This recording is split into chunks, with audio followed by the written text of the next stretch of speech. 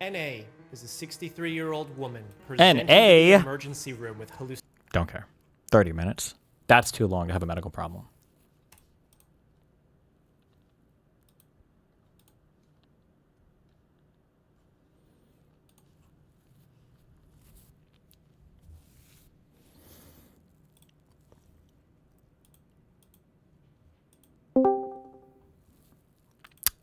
Oh. Wait, how long was your conversation last night? What took you so long? I was banging your mom. Oh, how was she? She's good. She's coming over here next. What? I'm gonna bang her too.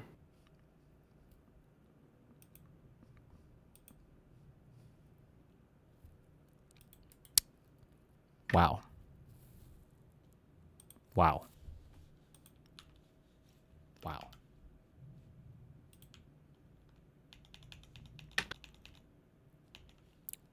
Oh, you didn't stream this morning, right? Saturday. No, I didn't. But I did do my debate yesterday. Did you win? Yeah, I'd say so. Oh, you would you? I'd say so. It was a bit of a we agree to disagree type shit.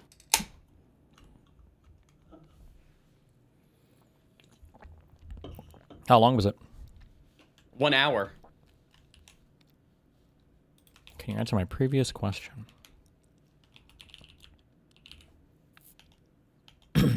Somebody in YouTube chat asked why me and Boas don't do content anymore. I don't know.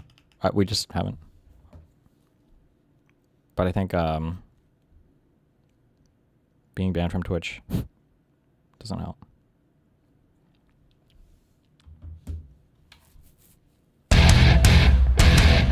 About fucking time, Steven. I just finished fucking your mom.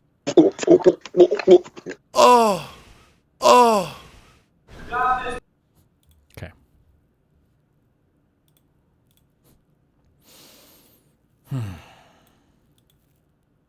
Too early for donos like that. Yeah, you think so? Yeah. Yeah.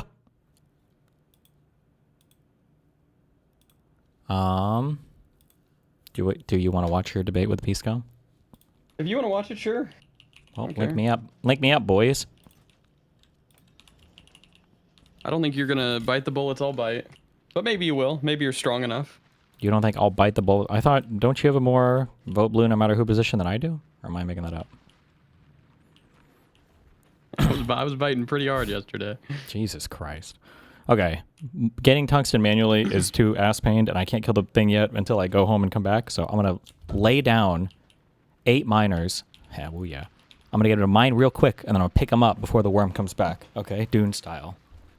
That's the goal. Link the debate. Where is it? YouTube.com/anythingelsepod. All right, what are we talking about today? You said it was how long? An hour? Why is this video an 1 hour and 3 hour. minutes? Really, you're gonna fuck me over 3 minutes, huh? Yeah, I think that we're talking about this like DSA loop, right? The kick them out of the coalition, the line drawing, and the tent stuff. And so I've been having a lot of like annoyance with how that conversation is going. It's kind of meta, honestly. And basically how people are basically advocating for things. Hello? Hello? Was this on your end, or why is the audio... You paused the goddamn video. Yeah, wait, but why is the audio so distinct from the face? Oh, he was in Japan and he's lagging. Damn. It was like impossible to fix, and I'm not gonna terrorize him and be like, Do you think that's like "Shit's a fucked." dig I thought at, he might have been using a debate tactic, yeah. or a dig True. at Dan for no Japan?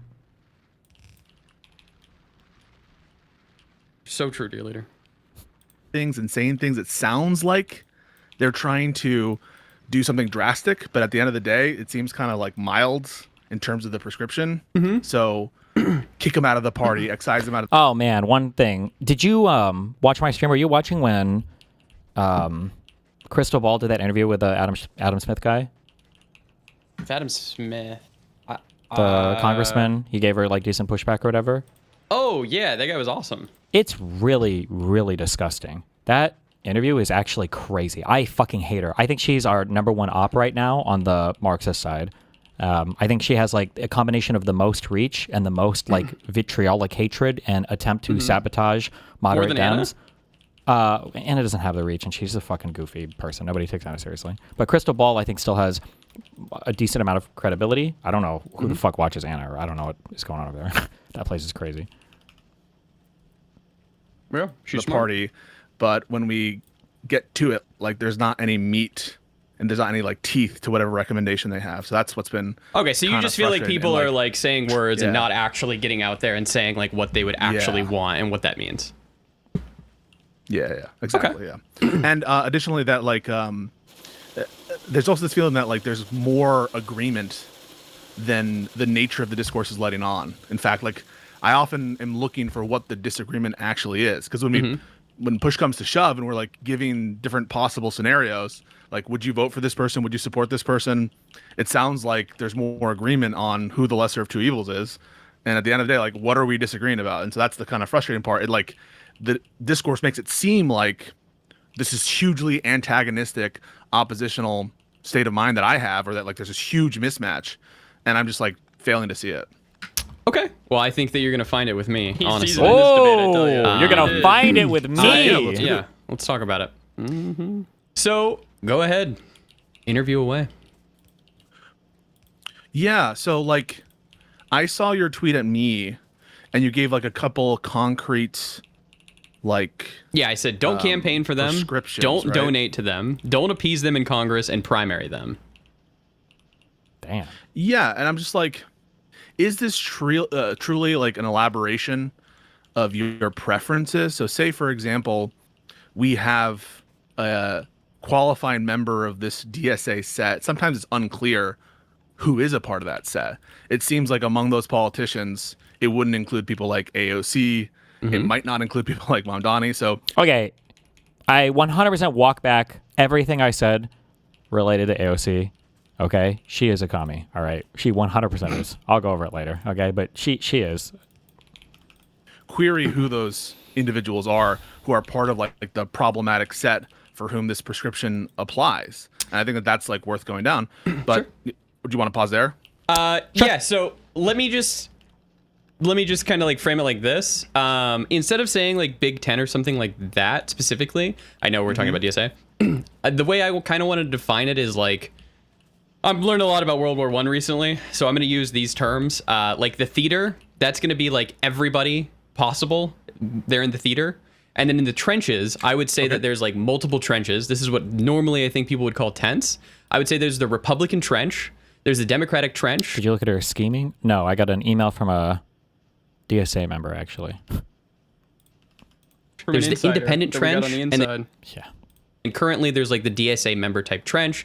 There could technically be like the MAGA trench, but later on, I'll kind of Undercover? No, I think they're just a commie or socialist or whatever. But they point out a bunch of things that I guess we get wrong on stream, or not a bunch of things. She's actually my socialist queen, Destiny. True. I guess I can read it now. I can read it after the interview if you guys want. It's up to you. Read it now. Fuck it. Yeah, I hate you. Hey.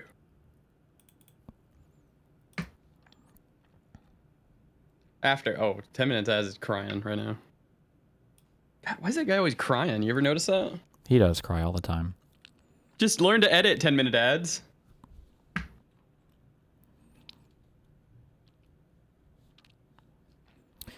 Hey, as a DSA member and also a longtime viewer of your content, I want to point out that you and your friend/co-host seem to be operating based on some misconceptions about the DSA. I'm going to go over some of those here and provide some additional info about internal DSA politics. Number 1, AOC was disowned by DSA. They rated this claim as kind of true, but mostly false. More accurately, AOC is still endorsed by the New York City DSA. She just lost her endorsement from the DSA's National Political Committee, DSA NPC. However, it is important to understand that the DSA is a fairly federated organization. AOC maintains her endorsement from NYC DSA, which is far more important because most organizing within the DSA happens under the command of local chapters. And it's especially important to note that NYC DSA has a somewhat contentious relationship with the NPC. It is the largest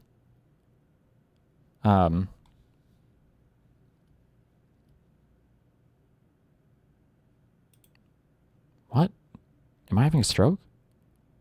This fucker keep forgetting his address. His own on Twitter, and Florida is 30 minutes and a few $100s away from me. Is 10 minutes? Oh, is he talking about me? Oh, he's threatening me. He's threatening you. Oh, nice. Good one. Kissner.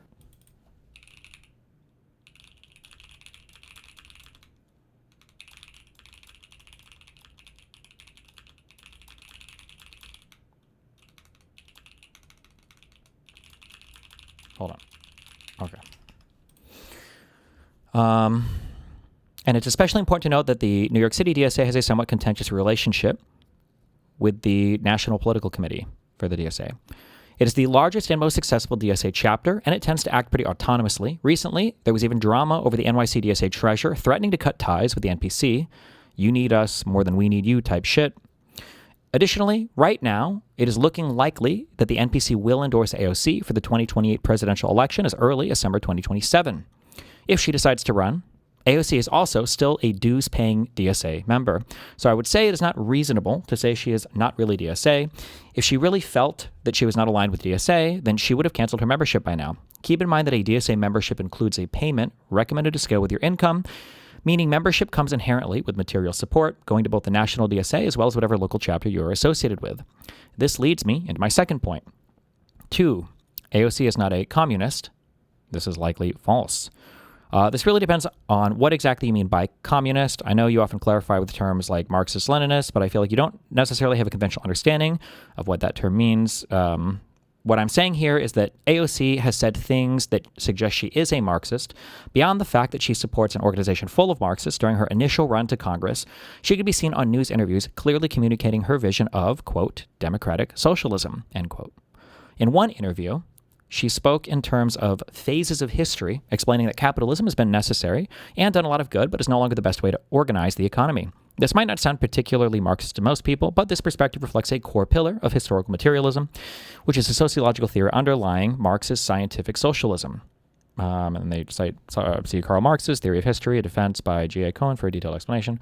In later interviews, AOC described her vision of democratic socialism as being open to markets. You could take this as evidence that she is a market socialist, which would be quite un-Marxist.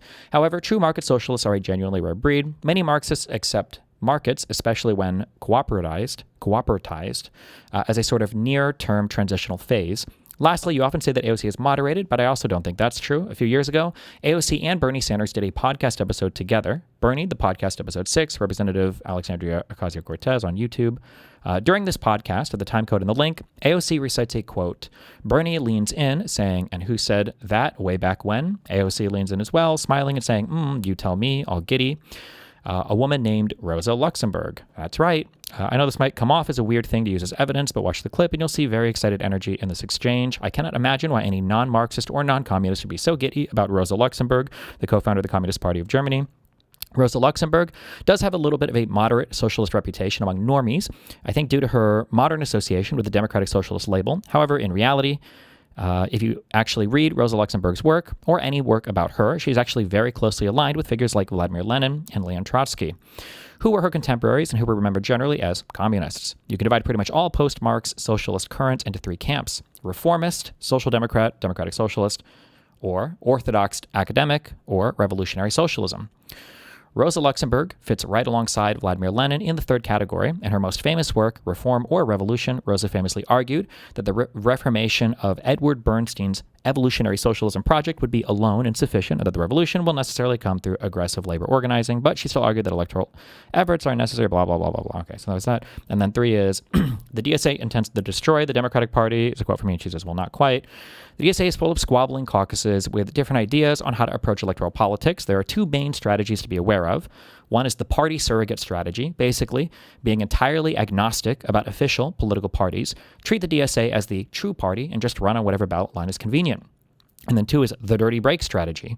This involves using the Democratic Party as a vehicle to push for reforms until third parties are made viable, at which point the DSA would break with the Democratic Party and form its own or a combined party with other socialist organizations. the DSA NPC represents more dirty break caucuses than party surrogate caucuses. However, the party surrogate caucuses are the most influential with most electoral success. Neither of these strategies involves destroying the Democratic Party per se. In a dirty break scenario, the goal is basically to transition to a multi-party system rather than a two-party system, blah, blah, blah. And then she talks a lot about the DSA caucuses and blah, blah, blah. Okay.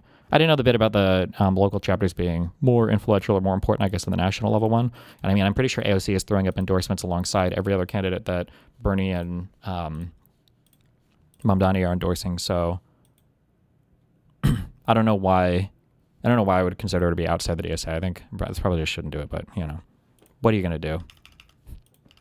What do you want me to say? All right. I'll explain it now. The MAGA trench used to exist, but I feel like the MAGA people dug into the Republican trench, and now it's been completely taken over by MAGA. So now that is now just the MAGA trench. What I'm afraid of is like the DSA members digging from their trench into the Democratic trench and then killing us all and like taking over. And then we would just become one quote unquote big trench / big tent.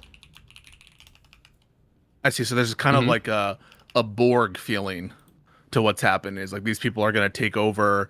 They're going to try to like turn. I don't know if you've seen The Matrix. It's like Agent Smith turning all of the other agents into him. Kind of. Yeah, I don't know if I'd say turn. I would say like they would kill us and take our voices away into the fact of like we don't have a. They would kill us? Turn. I would say like they we're would moving away. I got rid of the word kill because the YouTube channel just got permabanned, and I don't want to be permabanned using the word kill. Okay.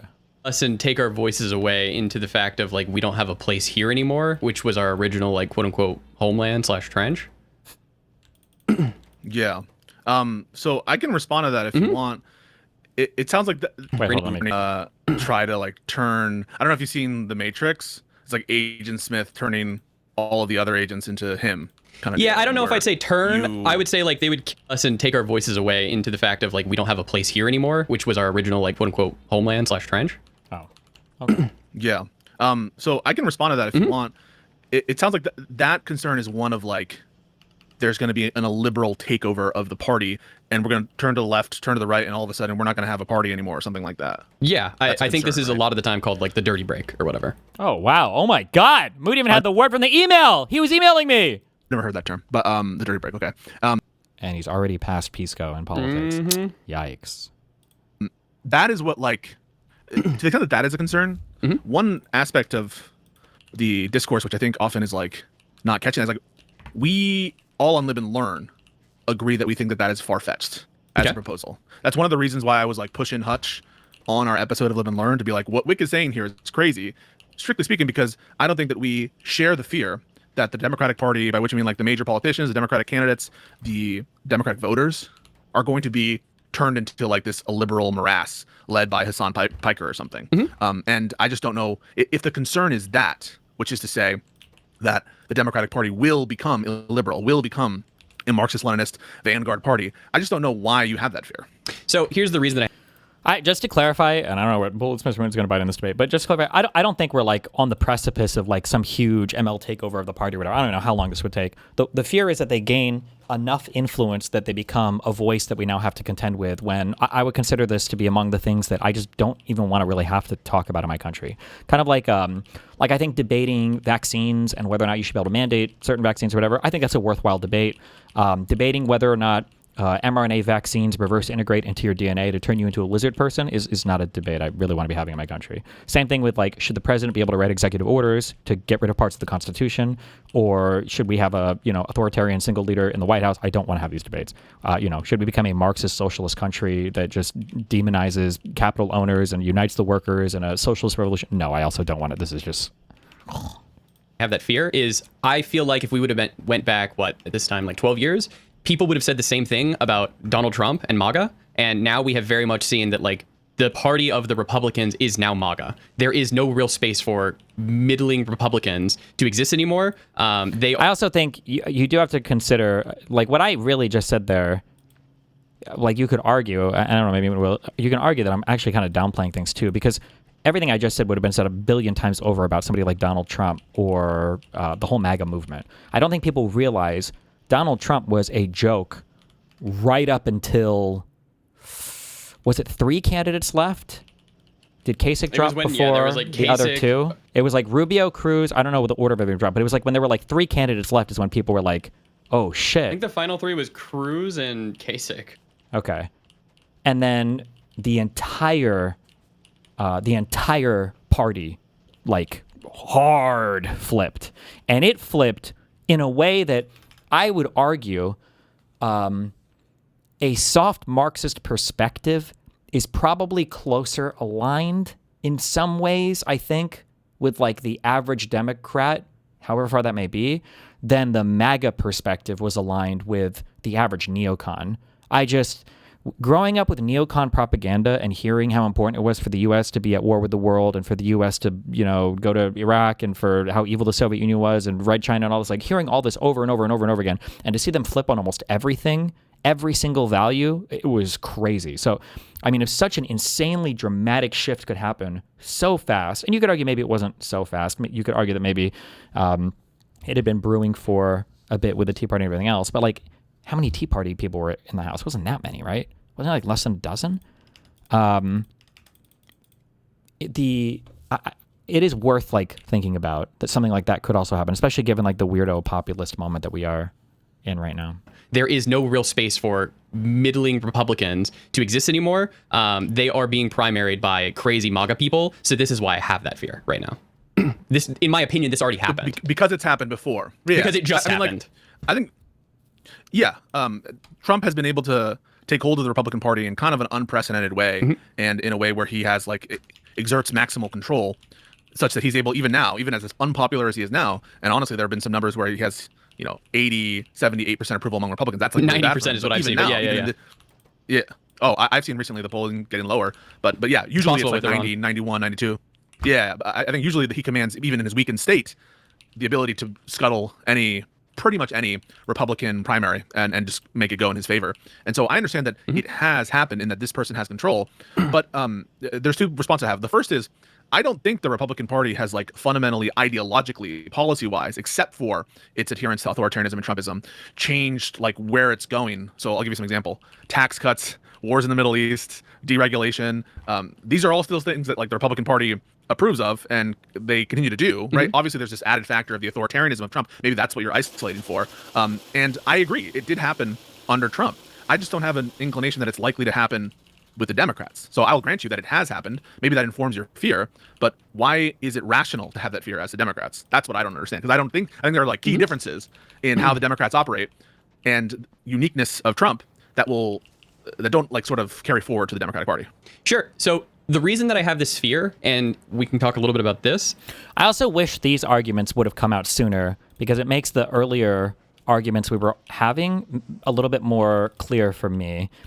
Because it was hard to read a lot of their arguments before for just not giving a fuck about any of this. But if they would have just said like, well, I actually don't even think any of this can ever really happen in the Democratic Party, then it's like, okay. Well, we should have the argument on those grounds then. Because it makes sense why everything else would just seem kind of like drama farming or not very relevant, or like it makes sense why you would have that perspective here if you don't think that this particular thing is even possible. So I wish we would have just had that argument. I don't know. Democratic Party.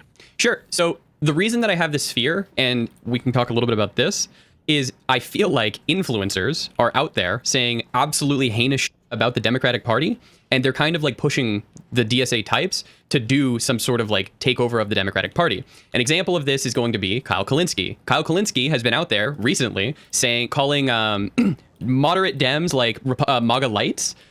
He has so many crazy tweets. I'm sure that you've seen them. If you'd like, I can start reading some off. But this is a big. I also, I don't have this anymore, but it was in a compilation, I think, of Hassan shitting on like Eastern Europeans and stuff. If you go back and you watch Hassan in the early days of the Ukraine-Russia stuff, I think every single DSA type and every single, just every single DSA type, I think would all have the perspective that Russia was fully justified in their invasion and they would be defending Russia. But because it became such a politically unpopular position, they opted not to. But when you watch the way that he speaks about everything early on, I think he was ready to fully throw his weight behind Russia. I just don't think they were maybe quite ready for it to break out the way that it did and for Russia to fail and for it to be so political. It's just a politically untenable position. You can not give a fuck about it, but to be pro-Russia, even in America, is too much. factor. I agree that he says these terms. Yeah, and I think it's MAGA lights. He has so many crazy tweets. I'm sure that you've seen them. If you'd want, Oh, also, I don't know if Mr. Moot, but like calling somebody MAGA light when you have fixated so much on the idea of never voting for the lesser evil. I mean, like, how much more clear can you signal if this person is MAGA light and we're not supposed to vote for the lesser of two evils? Then clearly we can never vote for this person because they're literally, definitionally, MAGA light, the lesser of two evils. if you'd like, I can start reading some off. But this is a big factor. I agree that he says these terms. Yeah, and I think it's disgusting. And Yeah. for example, to talk about like the trench, I would not say Kyle Kalinske should be in my like Democratic trench. If anything, I think he's like a content creator / a pundit who's going to like talk both sides. So how I would determine someone who I would let in the trench, there's a few things. This isn't even like a whole list. I just came up with it this morning. It's like, how do you self-identify would be one of them. Mm-hmm. Are you excited about like the party? Have you voted for Democrats when it mattered, specifically during either tough votes in the Senate or during like presidential elections? And the last one that is a non-negotiable is you don't interact with the entire party in a disparaging way during and not during elections. So like you can't do that. You can't just constantly on the Democrats and then want to be in the party. What do you mean by want to be in the party, though? For the trenches, and I appreciate the lingo and the clarification there, and a lot of that is like totally understandable to me. One of the things that I think frustrates people when I have these conversations is like, I want to do one thing at a time. Sure. And so I'm happy to go wherever you want to go. If you want to talk about why this fear seems compelling to you, we can do that. If you want to talk about like this trench notion and who's in it and who's not in it, I'm happy to do that. And What would whether you I like to talk understand about? Which and one? then, I mean, like, I want to first talk about why you're scared that we're going to have a liberal takeover of the Democratic Party. If that's like a genuine good fear that like I should have, I want to be moved by that. I want to be motivated to be fearful if it is a rational fear. I'm happy to go down also like the prescriptions of how to like prevent that fear and who to apply it to, which seems like that's the conversation, the kind of criteria you laid out just then is like, okay, we've established the fear. These are the people who are responsible for it, and this is how we tackle them, right? That's the kind of like tripartite system I could see is like establish that it's a worthwhile fear, then who is responsible, then what to do. So I would want to start at like, is this even something we should be scared about? Sure. I feel like I've established that the fear is reasonable.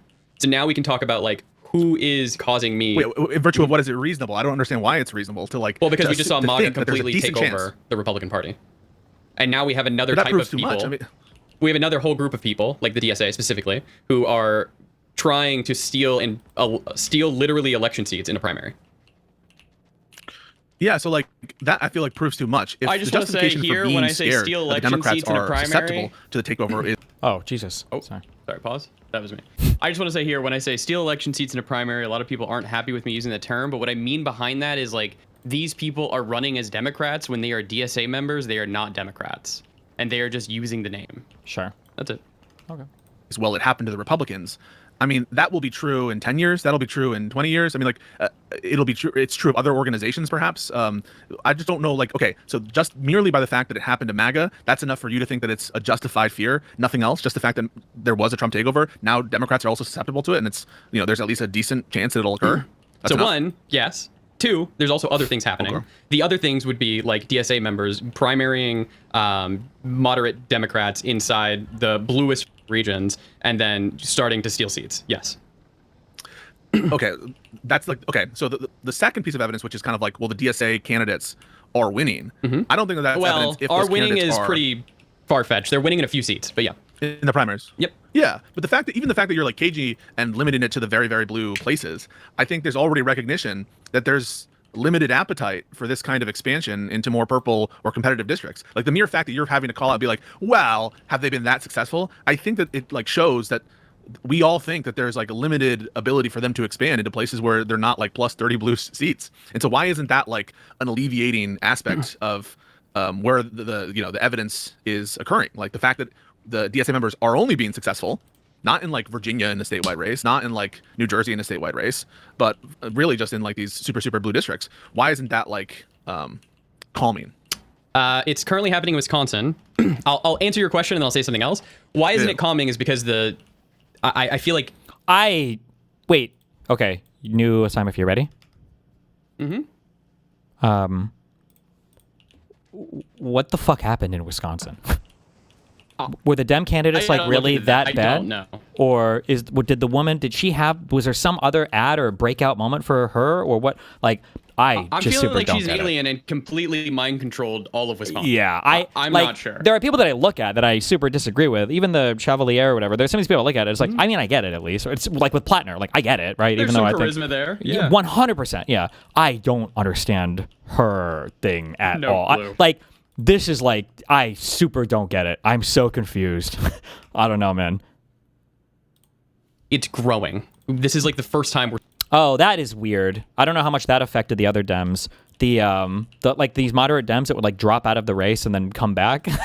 What? I don't know. This is fucking retarded, but maybe that had more of an impact than I'm giving her credit for. I think about it. Yeah. It's currently happening in Wisconsin. I'll answer your question and then I'll say something else.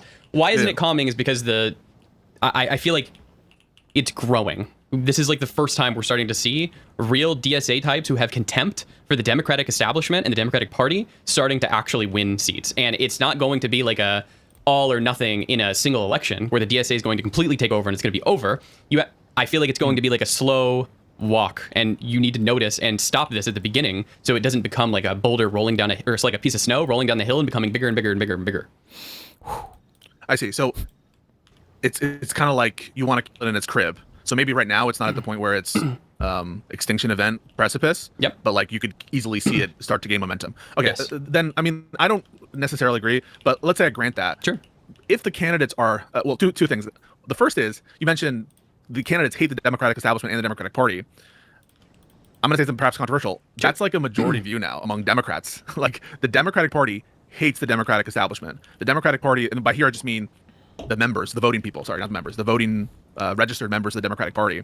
And so that's part of the reason why there's a rejection of people like Janet Mills, why some of these endorsements don't seem to have the effect that they used to have in races. I mean, you have a sitting governor in the case of Gretchen Whitmer endorsing Haley Stevens, no noticeable bump from that. You have big party luminaries endorsing Janet Mills, no noticeable bump from that. There seems to be a huge rejection of the Democratic establishment and traditional party leaders from the Democratic voters themselves. And if you look at approval ratings, it's like net negative if you ask a Democrat regarding their own party. And so I think that, honestly, there's a compatibility with being fed up with the quote unquote Democratic establishment, whatever that means, and not being authoritarian, not being a liberal, not being a team player, right? Like if it's representative of some wide swath of Democratic voters to take this kind of like negative attitude to the Democratic establishment, then in what sense is that an indication of illiberalism as opposed to just being fed up with the powers that be? Well, I guess hold up. Okay. So why are Dems upset right now, in your opinion? A multitude of reasons, but if you ask them from the polling that I've seen, I'm it's asking like why do you people think that they haven't? I'm telling you, I think multiple reasons based on polling data. It's a descriptive question about like why people think something, right? Sure. Yeah. So why Democratic voters think something. What are some multiple reasons, I guess? Yeah. So I think one of the big ones, if you look at polling, is like they don't think that their Democratic leaders are fighting back against Trump enough. They don't think that the Democratic leaders are doing enough to stymie Trump, doing enough to push back against Trump. That's one of the big answers that if you ask them why they don't like the Democratic establishment. They also think, if you look at like people like Ezra Klein talk about this, they think the Democratic leaders aren't effective. If you read Abundance, right, he almost makes an argument, Ezra does, that this is like rational given some failures in, for example, in California, brings up trains and on the slowness of the Bipartisan Infrastructure Act. Again, I might have my disagreements, and I do, honestly, with Ezra on some of these examples. I'm just saying that that's the impression from a lot of voters. And maybe it's rational, maybe it's not, but I think it's compatible both with, okay, they're just a liberal and they hate us because they hate us or something like that, but also that they just have the intuitions that a majority of the Democratic voters do, namely that Democrats are weak and ineffective and not pushing back hard enough against Trump. So I don't understand what necessarily how that ties into like whether or not they're illiberal or is because and then them having issues with the Democratic Party. Like I don't know what that connection even has to do with anything there. Also, I don't know if Moot is going to get into it, but I feel like I mean that is true. They feel like we're not fighting, but I don't ever hear. Maybe I just don't listen. And to be fair, I don't listen to a lot of DSA rhetoric or their ads or whatever. But from the little I've heard, I don't hear them talk about Trump that much. If they talk about Republicans, it's always in the context of both sides are bad.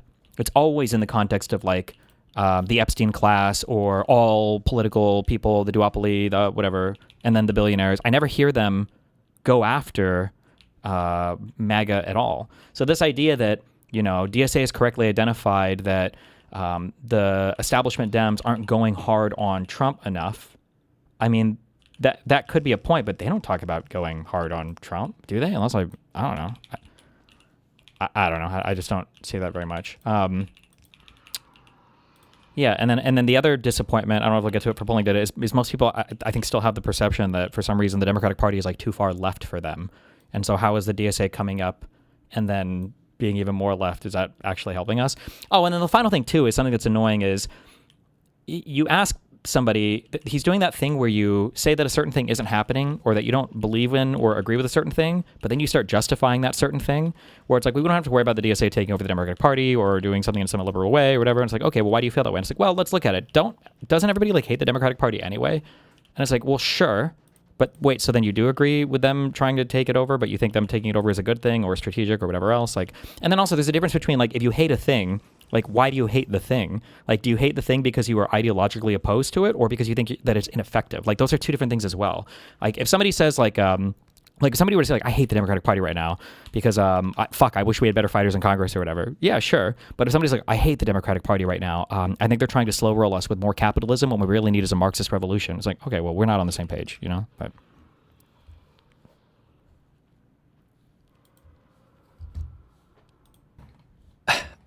I understand the reason. Sorry to interrupt you. I just like, those are two stories you can tell, right? Like you can tell a story which is the majority of Democratic Party, slight majority. I'm not saying everyone, but the and then I'll also say, and I've said this many times, and nobody cares. I'll also say that like the reason why the Democratic Party brand I think is so unpopular is also because it's just nobody can be nice about Democrats.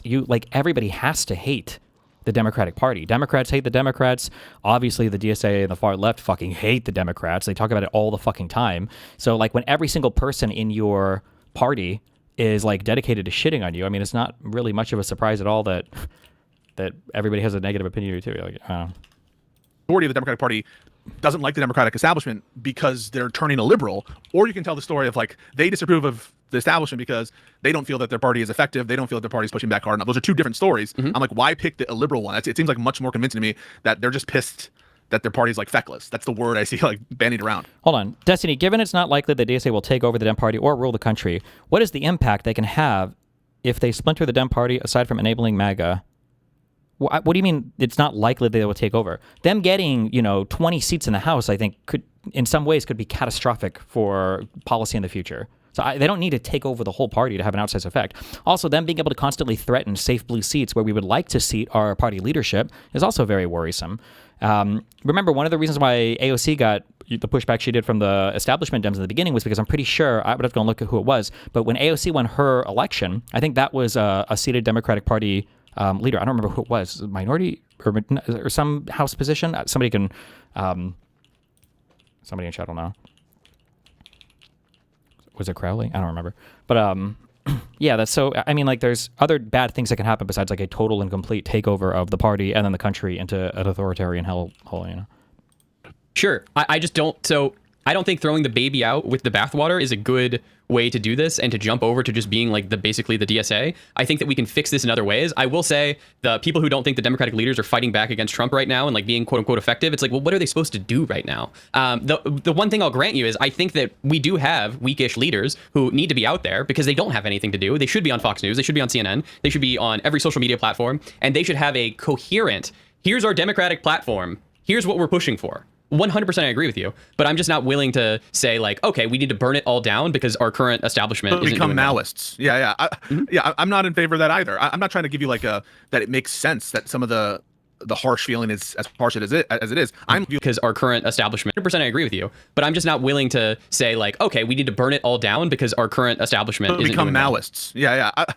I'm not in favor of that either. I'm not trying to give you like that it makes sense that some of the harsh feeling is as harsh as it is. I'm like pretty critical of some of Ezra's examples, especially as it relates to Biden in abundance. But although I think he's more on point with people like Obama and a few others in his examples, I'm not trying to like rationalize this opinion from Democrat voters. I'm just trying to say that it's a truth. And so when you see people who are railing against, so do you want democracy? It seems to me your neoliberal ends would be better served under a technocratic government. I don't know whose chat you think you're in or what, but okay.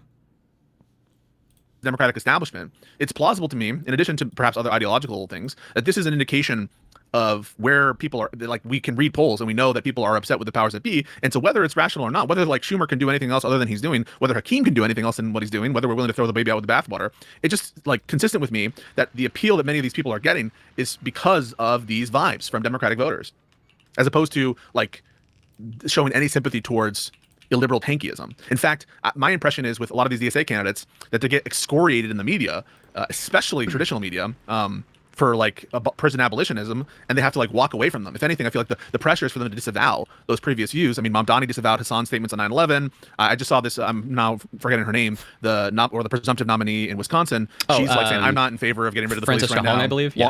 Miss Hong. Hong. Yeah. Miss Hong.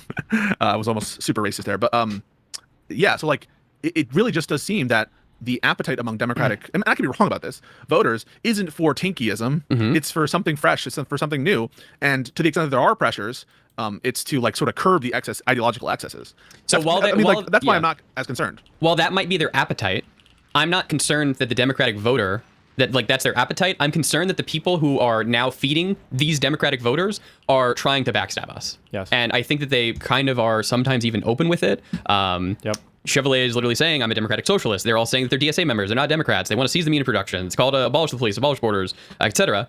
I'm not concerned about the Democratic voter. I think we can message better. And sorry, I'll even say this. We can message at all. The Democrats don't have any good messaging right now and get those people back. My issue is if that these people start like making their headways in and yeah, Ossoff's very good. I haven't seen anything from Hakeem Jeffries. I am for him being out as speaker. I think Chuck Schumer might be a little too old. AOC went on Majority Report. Oh, wait, when did that get published? Oh, boy. So he might need to go. I'm for younger people taking over, and the Dems need to have an actual stance. Yeah. Yeah, I think that that's all great and compatible with everything I'm saying. Like, you feel consternation at Hakeem. You feel consternation, or you think that Schumer might be too old. You think the messaging sucks. You don't like the current vibes, right? And correct. You're not a socialist. Nope. And even though that like something like 32% of Democrats self-ID as Democratic socialists, I just want to be clear, I'm not a socialist. I'm not a communist. Do you identify as a Democrat? They just... Yeah. Okay. I used to be more like, I'm an independent. I've been registered Democrat since the 2016 election, where I voted for Hillary Clinton, and proudly. Yeah, I mean, voted for Hillary as well. Yeah. In retrospect, yeah. So all I'm trying to say is like there's something to this like moment, I'll grant you, of the Democratic Party, that they're like sick of their old guard. But I don't think that they're sick in ideological terms. I think that they're sick in terms of feelings of inadequacy, feelings of weakness, feelings of fecklessness, feelings of age.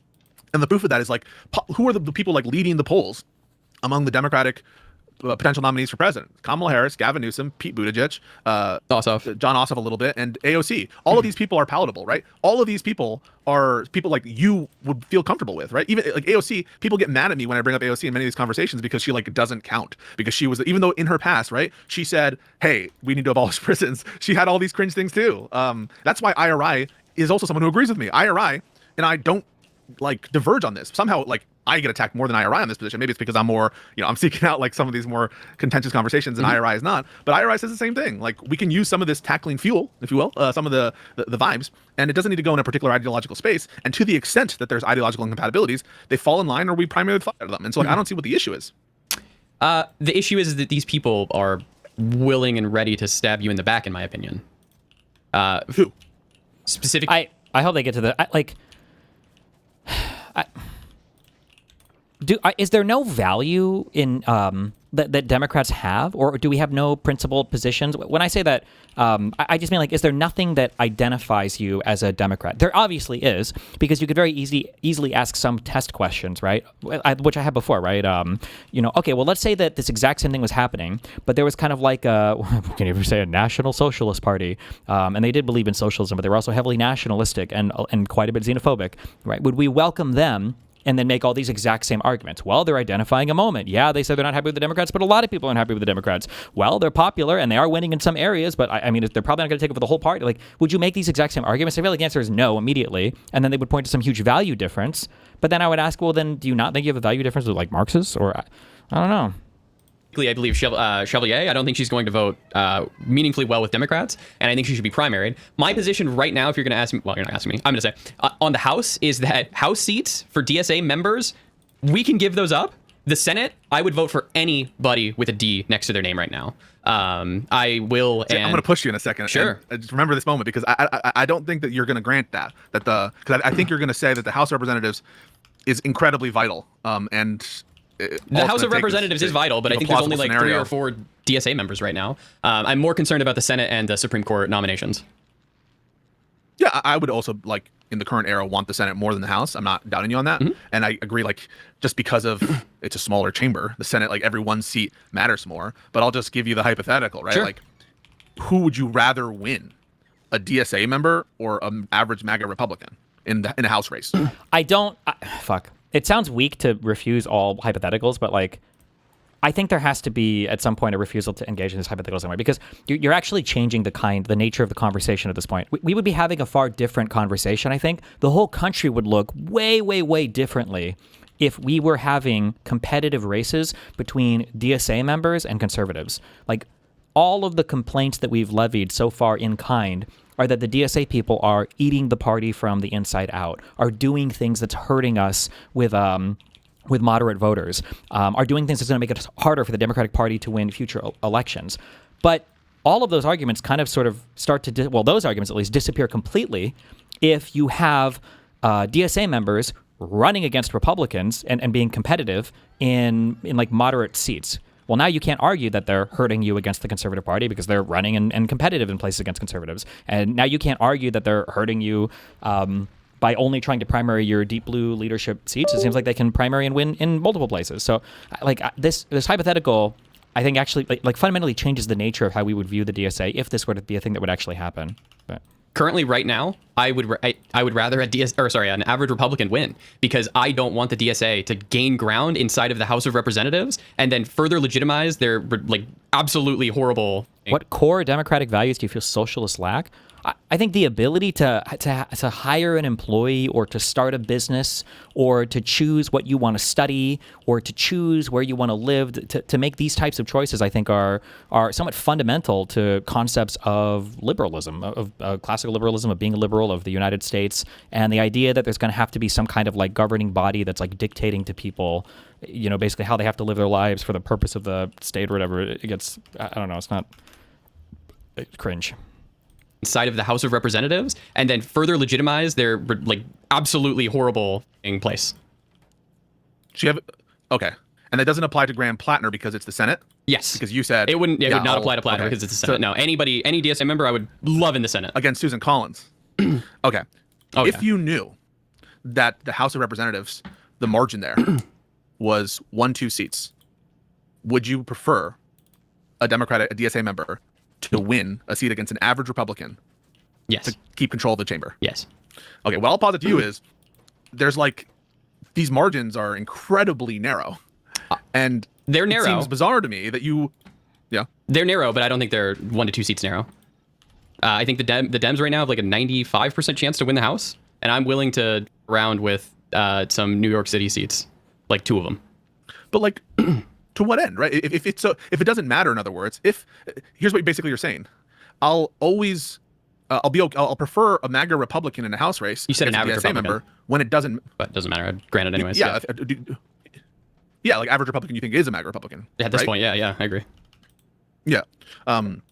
So you're basically saying, I will. Wait.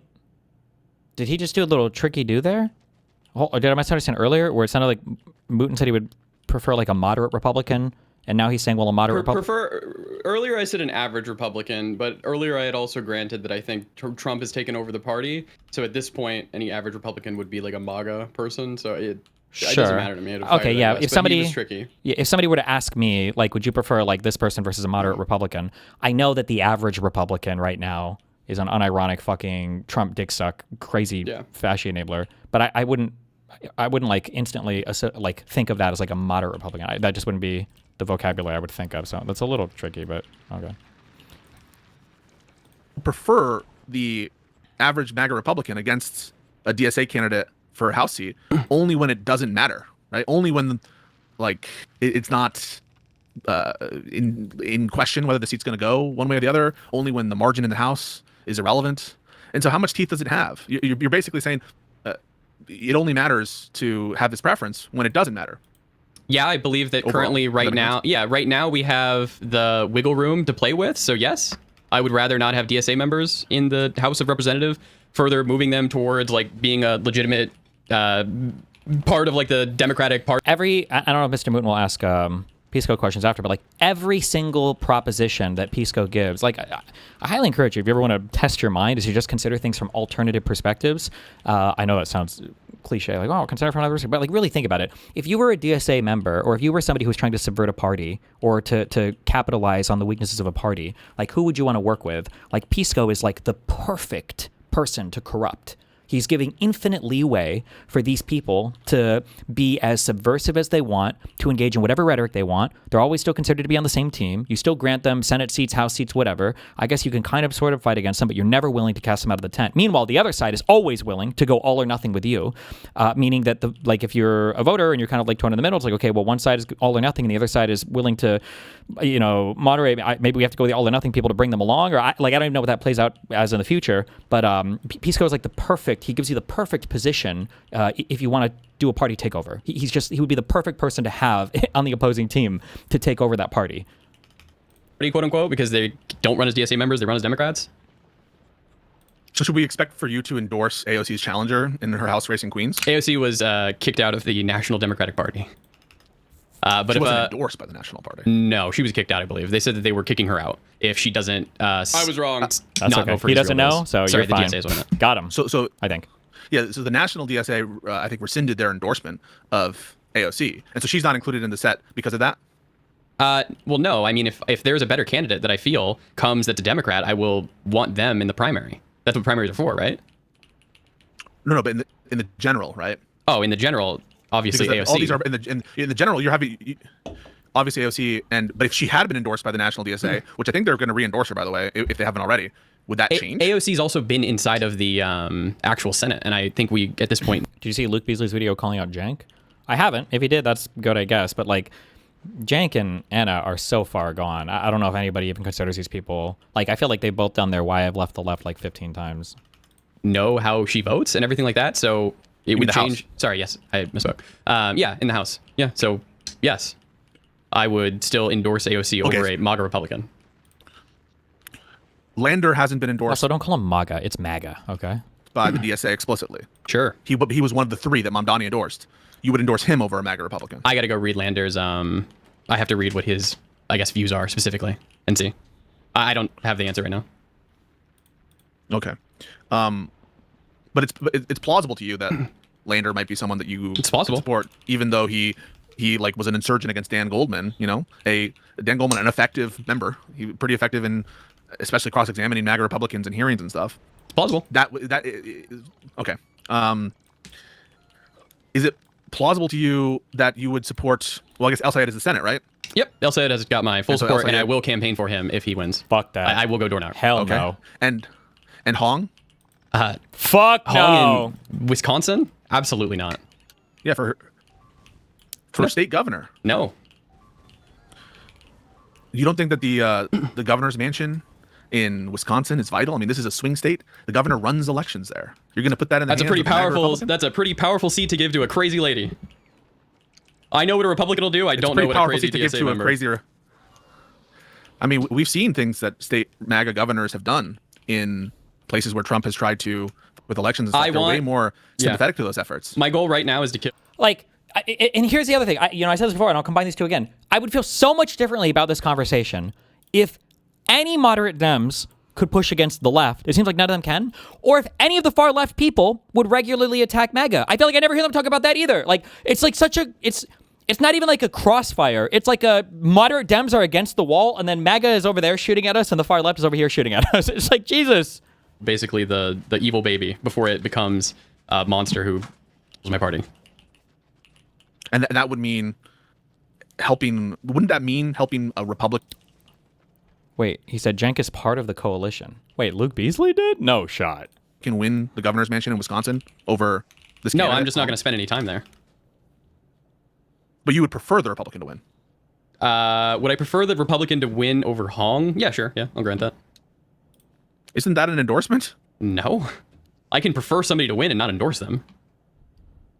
Well, I just view an endorsement as like a statement of support about who your preference is to win an election. I disagree.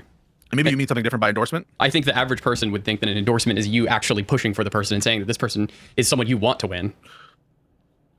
Well, I just don't understand. If this is such a big threat, why not endorse them? I mean, like, if you really want to stand by your principle that this I would person never endorse a support Republican. your own party, just because of like the signaling effects it would send. No. Because it's a different thing, right? Like, I really don't want this person to win because I think it'd be bad for our party. So, like, I don't, whatever, But it's like, why would you endorse another person if you feel like they don't at all share your views? Like, these are different things. These are different types of things. I would just never endorse them. It looks bad? No, they have diametrically opposed views to me. But like, why wouldn't you canvass for them? Why wouldn't you? If you want this, Because result, there's you many say it's other your places express that I can preference. go and I can canvass for it. I only have so much time. Okay. But if you could snap your fingers, you would make the MAGA Republican win the governor's mansion, right? Currently, this year, yes, over a DSA member, yeah. Okay. I think that's brutal to hear, man. And if anyone thinks that that's like a majority opinion on Live and Learn, maybe that you guys think that Live and Learn is tanky and Learn or something or whatever. No. Or you think that that's a majority opinion among Democratic faithful? I mean, if we're going to go to the race in Wisconsin, it's going to be like 90+% vote for the Democratic nominee. This is the aberrant view. This is the the view that's a minority, not the view that like we should support the nominee in the Wisconsin governor's race, which enforcement of state law in Wisconsin, a state that has been targeted specifically by Trump for election, interference and shit. That is up in this age. We don't want to play with that. I just don't want the DSA to come and kill my party, man. I don't know what to tell you. And I believe that this will... We cannot ask for anything also, by the way. You are never allowed to ask for fucking anything. You cannot ask that, like, I don't feel comfortable that, like, the DSA is openly expressing hostility towards my entire political party and that every single DSA, like, cheerleader person in the media is just openly talking about how gleeful they are to overthrow all of my candidates and that they all need to be bullied to take their positions and that they're going to purity test us on, like, things like fucking... on like whether or not anybody has like any corporate money or any APAC money or whatever. Like these are like you can't ask for anything. You have to concede that they're going to act in the most egregious way possible towards you and your party, and that's it. You just have to deal with it. That's it. And then they get to demand undying fealty, despite the fact that they didn't even fucking support Kamala Harris. But okay, won't be a long-term thing if they're quote unquote now. It's like it's a thing that you got to do now. Hopefully at the end of... I mean, but if she was running for the Senate, you would vote for her. Yes, because the Supreme Court is the most important thing in the world. Yeah.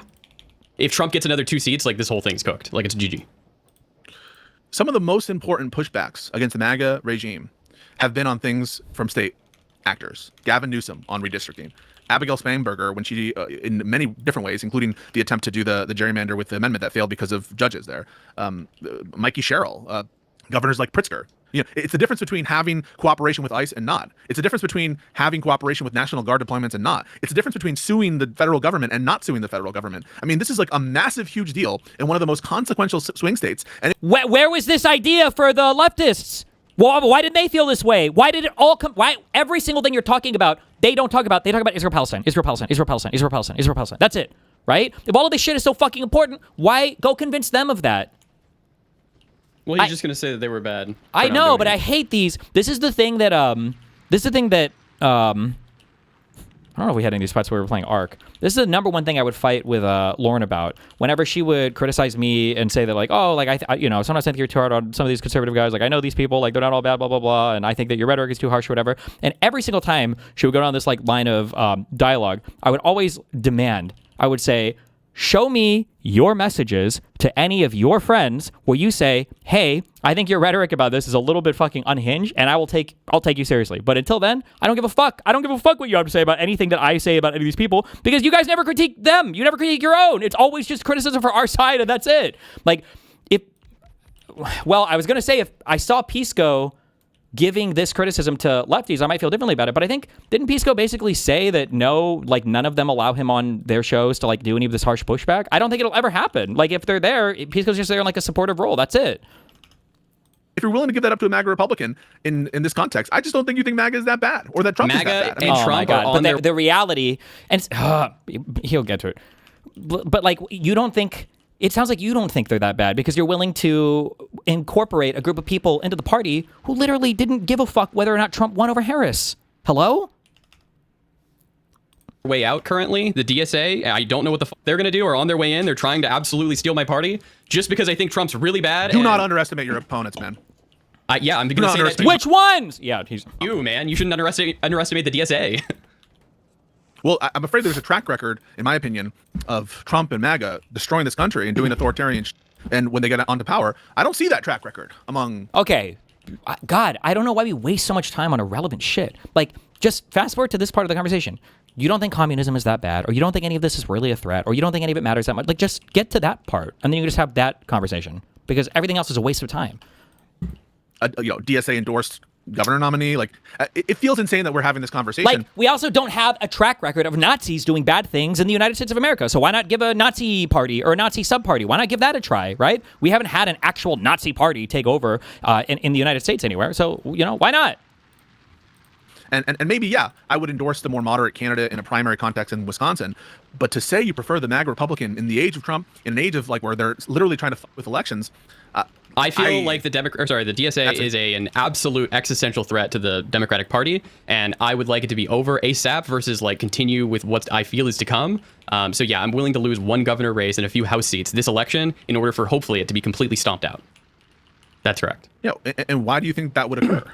Because why would this achieve that result? It would show that they're completely unelectable.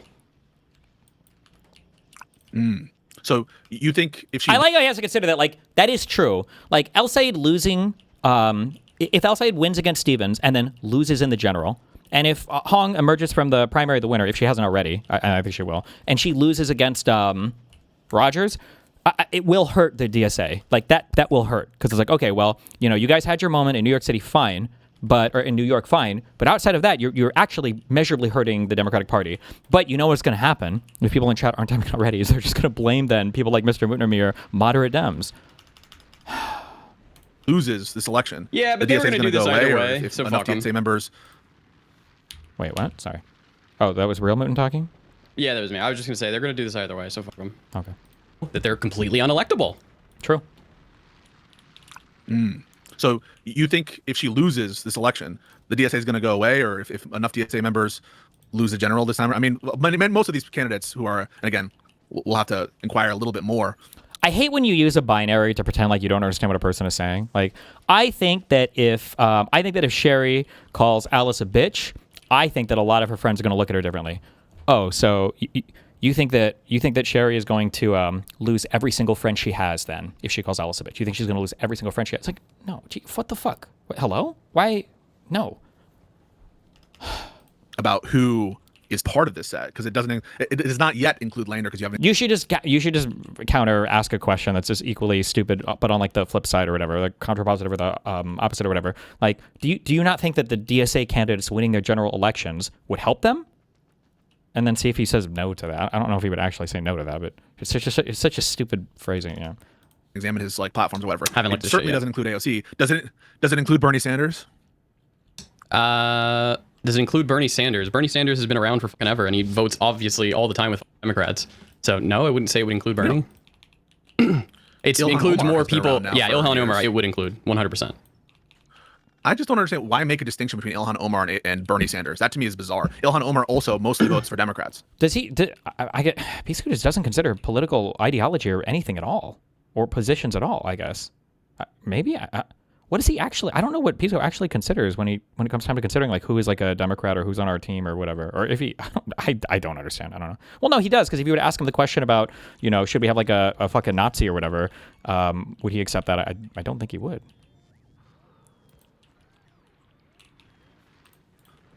She has a better record. Here's what I say, right? Ilhan Omar has a better record in the House voting for Democrats than like Jared Golden. She has a better record than Marie Glosunkamp-Perez. She wasn't like Tom Suozzi, who's Sorry, like so- condemning Kamala as the border czar. Bernie Sanders is a. They don't take those votes. Bernie Sanders is a what? Independent. In which part of in which branch? No, but I'm in the Senate? in Vermont, in the Senate. Vermont. Yeah. That's the difference. No, but the person, right? Wooden pulled, I'm talking about the person, whether this would apply if Bernie Sanders was running for state office somewhere, right? If Bernie was running for state office in Wisconsin, or if he was running for state, like I'm just trying to get like the type of person, regardless of like which specific race. I grant that. I don't want to talk about like the hypotheticals or whatever. I want to talk about like core, I guess, people and whatnot. So like if we're talking about like the actual core thing of like would I vote for Bernie or would I vote for Ilhan Omar? Well, I would obviously vote for Bernie. He's in the Senate, which is the most important thing in my mind. I would not vote for Ilhan Omar. She's a House member, and yeah, I think that she should be gone with hopefully the rest of the DSA members. AOC can say. But you So you don't want to address hypotheticals? Any hypothetical in this conversation? No, I'm down to address hypotheticals, but I'm not gonna. I don't want to address like the hypothetical of like if Bernie was running in like this random race, would I vote for him? Does that make sense? It just gets a bit like crazy. And why is that? Or because it's just not. It's not even like. It's not even a thing that matters or is gonna happen or we could like even know about. Okay, so all right, you would vote for Bernie.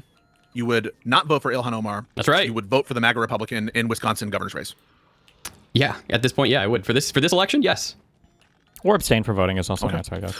All right, I think there's a values like difference here. What is the values difference? I think that MAGA is a more existential threat and requires like all hands on deck, and it's not dead yet. Why? But they're not all hands on deck, though. They're not all hands on deck. They explicitly will not come to all hands on deck on the leftist. I don't know why you keep saying this. Like, I agree, you don't. You're the one that doesn't have that position. If your position was all hands on deck, then you would be anti-DSA. But you seem to not have that position. Yet. Trump is not out of office yet. He still holds the power. And so even if I granted this fear, like these people also, no, MAGA was the threat, and Trump is going to be annoying as fuck to deal with, I guess, in office, but like, we have to look forward. MAGA is not the threat going forward. It's going to be whatever mutates out of the cancerous, toxic sludge that is the remnants of the conservative party after Daddy Trump is gone. That's the thing that our eyes need to be on next. You can't fearmonger over Trump to try to encourage us to vote for fucking commies, you know, while saying that the Democrats having an anti-commie position isn't enough for them to be electable anymore. Backstabbers, that they're not going to fall in line, where there's a track record of them falling in line, right? Like you have AOC falling in line. You have... You know, Bernie Sanders, he is maybe a model for a lot of these types. And again, like you mentioned, you don't really have a problem with him. You have Mamdani, who's working closely with Kathy Hochul, who did not endorse a challenger against Hakeem Jeffries.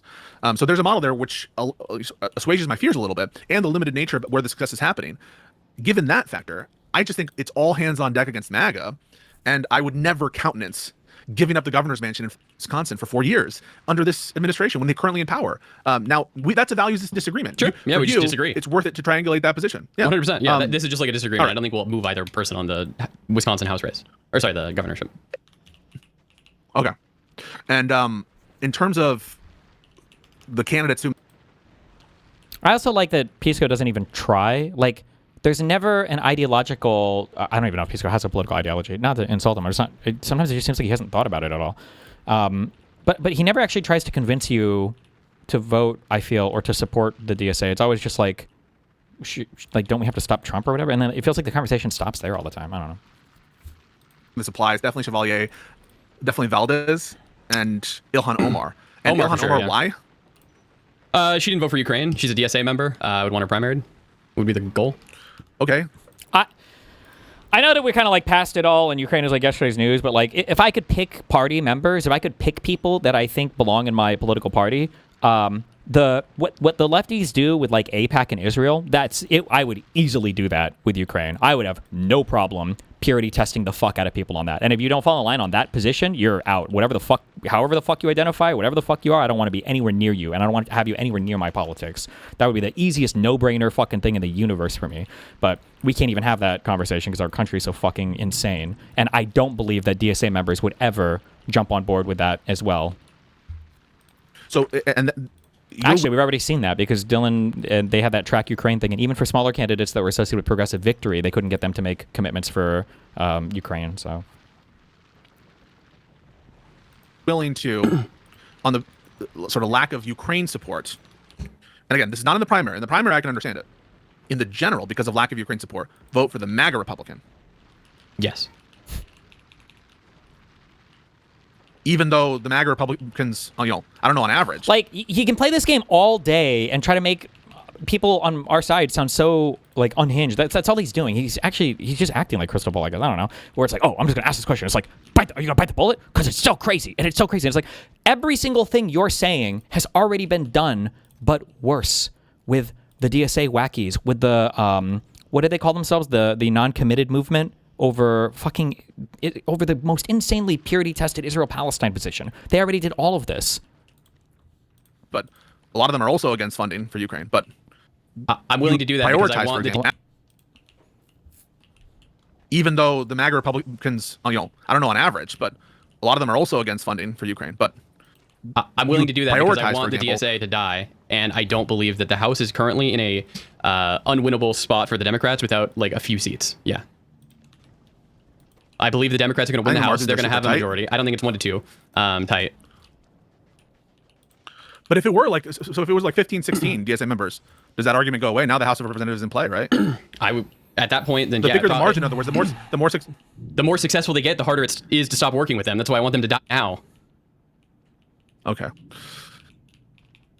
Damn it. Because that is exactly what will happen, by the way. I like that PISSCO like pre-made that argument because the PISSCO types will tell you in the future, they'll say like exactly that right now you're attacking something that's not even a threat. So why are you so, invested in, why are you spending so much time like trying to go after this like thing that's not even anywhere near the issue that you think it is?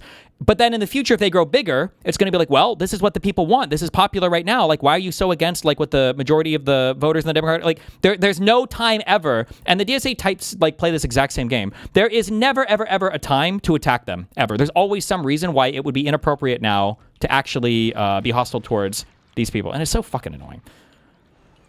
That's depressing for me. I just gotta be honest. I don't know why. It's one election that I want them to just be gone from, and then we can go back to having the Democratic Party, and we can hopefully message better and win all of these people who are starting to go for like DSA crazies back.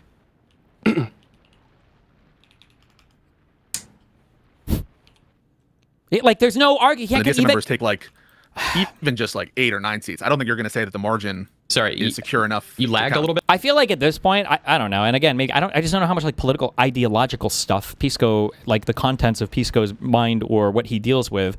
But like at this point, I would want to hear him even state if he has disagreements, I guess, with the DSA. Because now I'm wondering, because sometimes it just feels like lip service arguments. Like, well, yeah, obviously I don't like these people because of A, B, and C. And then like that's it. But I'm not actually sure. I don't know. Can you say it again? Oh, my bad. Yeah. So there is a crossover point where if DSA members that are included in the set, again, excluding the ones who are not included in the set because they have good views, there's a crossover point at which even like 6, 7, 8. There will be a members point at some point of where critical mass, which you're would not be going to fuck around with uncomfortable. that. Which would be Yeah. uncomfortable. Yeah. Yeah. There would be a critical mass point, which I would be uncomfortable with. Yeah. No!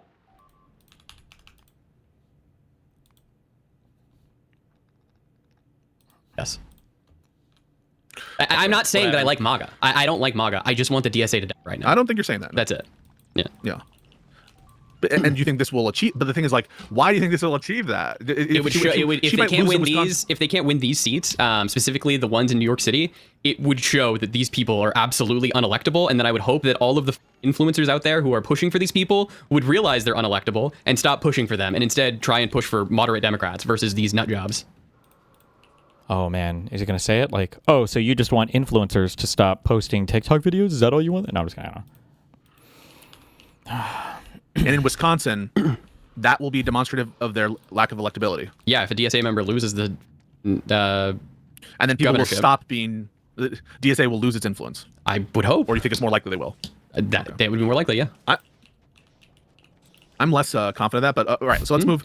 What does that mean? I'm less confident of that. So you don't think it'll have any impact on their electability if they lose their elections? What? You should push them on that. Like, how can you get away with saying that? No, I don't think it'll have any impact whatsoever. How not? Wait, what? My goal is not to. My goal here was not to like push him on anything. No, I understand. He gets away with like that's such a brain rot statement. How could it have no impact? That doesn't even make sense. That's part of the prescription in terms of voting. I think that is an understandable prescription. It's one that makes sense to me. I disagree with it. I mean, I just think that we disagree on the prescription. Somebody said purity testing like this is AIDS. Anyone who isn't supporting a blue taking a seat over a red is an enemy and isn't focused on beating MAGA. DSA types aren't an issue worth giving MAGA seats over, but they will give MAGA seats over a moderate Dem. So why don't you apply the same standard to them? You can't have one-way agreements. It means you're always going to prime yourself for exploitation. How do people not understand this? It's not on. I will say this is the first time that someone. Like, I feel like I need to go dig out my conservatives and actually make do I have to make are you going to make me make the suicidal empathy argument? Like, you can't have one-way agreements. Has suggested not voting for like a real, what I think is like an insanely important race in the general election. But I will just like disagree with that. And that on the prescription. It's not on. I will say this is the first time that someone has suggested not voting for like a real, what I think is like an insanely important race in the general election, but I will just like disagree with that. And that is like close. Well, except for every single lefty. DSA members. Yeah, except for the people that you're telling Moot to support. Except for every single lefty in the last general election for the president. Is the presidential election as important as Senate seats or governorships? what when I was talking to Avi, his prescription would be. And we're allowed, he and would it's almost okay carry to that forward. disagree. I don't mind like disagreeing with you on this or whatever. I just want people to understand I genuinely view the DSA as the scariest thing right now, versus who I believe is on their way. The scariest? Yeah, Scarier in this than election, I Donald believe Trump the and DSA are fascism? incredibly scary right now. Yeah. Obviously, I think the MAGA. scariest, so Well, not for the Senate. Obviously, I believe that the MAGA Republicans Okay. and Trump are technically the scariest thing. I just meant like they're very scary. If I really viewed them as the scariest thing, then I wouldn't be pushing for the senators, like DSA senators or whatever. Yeah, but I am pushing for that. So. Okay. Yeah, I don't share that fear. At So all. we disagree on that. So in terms of that prescription, I'm just not going to sign on to it. Although I appreciate you because I do think that that's like a concrete and like real prescription with teeth to it. I'm just like, holy I'm not going to do that, bro. And I think that you should, if the Senate is important enough vis-a-vis the Supreme Court, the Wisconsin governor's mansion is important enough, bro. It really is. I mean, these state offices are super, super crucial. Remember when Elon Musk was like, I'm sorry, this is my last attempt to try to convince you otherwise, because I feel like I'm failing in this conversation to impress upon you the importance of it. No, yeah, I get Elon it's Musk was important. all guns blazing. Yeah. You can keep going. But Sorry. what do you think they're going to do in Wisconsin if she wins? Like, she's going to put like end private property. She's going to end And then now back to the binary thing. Like, democracy in Wisconsin. The problem if she wins, it signals to other like DSA members that like these are quote unquote winnable. this is also like the issue is that PISSCO just has no macro, and a lot of moderate libs, I think. I'm assuming this. Otherwise, the assumption is they're subversive actors who are intentionally being bad faith. But like, there's just a total lack of macro view of politics, right? Like, oh, so they're gonna, as soon as they get elected, they're gonna immediately destroy all democracy. They're gonna immediately. No, that's not how any of this works. Trump didn't really do well. He did do a lot, but he didn't do as much in term 1 as he did in term 2. But like, like that's how it works. They're politics, you know. They progress over time. Seats, and that like DSA actually has a place in here, and they can like mask on as hard as they want, and then actually win, and then they become like a huge like snowball effect. So yes, I don't want any DSA members in any huge positions of power. Yeah. I like how he always does this. Like, it's such an unreasonable, such a crazy position. Like, he has to Why? contemplate it for the first Why time. wouldn't that apply to the Senate though? I mean, if it's really a snowball effect, The Senate, there's two Supreme Court. There's 2 Supreme Court seats right now of people who can and probably will retire if the Republicans win. That would give Trump a total of I think 5 Supreme Court justice seats. It's 4 or 5, and that can't happen. Just That is losing an entire branch of government to wackos. Which we already kind Okay. And of no contention. well, no I'll try feeling one with last it, time. Okay. On the House Representatives margins, you think it's not plausible that it'll be limited to a 1, 2, 3 seat margin? That's correct. The Democratic victory. Yes, if I saw And that. why if- is that implausible to you? If I saw that it became like it's a 1 to 2 margin, I would probably push for the DSA members. I'd have to think about it a little bit more, but yeah. It seems really contingent to me. Like this is like the I don't know.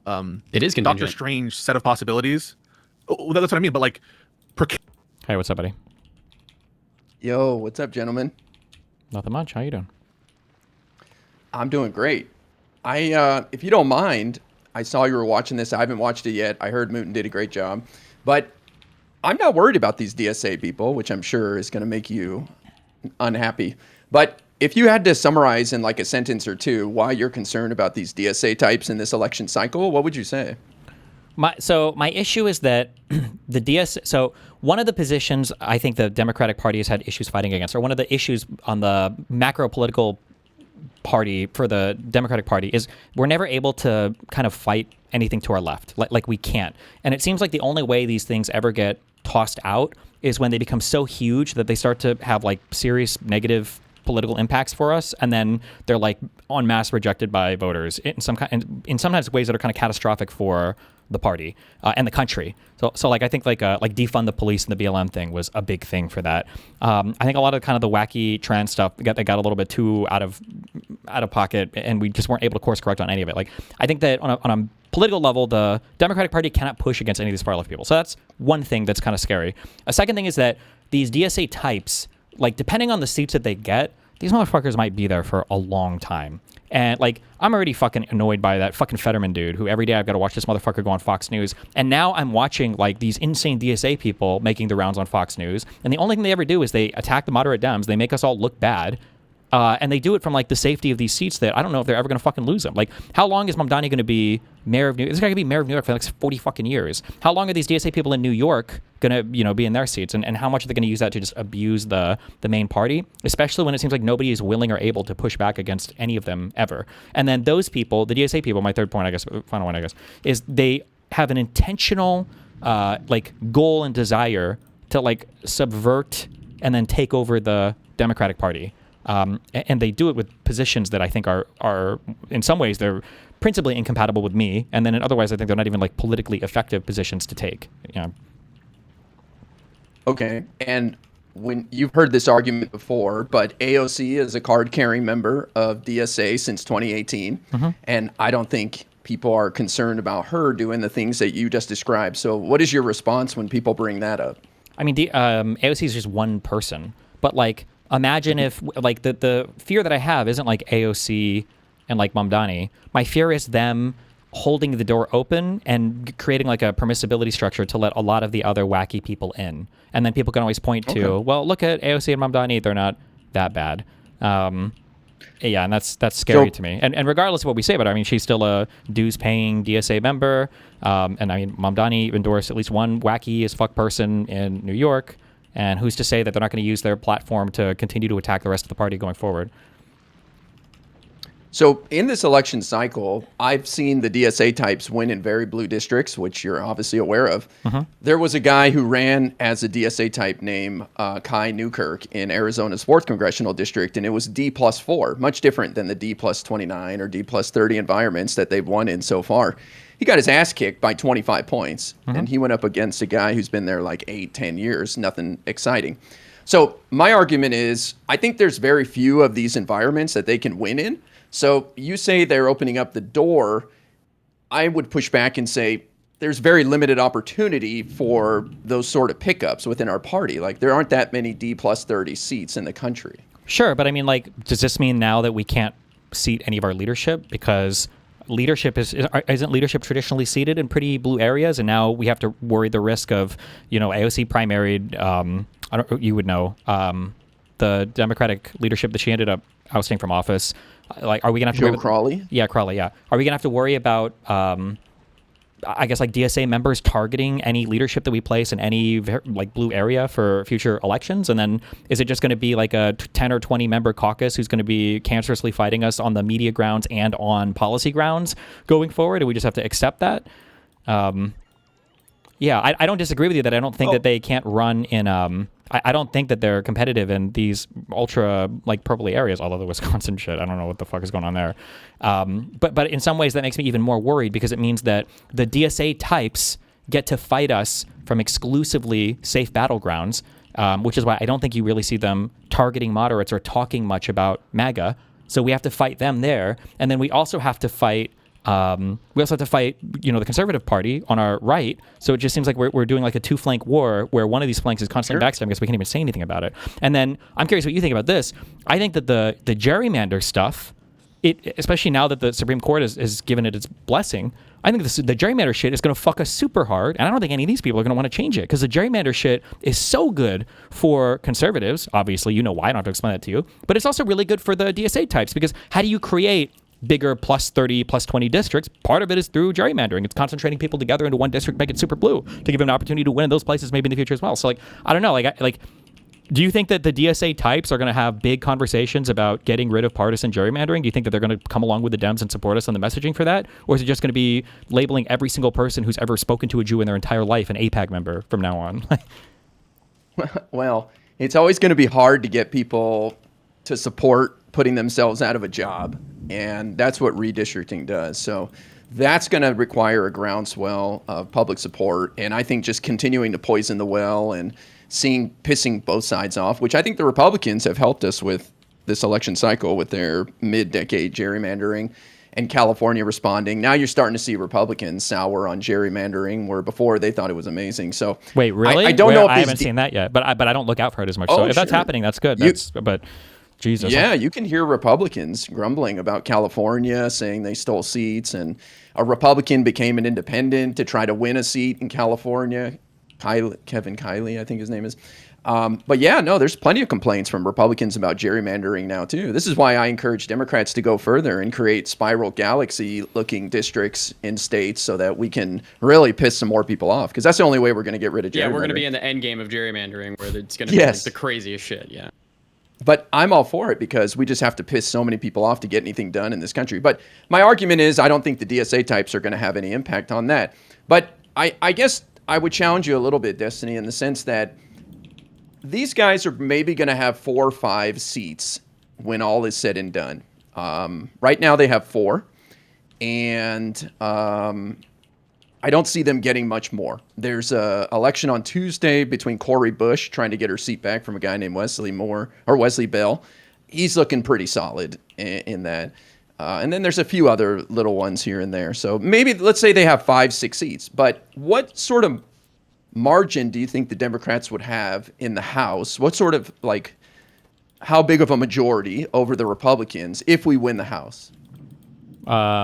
Right now, isn't it fucking slated to be like 7 seats or something? Isn't it pretty small? Or it could be, I think, on the low end around 7. I think it could be even smaller if things are tighter. But I would expect it to be around 10 to 15.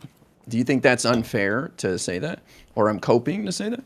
I don't know. I've seen like the polling for whether or not the Democrats even win the House, I've heard, has dropped to like 60-some% for the prediction market stuff. I don't know how accurate or true that is, or people are just being emotional right now. But I mean, it's all pretty spooky to me. There are polls. I think Fox News had a poll showing +7 for the generic Democrats, generic ballot with the Democrats in favor by 7. And there was a +11 from another notable org. And plus the special elections, we shifted the electorate about 13 points to the left.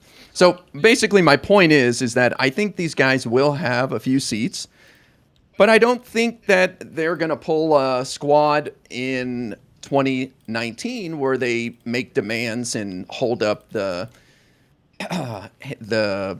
speakership of Hakeem Jeffries if we win. It's possible. I mean, we say that, but I feel like we're like ignoring certain things that are hurting us a lot, and they just don't get factored in the conversation. Like, my understanding is Fetterman was like a super lefty pick. Like, people were happy to have that guy in, right? And he kind of fucked us hard, no? Yes. When I met Hassan in Amsterdam in 2022 and I had a Fetterman sweater on. He's like, I like your sweatshirt. So yes, like I don't know if I've missed certain votes, Fetterman. But like Fetterman, unironically, at least from how he's voted in committees, is actually no different than a conservative vote, because it seems like I don't know, has he ever been the deciding vote to not push a conservative appointment out of committee? I think he's almost always done. I think every single time he's done this. I don't think every single time, but some very high-profile ones. I believe Pete Hegseth, and yeah, he has taken the position that Trump deserves to have his cabinet. And in all honesty, I kind of appreciate that, because the crazier and the worse his picks are, the better for us. Like, I'd rather have Pete Hegseth in there fucking it all up and screwing up everything so that we do well in future elections than some competent guy. So I kind of tip my hat to Fetterman. I mean, if we had a competent guy, though, in there, maybe we wouldn't be in this fucking Iran war having like 13 or whatever troops fucking die at this point. But here's the thing. That's my issue. But I understand that, Moon, but like, elections have consequences, and we might as well let Trump show his ass and actually show what he would do in power instead of getting in their way. Well, that's hold on. how I see it. If we really want to keep Republicans, that's like say, so like if Trump were to appoint like 5 new Supreme Court justices, it's like, well, let's let them appoint so we can have 9 Supreme Court justices that are all Trump picks, because that'll show us how bad the Supreme Court really is, and then people like I don't think that's a real. No, I think that's unfair, because that is something that goes beyond the presidency. That is decades into the future. That to me is a bit unfair. The judicial appointments are as well. No, it's not like you swap out the your lower bench, but yeah. But okay, but those were going to happen no matter what. It's not like Fetterman's the guy allowing all his judicial appointments to get through or something. I mean, I think that the idea is that, look, unless it's a very, very controversial person, they're going to allow them to go through for the most part. Plus, they only need 51 votes, and they have 53, so they don't even need any Democrats for that. Sure. I mean, I don't necessarily disagree. I'm just saying, like, if you won't even, like, usually the ones where they don't need your vote is where you would expect people to kind of show a little bit more their party solidarity, because they know they can vote against it without consequence. But I don't know. The whole Graham Plattner fiasco, I mean, that was like brought to us by, these DSA types. I mean, but my whole point about Fetterman, and I appreciate you bringing him up, Mm-hmm. is I don't think he is the deciding vote. And you brought up a great point that he has continued to say, I'm not going to become a Republican. I mean, just the last few days, he's been adamant. I'm never going to be a Republican because I'm going to continue to vote the way I do, which is 90+% with the Democrats. And he still has positions that the Democrats have. And I wish he would bring that up more often, because every time he talks, it's about, I love Israel, gone, or Trump derangement syndrome is infecting the Democrats. But he still supports progressive policy. Like, he talks about the PRO Act for unions, things like that. And I believe he even supports Medicare for all. I mean, I believe he's still quite progressive, as you brought up.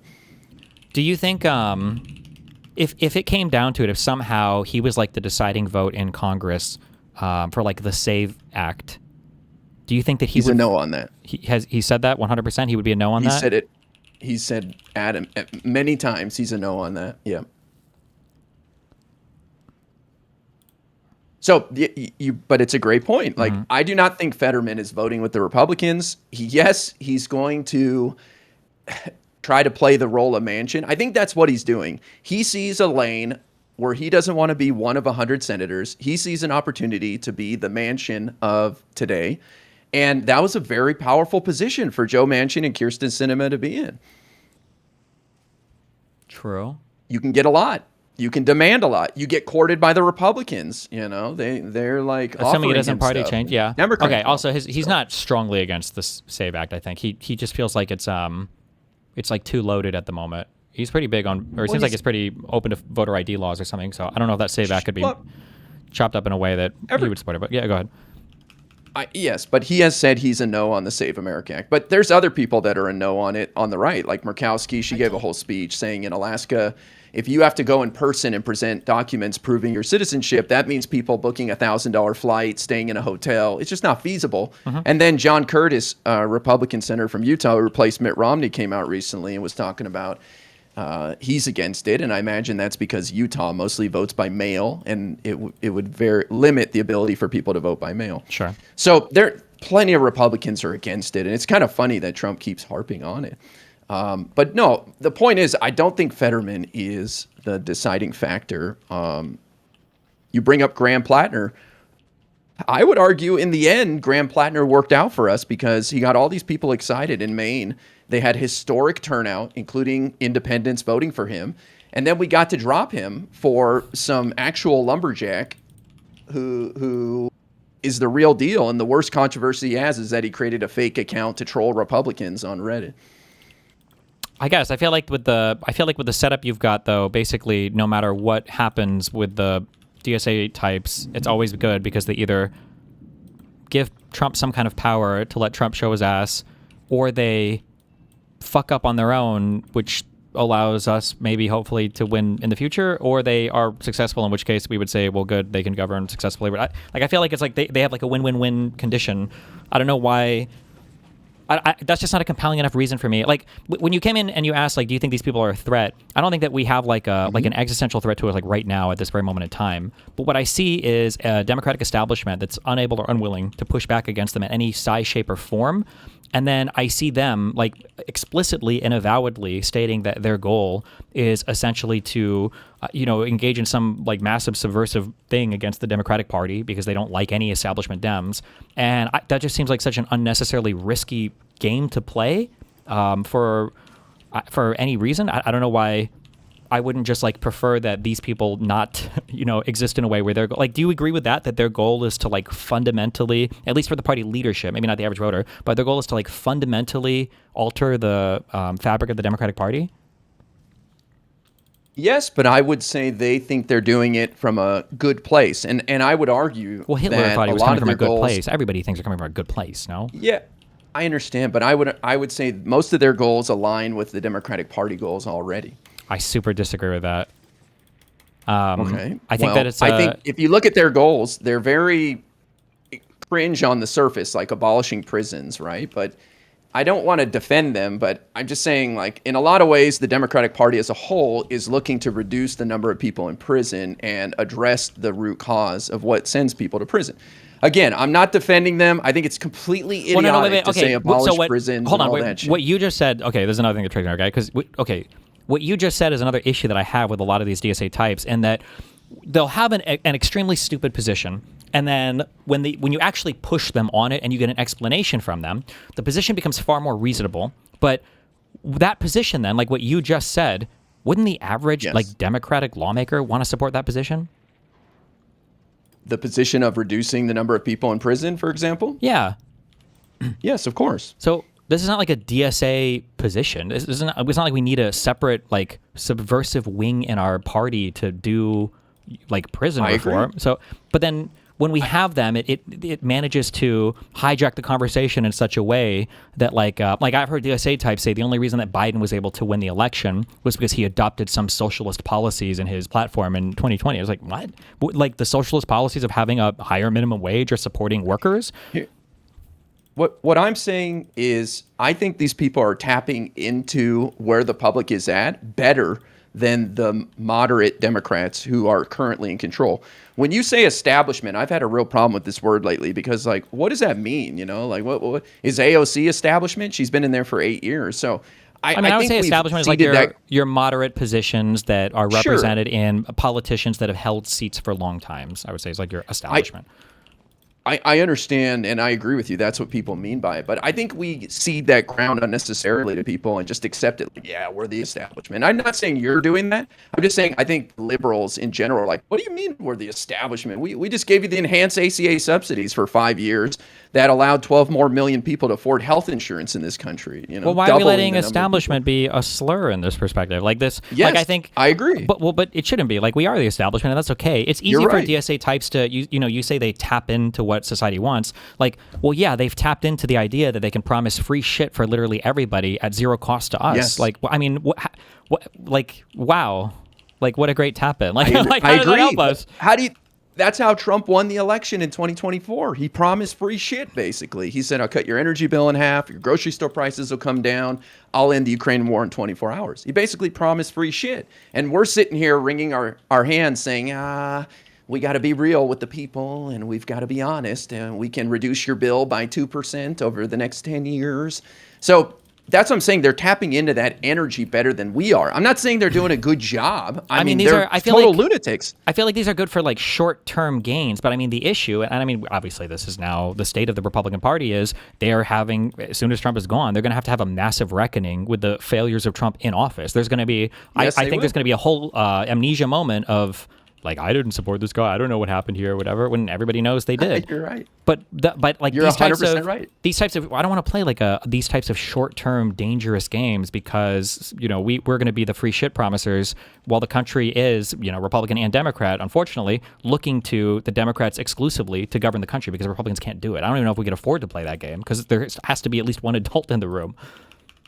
Well, if both sides are playing that game, then I think you can get away with it. And I'm not saying we should promise free pizza in the quad on Fridays and Dr. Pepper in the drinking fountains. I'm saying let's get a little bigger with what we're telling people we can do. Like Kamala made no great promises in 2024. She's like, we'll do a $25,000 down payment assistance for first-time homeowners, and we'll try to build 3 million houses. It's like, no, let's overpromise because the public has shown they're so desperate for help that they will not punish you for under-delivering. I don't know. That's I mean, kind of I feel my like point. That's part of my point. In the short term, they won't, but I feel like an election or two down the road, when things don't change. I mean, that was the whole reason I just said. I do think the Republican Party is going to have a big reckoning. They're already kind of in the middle of it right now because Trump failed to deliver so much on all of the grandiose promises. But that's because Trump is a crook and focused on himself, and he's also probably suffering from dementia as he shadow boxes his demons from the past. If they had a competent Republican in there who could provide a little win here and there and then point the finger at the Democrats properly, or actual little wins, foreign actors or something, they'd get away with it. I don't think the public appreciates little wins. They just want the fucking rainbow, and then they just want it to be said on media, and that's the only thing that matters. Look at Biden's position on education. Biden came in, and during COVID, Biden said he was going to forgive all student loans, right? And he tried to do it, citing the House bill, saying it, whatever. He tried to do it, and then eventually the Supreme Court, thank God for Roberts coming in and fucking shutting that down, of course, because nothing that a Democrat does can ever be allowed to stand. But when that was shut down, Biden still managed to forgive some tens of billions of dollars. How much student loan debt was forgiven under Biden? 200 billion for 6 million 200 billion? Wait, for how many people? 6 million people. Oh, okay. Through pre-existing programs, public student loan forgiveness and stuff like that. Yeah, but if you would ask a single person, does Biden have any wins on education? I think the entire Democratic electorate, both moderates and obviously like DSA lefty types, would say, fuck no, Biden didn't do fuck all for us on education. Because he did a shitty job, and the Democrats did a shitty job of promoting it and selling it. Yeah, but how can we promote it when anything we do incrementally is always going to be undercut by these, extremists on the left who are going to say that it's not enough and we could do better by promising you the rainbow? Okay, so now we get into... Okay, it's a great question. And now we get into the territory where here's what I think is happening. So I think this is a lull in our politics right now. These are the primaries. It's the summer before the midterms. This is like as slow as it gets. And people are looking for some action, something exciting. And these DSA guys are it. But if the Democrats win the midterms, the attention is going to focus to them taking over the House, maybe even the Senate, and what investigations will happen. And once those investigations happen, and I'm talking about like Epstein file, primetime, witness testifying, and I just think the public perception of the Democrats as a whole will shift, including and led by the moderates like Hakeem Jeffries, the people that are running the committees, the establishment. And you're talking about a total shift in how they're viewed in the public's eyes. And the reason I bring that up, and some people might say that's but that's how the media works. Like we've lived in a reality with Republicans in control of the House for the last 4 years, doing jack shit except investigating the Biden crime family and twiddling their thumbs, doing whatever Trump wants. People forgot what it's like to have actual competent actors in there doing real investigations the American people care about when it comes to like housing and chemicals in the food, like Roundup or whatever. And so I just think that's going to help bolster the Democrats as a whole, and that's led by the moderates. And the point I bring that up is I think it drowns out the DSA voices. I think there's very little bandwidth left for these people rattling the cage.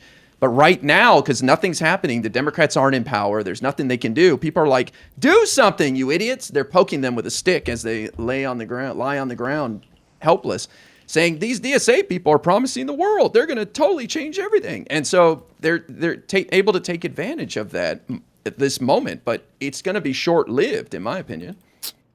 Okay. I mean, I hope you're right. I mean, like, if I was wrong about all of this, I mean, I would consider that a good thing. But that just doesn't seem to be directionally, where we're headed. And all I see is a total lack of willingness to ever try to criticize any of these people, hold them accountable, which makes me feel like they can continue to message all these wins going forward. But I mean, I don't know. I mean, like if it ends up just blowing out and being a nothing burger, then fine. Also, I'm not necessarily saying that like we need to be spending all of our time, talking about these lefties all the time or whatever. But the one directional punching from them and then being told constantly that like we can't fight them, it's not worth it, while they're just relentlessly shitting on establishment Dems. I don't know. It's kind of annoying. I don't agree with that at all. I would never say let's not focus on them. Like, I don't criticize Hutch for fighting with leftists all day long.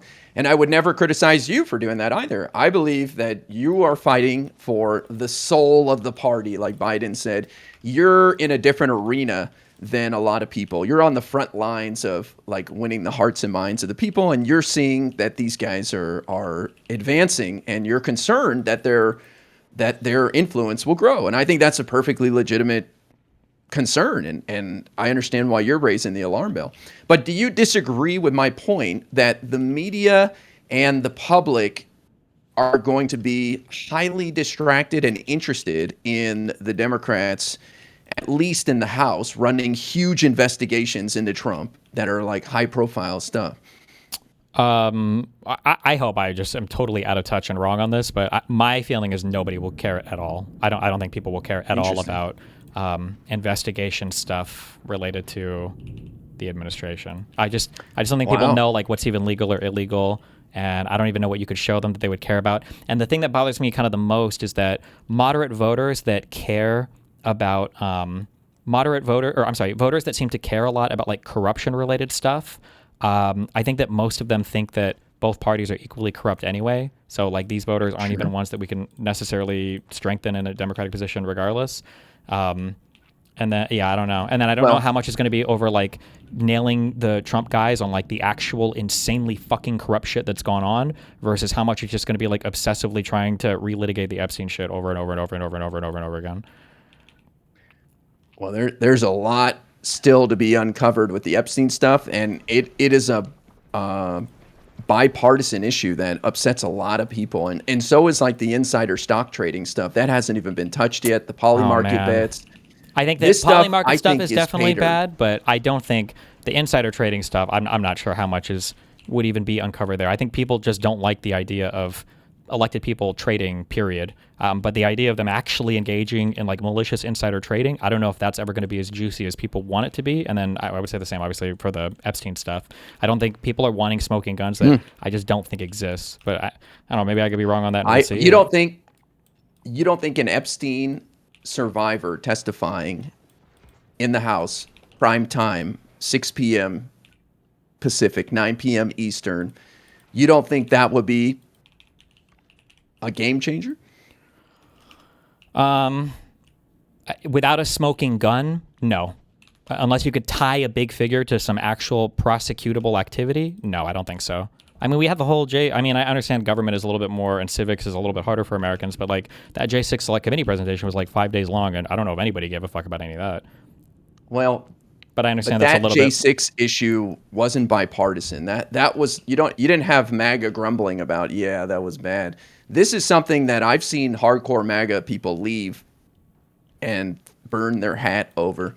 So I can't prove it, but I just think naming names in prime time by the victims or just giving information would be huge. I don't think it would be the thing that changes it, but I don't think people realize how the news and the reporters treat members of Congress when they're not in power. They don't even bother like engaging with them much. You're just sort of like, you're in Siberia when you're in the minority. Nobody gives a shit what you have to say about anything. They know you can't do anything. And so the majority gets all of the attention. So that's why I think as soon as the Democrats take over the House and possibly the Senate, you'll see a shift in the narrative and just the way the media talks about the Democrats. Sure, there might be. But for instance, with regards to the Epstein stuff, gun to your head, do you think there's anything prosecutable in there? And if you say yes, my next question is going to be for a party that hyped it up so much and was so desperate to eke out any win on that and have already like launched, insanely stupid indictments. Why didn't Bondi indict anybody over it? Well, because Trump told Marjorie Taylor Greene it would hurt his friends to have their names to have their names like unredacted. But do you think well, I guess I'm sorry, I guess for the first question, do you think that there is chargeable stuff in those files that just hasn't been adequately covered yet? I don't think in the files alone there is enough evidence to charge somebody. And remember, there could be a lot of evidence. Like Matt Gaetz had very damning evidence against him, Venmo transactions, eyewitness testimony of him banging 17-year-olds.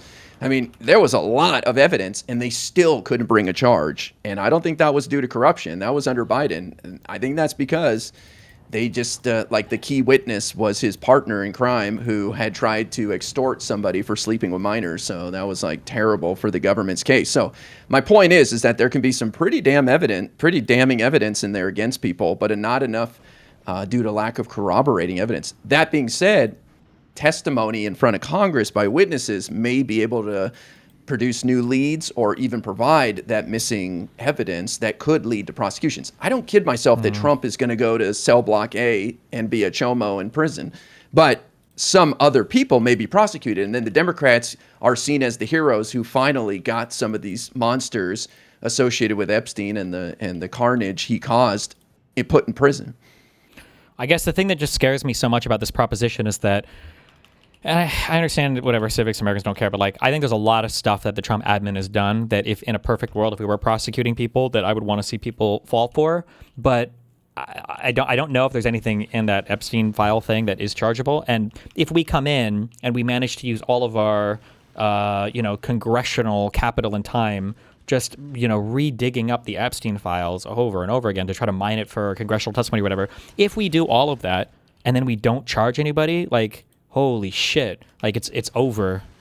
Like it's over. But we're not the ones that would charge. Like Congress can't charge, as you know. So it would come down to the DOJ. So it would make Trump look even worse that we bring up this damning evidence and he's still not charging. I think it just adds to the pain. Well, for but Trump. when the next Democratic president comes into office, they're going to want the charges then, right? Sure. But if we don't find any is revealed, why wouldn't we? Of course we would. They're probably going to be Trump's friends, like Howard Nutlick, who's his commerce secretary, who went to Epstein Island in 2012. Well, I guess. And hey, we could play this game too of just charging people and hey, prove you're innocent in court, homie. Have fun. Yeah, maybe. I guess. I don't know. Yeah. Well, I guess we'll see. So that's kind of my point. I'll let you get back here to the debate, but I just wanted to come in here and ask you, because I've heard from a lot of people that you're very concerned about these DSA types, and I've told people that's fine. I think he's fighting a different fight, and I wanted to hear it from you directly, and I wanted you to hear my point of view to see what I'm missing here. Yeah, so but I mean, I think really wanted to jump I do think that there are a lot of problems that Democrats have that I think also like tie back to this stuff. So like one thing that keeps getting brought up is like the general toxicity, I think, of the Democratic Party, that nobody likes the Democratic Party. Like even Democrats don't like the Democratic Party. But I think part of that. But what do you base that on? Polls or just in general vibes? Polls. Okay, but the same polls show nobody likes the Republican Party either. So to me, that cancels it out. Like, well, no, hold nobody on. likes any parties. They don't like Congress. They don't like but that anybody. hurts. We would hope that if people are not liking the Republican Party, that they would be moving to liking the Democratic Party. But that's not happening. And I think part of the reason. Happen. Well, what do you mean? We can never build favorability for our party ever? Even in our own when party? It comes to public, I think when it comes to the public's trust and hope and support of political parties, that is always going to be a challenge, and it's always going to be down there in the gutter. I don't know. I guess I feel like a lot of that is played into by the DSA types that are just constantly like attacking our party from the inside, and then sometimes exhibiting positions that are just too far left for the electorate that then we all have to own because nobody can push back against them as well. Like all of these wacky DSA types that the Fox News hosts are like gleefully having revolving door for on their channels. Like these people, all of these clips are going to be played against us. All of these interviews are going to be used against moderate Dems in these elections, and the DSA types are happy for the airtime. Like they don't care. So I don't know, just having this relentless figure within us that is totally fine attacking us constantly. And we have to figure out a way to like work with them, and everybody's like happy to just watch them sit by and lob grenades at us. I don't know. It's a very frustrating state of affairs, I think. But what if they do work with us? I mean... So I'll give you an example. Brad Lander, the guy who took out Dan Goldman. Like, yeah. It's really, really hard to hear that as a serious consideration after like the whole unaligned or the uncommitted movement and like the refusal to support Harris in 2024. Do you think it's unfair of me to say that the rhetoric will moderate as we get closer to November in the next 100 days? Because right now we're still in the primaries. Even like Abdul El-Sayed and Haley Stevens' primary isn't until Tuesday. And then August 11th is that Francesca Hong woman, the DSA governor candidate in Wisconsin. So I believe that as we get closer to November, these DSA types will actually moderate a little bit. Maybe not the ones who don't have to worry. But not the media ones. No shot. They've been calling, but all of the Democratic people are MAGA light. They're part of the duopoly. They're the same thing as the Republicans, basically. They're establishment AIPAC, Israeli bought. Like anybody that has anything even remotely close to AIPAC's tendrils on them will be like immediately attacked by all these people. Like, but why do you think the DSA types would do that? To me, it seems like that would go against their best interest, because that would hurt the Democrats' chances in the general, especially in those swing districts that those candidates are vulnerable to those sort of attacks. Why would they do that and hurt the Democratic Party's chances of winning the House? Because anytime the Dems it just lose, doesn't make sense. What do you mean? Because moderate Dems losing is always good for them, and they can keep. They loved when Harris lost because they can keep pointing to, and they do this. Like, look, your candidate lost. You guys are losers. Look, you guys can't win the elections. That's why you need to turn the reins over to us. So you believe that these DSA types that have won in their primaries would rather see the Democrats lose in the general so that they can continue to build support for their faction. Is that what 1 you're saying? trillion%. Absolutely, yeah. Unquestionably. I disagree with that. Okay. I mean, like, you can look at the media reactions. Like, you can watch, like, the Majority Report people watched, you know, when the 13 elections, when Spanberger was elected, everything, how disappointed these guys were when they saw that the moderate Dems were winning their races, because they were like, fuck, you know, they were hoping for that huge upset, because every time a moderate Dem loses, you know, it's a stronger argument for them to come in and take over. And then you can see... yeah, go ahead. Well, I think these people still represent constituents, and they still have a job to do, and they are joining the legislative body. Look at how they responded. Have you seen all the attacks against Whitmer? Jesus, just for support or for endorsing Stevens? Yes, but that's the primary. No. Watch Abdul. Watch how he changes if he wins the primary. He's already moderated a little bit. Watch how he changes his tune if he wins the primary, which right now it looks like he's going to. I believe he will moderate.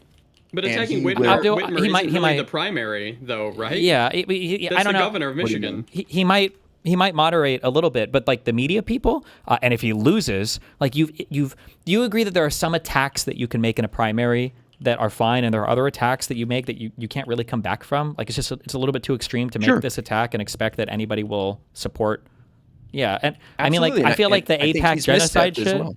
I think is a little bit too far beyond the pale. I don't know. Well, that's not even the worst criticism that people are pointing out. They're focusing on misogyny, which I think is whatever. But in a state led by women like Whitmer and Dana Nessel, the AG, there's a lot of high-profile women in that state.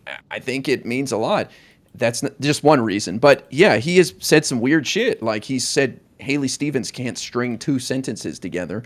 And he's been so toxic that he had to put out a statement 2 weeks ago telling his supporters to stop attacking her personally. So I agree with you that he's misstepped. And that I brought that up in that clip that Hassan watched where he was making fun of her accent for 6 minutes. Oh, a different one. Sorry. Yeah, the one where he found out I was born in Israel and he thought it explains everything. And then he had to go back and be like, it's okay to be born in Israel, guys. Sure. That position, by the way, is equally inhabited by every other like far leftist like media figure as well. Like, whether they would say it publicly or not, like they feel the same way. But okay. But my point is that I do think he has made his job harder if he wins the primary, which will hurt his chances of winning. But you're making the argument that he would rather lose, in a sense, so that his movement that he's a leader in can gain more power in the future. Which I think is a bit absurd. Wait. The DSA people, of course, want to win their races. Him losing, especially in the general, would be really bad for them, I think, or it'd be quite bad. They can kind of make excuses in the primary because they'll just say that the Jews controlled the election and the Democratic side or whatever. But losing the general would be bad for them. But they would want moderate Dems to lose, because when moderate Dems lose, then the progressives feel like they have an even stronger argument for why their candidate should be preferred.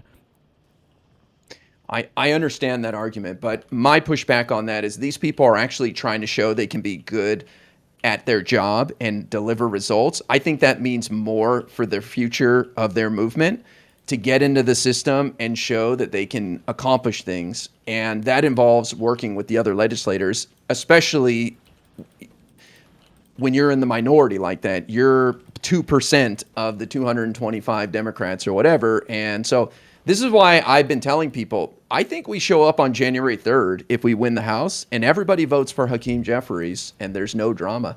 And I wouldn't be shocked if they work it all out ahead of time. Okay. I mean, I guess we'll see. Yeah.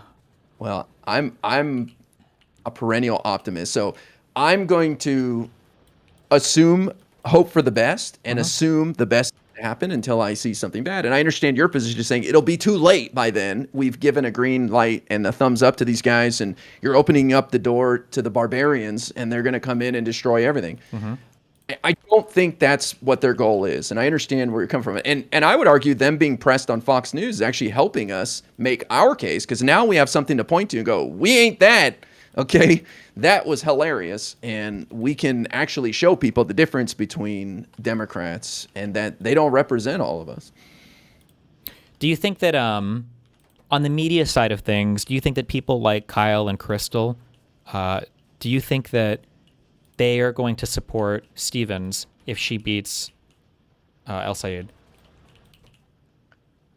I think they will quietly, reluctantly, tacitly support somebody like Stevens. They will, maybe I'm wrong, and I probably am, but I would hope that they would just keep their mouth shut until the general, knowing that Democrats winning would help improve a lot of people's lives. At the very Do you least, think checking they Trump. think that? Do you think they believe that what you just said, that Democrats winning does help people improve their lives? Because I'm not convinced. I don't believe that they even think that. I don't know where you're getting that view from. But maybe That's I'm a great totally question. out of I step don't- there. It doesn't feel like it because of how willing they are to. This is why they've made, like, they constantly say the reason why Israel-Palestine is the litmus test is because you could tell if somebody doesn't have the correct position on Israel-Palestine, that means that they'll never be able to govern effectively in a way that delivers justice for average Americans. Like, if you can't even deliver justice for the Palestinians against a genocide, how could you deliver justice for Americans? I understand the point, and I do think that is black and white issue to them. However, I still think they know that Democrats would be better for the Palestinians. I'm not saying How a could you say world that of over improvement. the uncommitted movement and the fact that they explicitly wouldn't endorse, like Kyle Kalinske and these people didn't understand. endorse Kamala Harris. Like, if that was that decision, whatever political roads are before us, the Harris versus Trump 2 was the easiest no-brainer in the world. Like, if you could make the right decision there, why would I imagine they could make the right decision on any other more complicated thing in the future? Well, I still think, and maybe I'm naive, maybe I'm wrong, that they know in their hearts that Democrats are better. To what degree? I don't know. But they do not want to accept those crumbs, as Cenk loves to say. They don't want to be on the side of supporting incrementalism. They want to continue to fight for more. And then real I do quick, not when you think say they're they don't support accelerationist. incrementalism and they want to fight for more, what is that? What is the more you think they're fighting for? They're fighting for the bigger picture, like Medicare for all, for example, instead of the 20 steps that are required, including like public option before we get there. Well, I mean, I think they're also throwing for, or they're trying to get like a revolutionary change in like the structure of the United States. Like, if you listen to like Crystal Ball talk, like it's kind of crazy, but it's pretty like open now that like I hate that these words have all been abused so much by conservatives, but like she is like a Marxist. Like, she doesn't believe in like identity politics or woke politics anymore. So to say that these people don't just want like more of the same stuff that Democrats are promising, like they're looking for something revolutionary and transformative. I don't know these people. I've met Kyle Kalinske. You've met a lot of these people in person, so you would know better than me. I don't think they're that serious in their commitment. Personally, I see them more as grifters taking advantage of a moment, and that people are feeling really beaten down economically, and they're giving them a magic button to press to change the world. You know, everybody wants instant gratification, and so just press these couple of buttons and get rid of capitalism in Israel, and you'll have a hot girlfriend, and you'll have enough money to buy a house. You know, it's just stupid false promises.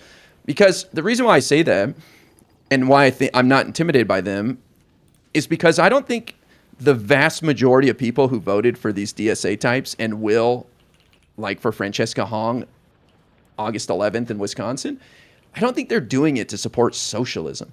They may think they are supporting some form of socialism, but I think the vast majority of Americans, socialism is when people don't fall through the cracks.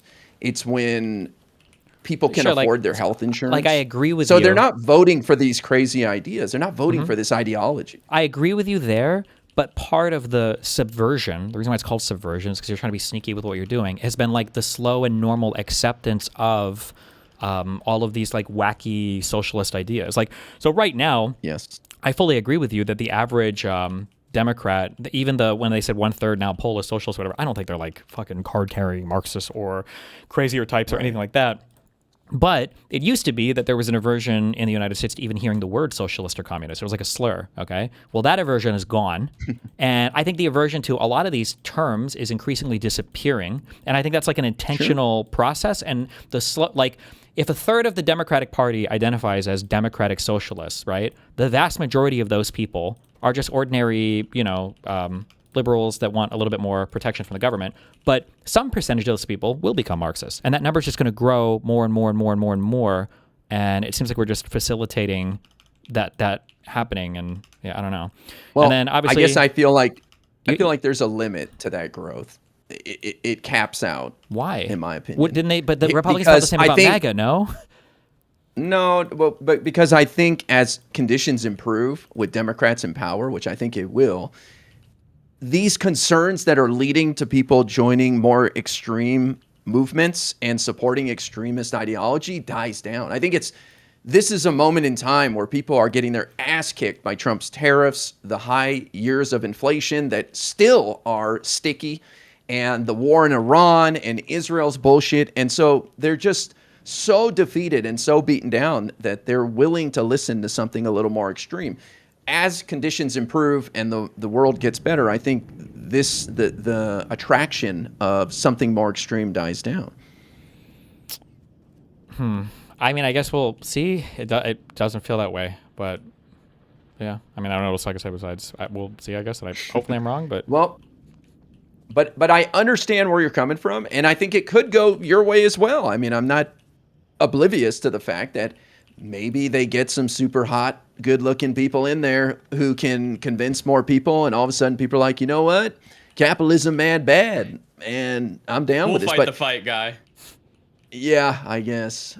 But I don't see that. I think, like I said, this is a lull. This is a low point for the Democratic Party right now because they're not in power, and these guys are able to scream and promise Dr. Pepper in the drinking fountains.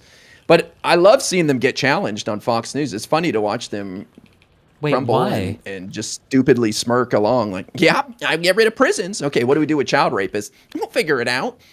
Well, you understand that what you're watching there, though, you understand that what's happening there is they're fine with their performances because any DSA person listening to them giving those answers, they agree with them and they support them. The only people that are being hurt by those interviews are moderate Dems because Republicans aren't bringing these people on. Why do you think they're so excited to bring them on? And they don't even like own them that aggressively. Like they're just happy to get the answers on the record. And the DSA people are happy to give it. They're like, oh yeah, of course I would abolish all prisons. And of course, blah, blah, blah, blah, blah. And then the Fox News people, you're right. They look crazy. But when you say they look crazy, the they is Democrats.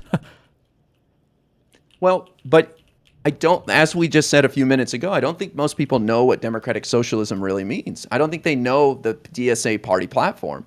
And now they're starting to hear what it actually entails and going, yeah, that's kind of crazy. Whereas before these guys went on TV and started getting attention in interviews, they could kind of get away with this, democratic socialism is when I fix potholes like Mamdani in New York City, or I give you a free bus pass once in a while. Now people are like, democratic socialists support letting rapists run free in a society because we don't have prisons. Now they're starting to get exposed. But hold on. Nobody's hearing just Democratic Socialists. They're hearing Democrats. Well, but no, they're finding out about the Democratic Socialists, I believe, in the process. I don't think... You think liberals are watching Fox News to get information about Democrats and the party? I think it's just it's going to be Republicans using this to just attack Democrats. You'd be surprised how many liberals are influenced by what Fox News is up to through clips, and they kind of drive the narrative. CNN and MS Now aren't getting any views. It's all Fox News getting the attention. But I think people are starting to find out what the Democratic Socialists actually stand for. And I'll even give you evidence why I think this is working. That woman, Francesca Hong, she now says she doesn't agree with the national DSA platform, and she supports her local chapter. So now even the DSA candidates are having to distance themselves from the DSA, which is just hilarious and shows what a clown show it is. I mean, yeah, I guess I hope that voters pick up on that nuance, I guess. Hopefully the frontline Democrats, I guess, and the voters and everything can differentiate there, I guess. Yeah. Well, but you agree with me that nobody has a clue what democratic socialism and what the DSA stands for, right?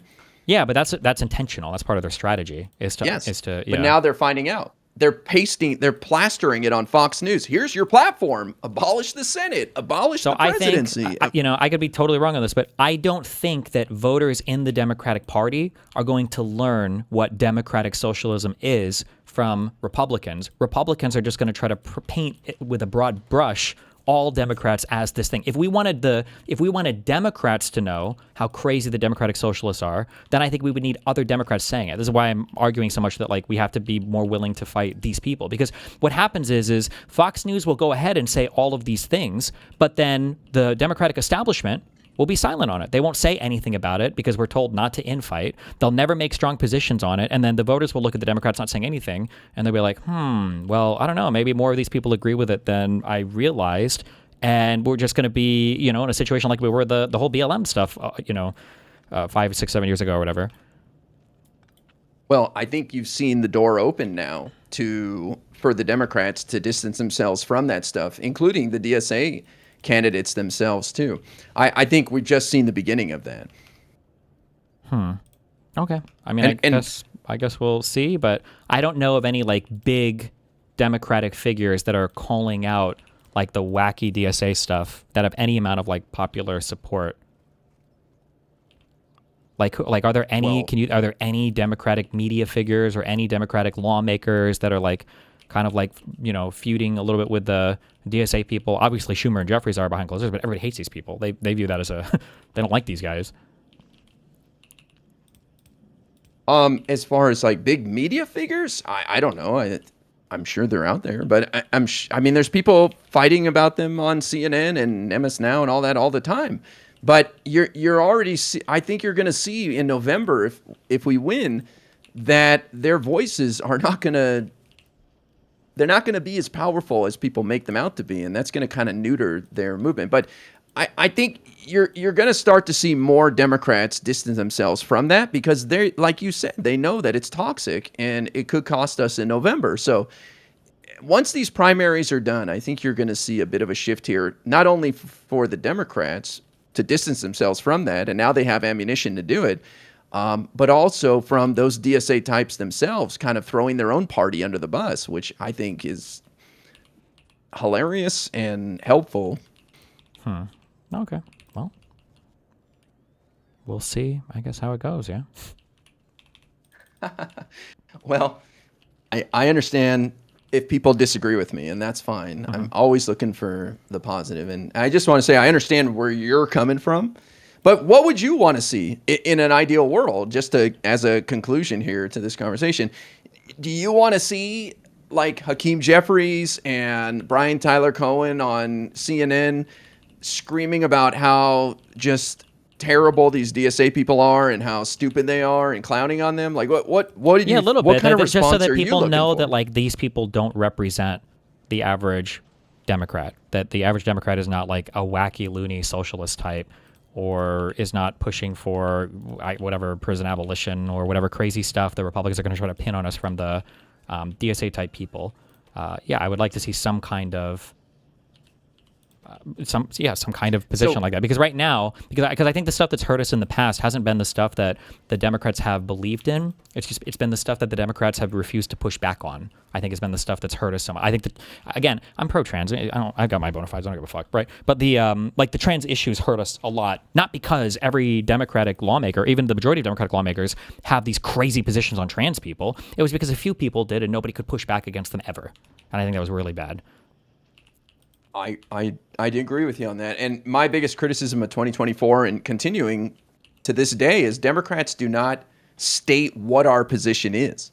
So when it comes to the trans movement, we don't say how far we're willing to go with stuff. And I don't think that's like a bad, I don't think there's a terrible position to take. For example, we'll leave it up to the athletic associations like the NCAA to figure out what's fair and competitive. And if they decide it's not right and they don't want it, then that's it. That's the end of the story. But it's like Democrats are so terrified of offending 4.5 people out there that they don't want to draw a line and say, this is our position. This is how far we go. Well, sure, but you should be these terrified because these people will like attack you relentlessly. It's happened to the Adam Smith guy after he went on Breaking Points. It happened to, McMorrow. It happened to Slotkin. Like, you will get relentlessly harassed and attacked by these other people who will never ever experience anything of the same because MAGA is never targeting them and center left libs don't ever talk about them. So they have like it's an infinite permission structure for them to just relentlessly shit on people on our side, and that is a scary thing to deal with. It's another really bad attack too, because then you're called like transphobic. Well, we have to do it because if we don't take a position, the American people will use their imagination, and they're not going to be charitable. They're going to think that we want to trans everyone and we want children to have drive-through genital surgery at CVS. I mean, we have to draw a line, and we can't be afraid of offending 6 people in America. And as far as what the DSA people are going to do, as far as attacking people, we can't control that. We can only control what we do. Well, no, So I think we can control it. That's my whole argument, is that right now, like when I talk about wanting to shit on or attack anybody, like this comes up a lot with when we were doing like the tit for tat arguments. The reason why I'm talking about this isn't because I want to be fighting all the time with the DSA. It's because I want to eliminate the permission structure right now that allows them to infinitely harass and bully our people with impunity. I think that if the DSA or socialist types were getting more aggressive pushback from the center left, I think they would. I don't think that they would just want to, duke it out all day in the fucking trenches. I think they would just chill a little bit. But right now, if you're a DSA type, you should relentlessly and viciously attack moderate Dems until you destroy them. That's what Crystal and Kyle have stated. They openly stated that the entire Democratic Party essentially needs to go. They either need to be bullied into the right positions, or all of them need to be primaried out. And the only reason they say that is because they know that they'll never get pushback from anybody else for saying it, because nobody wants to say anything about it, which is spooky and annoying. Well, you might disagree with me on this, but I think competition is good. And I think that these DSA types catching on with some people and getting some attention can make the Democrats do better and learn and grow and be more competitive. I agree with you 1,000,000,000%, but we're not competing because we're not allowed to say anything bad about them. Nobody is competing because nobody's competing would mean Why can't we say something bad? I don't know. You tell me. Nobody is. If somebody, I've been mocking them all day long. Everybody is. Okay, sure, but earlier, because you asked me, like, what would you want Brian Tyler Cohen to do? Go and start screaming about him. Yeah, when they say wacky stuff, we should. And then I do agree that that type of competition would make our party better. But right now, it's just like a bunch of silence, I think. And then they kind of like get to, have the floor in discussing their wacky weirdo beliefs.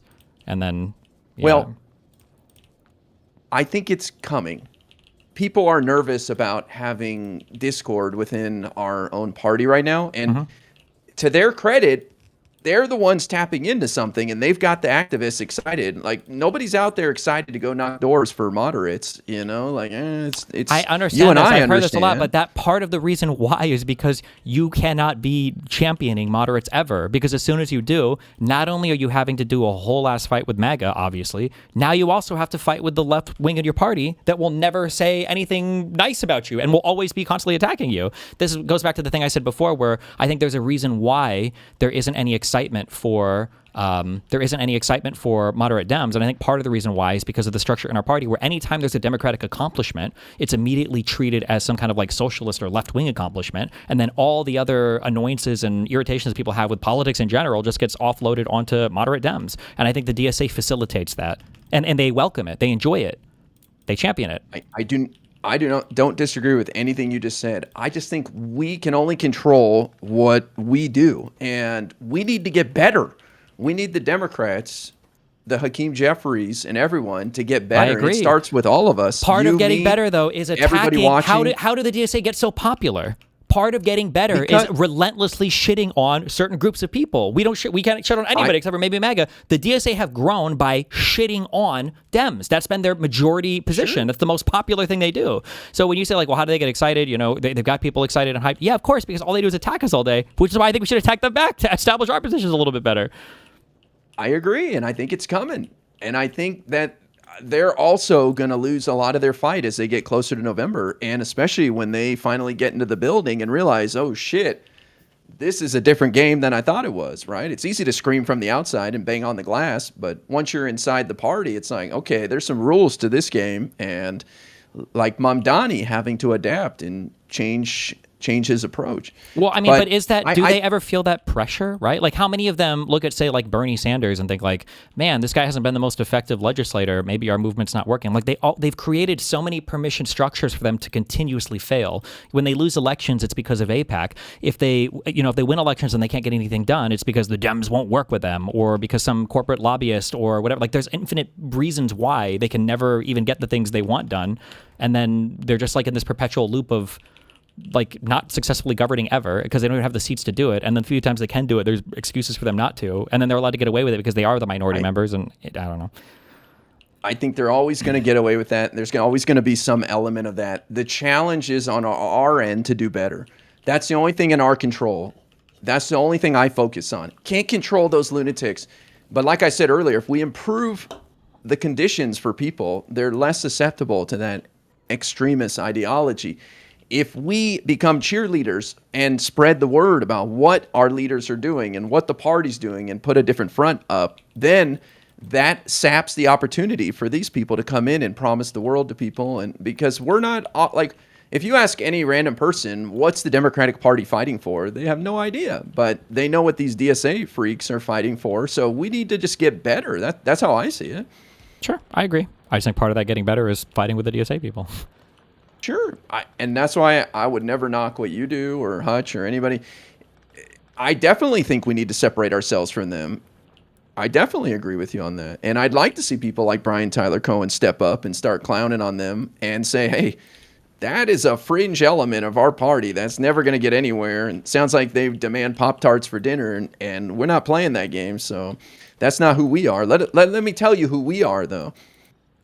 So I just see it as competition that makes us step up our game and do better. That's all I see. And I also see once we're in power, their voices won't be as loud because there won't be as much bandwidth available for them due to a lot of shit going on, which you disagree with me. It seems you don't think Democrats will have much of an impact if they're in control of the House. And I guess time will tell. But I think people forgot how much Democrats contributed to Trump's defeat in 2020 with their investigations in the House. That played a sizable role in that by shining a spotlight on some bad things. I mean, it's a totally different game when you're in control of one of the chambers. Okay. I guess we'll see how it goes. Yeah. All right. Well, thanks for chatting with me, bro. I appreciate it. I love you. Be careful. See you guys. Bye. Precariously contingent. Yeah, so that I'm if being it seems really contingent to me. Like this is like the I don't know. It is Doctor contingent. Strange set of possibilities. Oh, that's what I mean. But like precariously contingent. Yeah, so I'm that being if your precarious here. perspective on the. I'm not saying that you're being precarious. I'm saying like the set of circumstances by which you're not endorsing those members in House seats is really contingent on your intuition that the margin in the House is implausibly going to be as narrow as 2-3 seats. That's correct. Okay. Oof.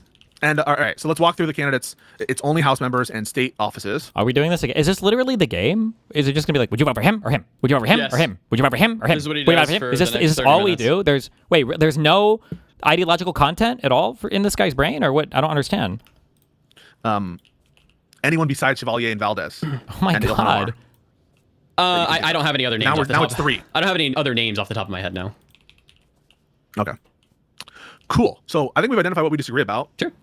And I know the proposal, and I think people can just speak, can determine for themselves whether they agree with it, your recommendation or my recommendation. Is there anything else you think we disagree about other than our views on the existential nature of DSA and who to vote for in the upcoming elections? No, I think for the most part, you and I agree on most things. I think we just have a different view of what the DSA is going to be and like how it's going. Okay. And on the media stuff, because there's also this I'm anti-Semitic now, and I sweep for communists. Like, do you take that view? And you think Do I I'm think not you're engaging with the media? anti-Semitic? No, I don't think you're Well, yeah. anti-Semitic. Okay. The only thing that would lead me to believe that is you brought a guy on named the Jew Stalker onto your Twitter space, but no, I don't think you're anti-Semitic. I bring on I brought on Myron Gaines. Surely that was more. I mean, Myron Gaines comes on there and starts talking about JQ stuff and how he hates women. Well, I don't think you should have brought him on engaged either. with Myron Gaines. At least you can get something out of You don't Myron think I should have brought on Gaines. Myron Gaines? Well, I'll say this: at least you can get something out of Myron Gaines versus the Jew Stalker, who you can't get anything from because he has a way smaller audience than you. I see people who are prominent people in the request, and I just add them. I mean, I organized that entire conversation with Hobbitfaller because he reached out to me. At the end, I was just taking questions from the people who I saw that were requests that I recognized. If Hitler That's it. requested, would you add him? Yeah, I mean, yes, I would. well, then that's Do you want to take an base, opportunity to talk to Hitler? No. So would you never talk to Nick Fuentes? Would I never talk to Nick Fuentes? Nick Fuentes has I wouldn't add somebody with a smaller quote unquote platform to me to come spew their crazy shit when they're trying to legitimize themselves as Democrat or like a Democratic commentator. No, I wouldn't personally. No. I wasn't thinking of any of that. I think Sure, you guys I'm not saying you did. sworn I'm these- not saying you do think of that. I'm just anything? saying that's I something I don't disagree understand. with you doing technically. I don't think when you added somebody to the Twitter space as and well told as them off Myron that you- Gaines. No, I said you can gain something from Myron Gaines, so I understand why you would do it.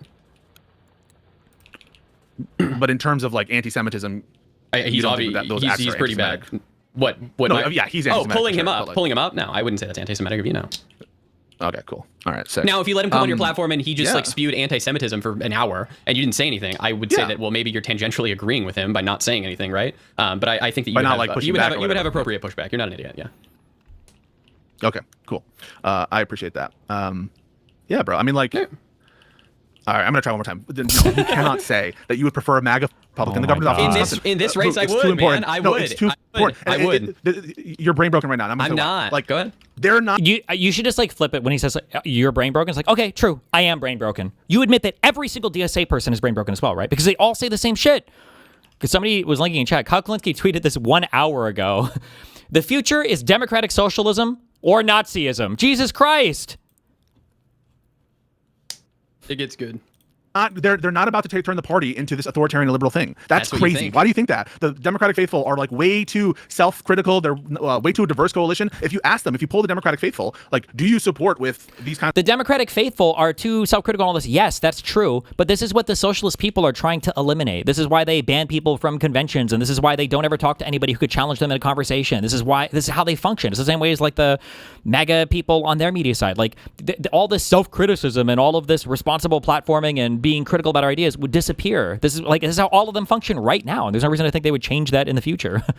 of authoritarian measures, getting rid of police, getting rid of prison, it's not going to happen. They're going to have to moderate, or this is going to be sent packing. That's exactly what Democrats did, by the way, in like San Francisco with the mayor guy and all these. Remember the ballot initiatives in California after they had like lowered the criminalization of certain crimes or whatever? The Democratic Party, when they see that their own candidates are up, it's a self-repair, self-defense mechanism. It happens. The How can you be Democratic scared Party of, like, a is, but Maoist not the takeover of party? socialist The party will people. just wipe with these people and throw them out. And Okay. they have done that to the extent that they're ineffective or they don't fall in line. It happened also in the House of Representatives with Jamal Bowman, and it happened like with all these candidates who are crazy, stupid, distracting. This occurs, Mootin, and there's no basis other than, well, it happened to Trump. It's not going to happen to the Democratic Party, and there's no basis to believe it It's is. just not going to happen. Ms. Holmes, Plus, you're going to give away the governor's mansion in Wisconsin. That's insane. That's one of the closest swing states at a time when Trump is targeting these states. And you should, the evidence of that should be on how insistent they were regarding the Wisconsin Supreme Court elections there. Elon Musk spent millions of dollars in that race precisely because it was so important. You understand? You can't give that up, man. This is existential right now. Do not underestimate Trump just because he appears weaker. Miss Hong has to earn my vote, and I want to keep the DSA now versus No, have to come deal on. with them in the future. No, they don't have to earn our vote. We have to earn their vote. No. But this won't do it. It won't effectuate that. It will. It will narrative show be, that oh, they the are not Democrats didn't fall in line. electable. They are not electable. And they can say that the Democrats won't fall You in think line. these DSA types are amenable to reason? You think they're going to be like, oh, yeah, I mean, remember when they lost then you the agree Bernie that, race then you to Joe agree, Biden and then you Hillary agree Clinton? that they're scary. Then you agree that they're scary, and then you agree. I agree many of them are scary, but I'm just not worried that they're going to take over the party. I And the ones, have that by the way, fear. the candidates they promote, I just want to say the candidates they promote, typically they're palatable to me, especially compared to a MAGA Republican. Like someone like AOC, someone like Ilhan Omar. Again, I don't agree with Ilhan Omar's on the Ukraine funding stuff. I think that's cringe and bad or whatever, but I would take her any day of the week over a MAGA Republican. But just, Yeah, the just put that DSA aside, probably right? Like, will start out as palatable. That's correct. But it's not going to be just MAGA in the future. MAGA is going away. Like, they're not going to be here forever unless Trump finds a way to artificially extend his life. We have the next thing coming. they're going to cope just like they coped about 2016, just like they coped about 2020. What do they say about those races, Moot? Moot. And that's It exactly was stolen why from us. And that's exactly They don't why I take the even- L. that's They why don't I take wanna the deal L, with them, Moon. because if they start the snowball effect, it's going to be over, man. So again, I just But don't think we're just you're not going to cutting off- agree, man. What would it take for me to convince you that the threat isn't as you perceive? What the kind of evidence that I would have to present to you? I'll have to answer that at a later date because I'm not going to be able to come up with like a clear conclusion now. We can like schedule But is it, another like, talk. And I can think unfalsifiable? You about could be like, that. oh. No, it's not unfalsifiable. I'm sure that there is some set of circumstances that you could convince me. But it's something that I would have to actually like sit down and think about versus give you a quick answer. Even like a theoretical, crazy science fiction explanation. Like I if would. I were able I to would want demonstrate to you. I'm listening. What would be even the point of a crazy If I were theoretical able to science demonstrate to you, fiction? like, read the minds of every Democratic voter, and we just like know that they have certain limits or whatever, and like just invent something that I could do to convince you. So some If amount you of were evidence. that it able would to take, where give you'd me be a like, time machine and take me 10 years into the future, and I know exactly everybody's exact Well, vote now he doesn't like the crazy hypothetical. on every issue, and I see exactly how the party is acting and where we're at, then sure, you could convince me. But if you want like a real now I'm gonna hypothetical, that's not specify. going to be in the, wacko. in the fog of war. Yeah, in the fog of war now. Sure. What? Oh, okay. And another question. He didn't like that. He didn't Mom want the Donnie, whack hypothetical. if you were eligible for the president over average MAGA Republican. I Oh know my your prescription God, is dude. vote for them in the president, right? I know that's your prescription.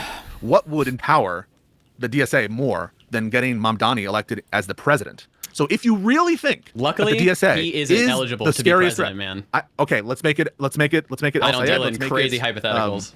El Sayed? I would rather El Sayed over a MAGA Republican, sure. He's not by the DSA. Wouldn't that empower the thing that you say is the greater threat right now? Oh my God. Yeah. I don't think that the DSA is the greatest threat in the world right now. I think MAGA is, but I think we can wiggle around with it inside of the House of Representatives. We can't wiggle around with it in the Senate, and I think that we can wiggle around with it in the Wisconsin governorship. The presidency isn't really something that I would want to wiggle around with.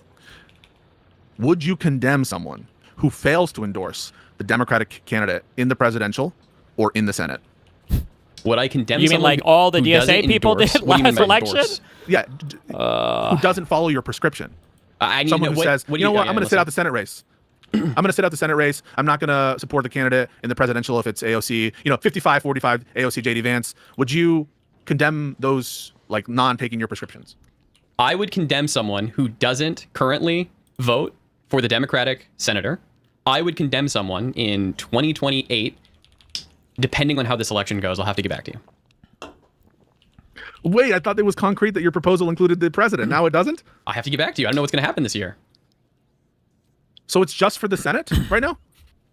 It's for the Senate, and then if the House gets way closer, then yeah, we would be able to have a conversation about It's for the House. No, but for the presidency, surely that is way more important. I mean, you talk about the Supreme Court. In terms of the Supreme Court, you need the presidency to even put up these judges. And if you get a DSA member as a president, they're going to give some judges that are going to vote more blue. I mean, they're going to also need to be respected by the Academy and the other Democratic faithful. And I think that unlike the Republican Senate, the Democratic Senate is going to be more of a check on whatever excesses the I would DSA vote. I would currently vote for put. AOC over JD Vance.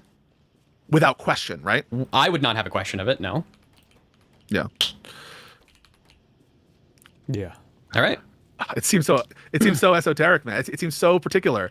It's so esoteric, and he's the one asking, like, well, what if it was AOC running against the reanimated corpse of Donald Trump, but AOC committed to only being a socialist and not a communist, and the reanimated corpse of Donald Trump committed to being a full fascist with Hitler as his vice president. He was also going to reanimate, but have it infect the body of J.D. Vance by liquid's arm being transplanted. It's like, Jesus Christ.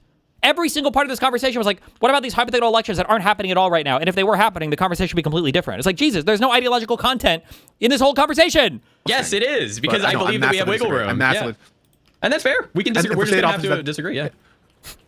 And for state offices, that includes places like California, Texas, Florida, right? So if it's a DSA member, like up against a DeSantis, James Fishback. I would have to get. Keep going. We would have to like pull up an actual example, and I'd have to see like how the exact is going. I understand that I'm being like Hong pedantic in California, Hong in Florida, Hong in Texas. These are vital states where Democrats want to make further inroads, states where this is going to affect what people's lives are like, to the extent that they've like completely banned abortion, to the extent they have any gerrymandering whatsoever, right? Gerrymandering. Do we think the lefties are going to support whoever the fuck in the California governor race after Steyer lost? He ultimately didn't make the top two cutoff, right?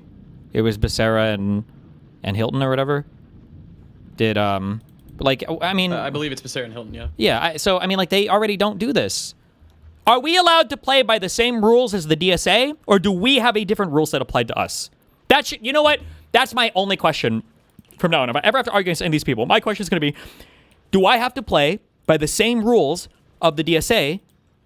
Or I'm sorry, do I have to play by a different rule set, or can I play by the same rules that they have? And then from there, swings like 5, 4, 3, 2, 1 seats. Yeah, I mean, the DSA is if you pretty care bad about right now. margins in the House, don't you think Hong would be more amenable to some sort of like cool gerrymander in Wisconsin than some Republican? And that might affect 3, 4, 5 House seats. I hear you. The Maybe DSA less is pretty than scary for me. Wisconsin, honestly, okay. All right, bro. I appreciate the chat. Are you going to come and canvass for El Sayed if he wins? I'm not sure if I'll go to Michigan, but what about Ohio? I'll probably go to Maine. Okay. I might go to Sherrod Brown. These and the numbers are really good. This is one of the reasons I'm not like as scared as much. Like look where the Democrats in really competitive places in these Senate races, they're able to muster like great candidates who are moderate, candidates who are willing to work within the party. I'm excited. We got a few DSA members in like political sense, not like in real life, etc. Don't call for any violence. Yeah, metaphorically. We had to get him out of there, and then yeah, we can be super excited about the Democratic Party moving forward. I hope we get better leaders, and I hope the leaders actually go on news and tell people what we're fighting for. One thing I am interested to hear your takes on quickly is 1 second. I've got some easy Democratic wins that I think that the Democratic Party should be pushing for. So one is federal holiday for elections. Are you for that? Yeah, but I also think it's not a super critical thing. Sure. But yes, I am in favor of it. My next one would be free or reduced government childcare. Federally. I mean, I'm not really a policy wonk, but it sounds like something I'd be down with, and something that like a lot of major. The reason I really like this is because I feel like the average Democrat thing to get people like money back in their pocket is just like at the end of the year for their taxes, but nobody actually feels that. Yeah, whereas, like tax credits and shit. Yeah, whereas like people who are paying for childcare, etc., they see the $2,000 come out of their account every single month, and this would be a huge burden relief for them. That's why I'm pushing for that. The other one is voter ID tied to free passports for all. Yeah, so I have no problem with like a voter ID law packaged with a national ID. Yeah. The reason why people, I don't know, like the country has been against national ID are like a lot of these government like cynicism, and like we've used this number, the social security number, to be like our national ID when it's very insecure, very dumb. And so I'm fine with voter ID paired with like sufficient. Wait, what? The reason why people are generally against voter ID is because Republicans generally only bring it up to fearmonger about people voting in elections that they don't want voting. Republicans, I think, will be against like gun registration databases and stuff, but Republicans are government when it comes to that, but not for voter ID stuff, I don't think. Access and yeah, I think that's You said national ID, not voter ID? Oh. Well, what's the point of a national ID if not for voter ID? I thought that's usually why that stuff is proposed. I said free passport for voter IDs, yeah. Okay, for voter ID. You just say voter ID. Okay, got it. Yeah. And like we've used this number, the social security number, to be like our national ID when it's very insecure, very dumb. And so I'm fine with voter ID paired with like sufficient access. And yeah, I think that's dope. That's a great policy. Someone brought up earlier, they were This like is free passports. So I was like, oh yeah, we just tied that into my voter ID thing. And then the last one is no AI in political advertisements. Oh no, I don't agree with that. You don't agree with that? I'm a free speech guy. I'm a free speech guy. So unless you can find out some good legal argument for why, do you think you should be able to AI like Talarico in like a dress saying something in a political advertisement? I think that you could like restrict what's the deal, like kind of deception in ads and like misinforming consumers. So that I'm okay with. But like you said, I thought you said like a wholesale ban on AI. I don't know if I would be. I think that seems like far too broad from a free speech perspective. Unless you can make a good argument that like for whatever reason, I would have to be convinced by like a First Amendment argument on AI, because as it stands right now, I do think it's speech. Okay, cool. I will. So I'm add a rights that to guy first. I'm a a liberal. Wait, no, this is raising questions for me. Moot. Wait. Yeah. So in terms of the policy platform that someone like Hong or Mamdani or someone like one of these figures, I don't think else I had you put in there. What is the thing that's like most scary to you? I want to abolish cops, etc. But do you think that that's like a realistic scenario? I think like, that it's crazy. That's obviously, I would agree that that's a horrible position.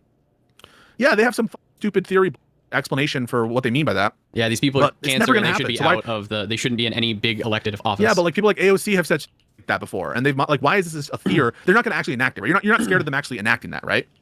I don't know what they do in the future.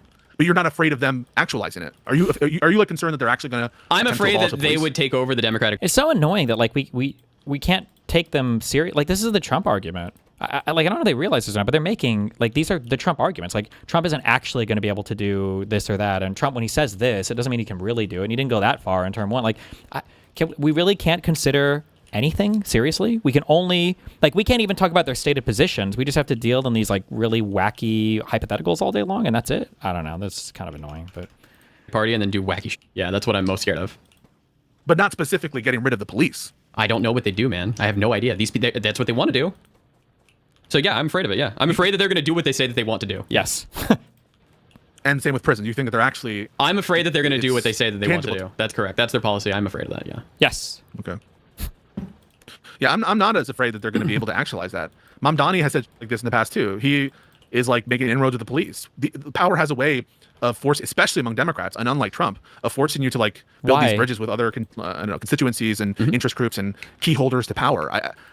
Unlike if you're Trump. actually scared of Why are we police worried and about one prison but not the other? abolished, I don't know. maybe I would understand like why you're taking the tack that you're taking. I'm I scared just that they're think going to that's, like, do a what crazy they say. Yeah. fear. Okay. Got him. All right. I think it's a irrational fear. Ooh. Hey, appreciate the conversation. Appreciate the and, convo. Thank you so much. Let me know if have any disagreement. Yeah. We'll do. Okay, cool. Have a good one. Ciao. Chow. Seriously? Ciao. Wow. Good job.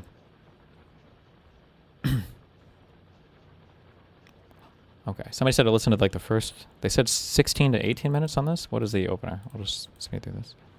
That was good. You did. How do you feel? You debated the I felt like I PISSCO and did you good. survived, and yeah, I thought it was a good. Yeah.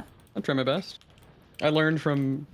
Now the student has become the master. Oh, all right. Okay. I can't think of anything. Fuck you. Well.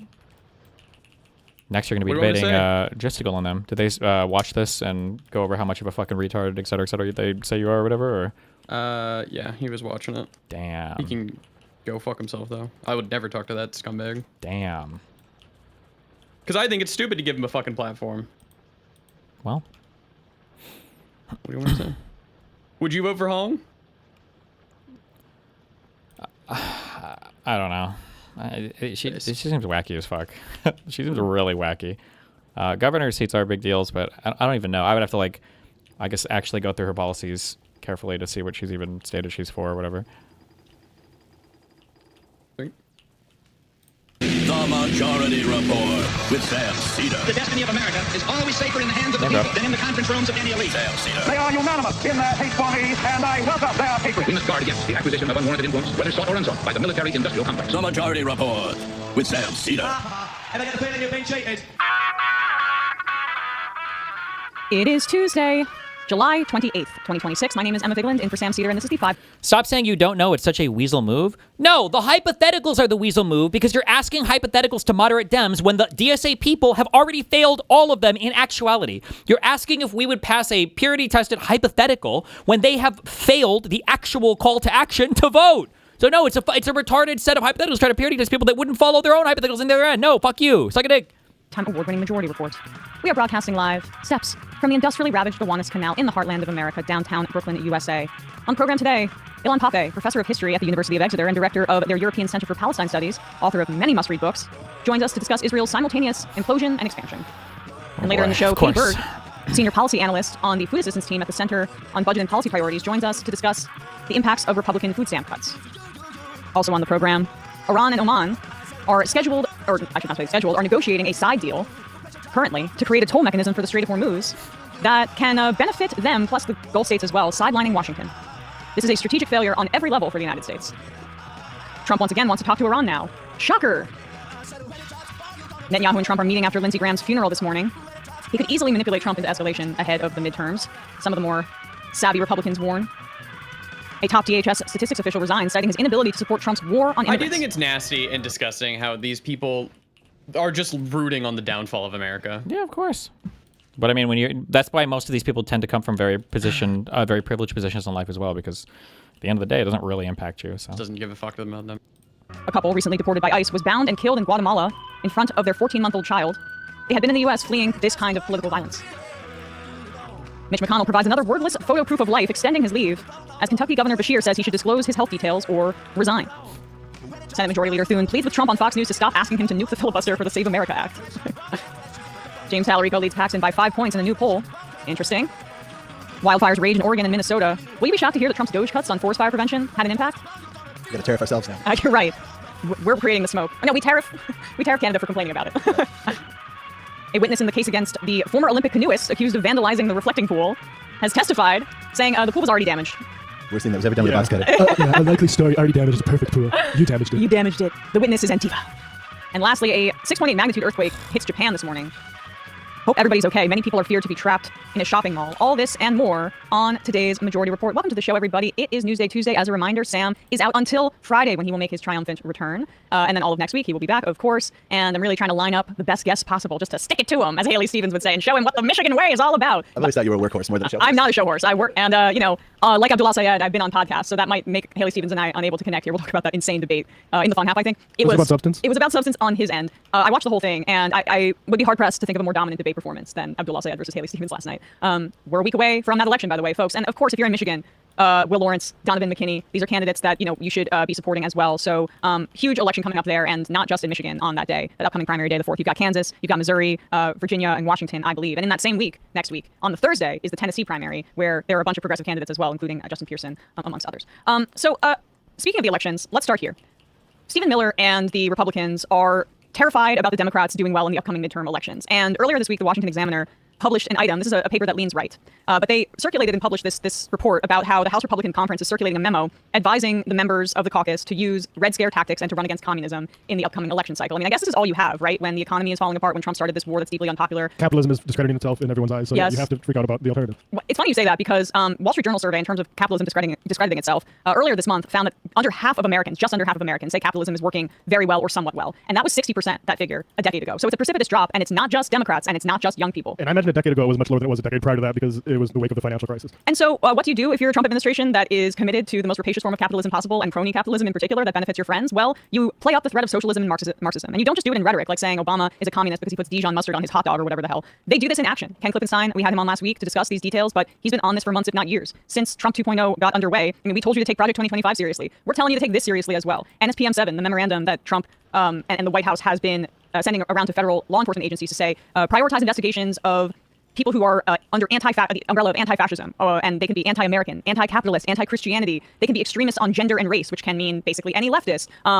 Trump, at his speech at Mount Rushmore, talked about how we have to vanquish communism and how the communist menace is coming for us. And then recently, the State Department tried to link U.S. leftists to Cuba, which they called essentially a terrorist organization, just copy-pasting from the 1950s, to say that certain individuals on the political left and organizations are working with Cuba, which they call a threat to the U.S. I would call a threat to capitalism just because it exists as a communist country in spite of all odds right off of the shores of the world's capitalist superpower, and that is a humiliation for the United States. And so leftists in this country bear the brunt. The Cuba report named a bunch of targets for the administration. Some that make no sense to me, like Karen Bass, who is not a barn-burning leftist or socialist or anything close to that, the mayor of LA, but also Maxine Waters as well.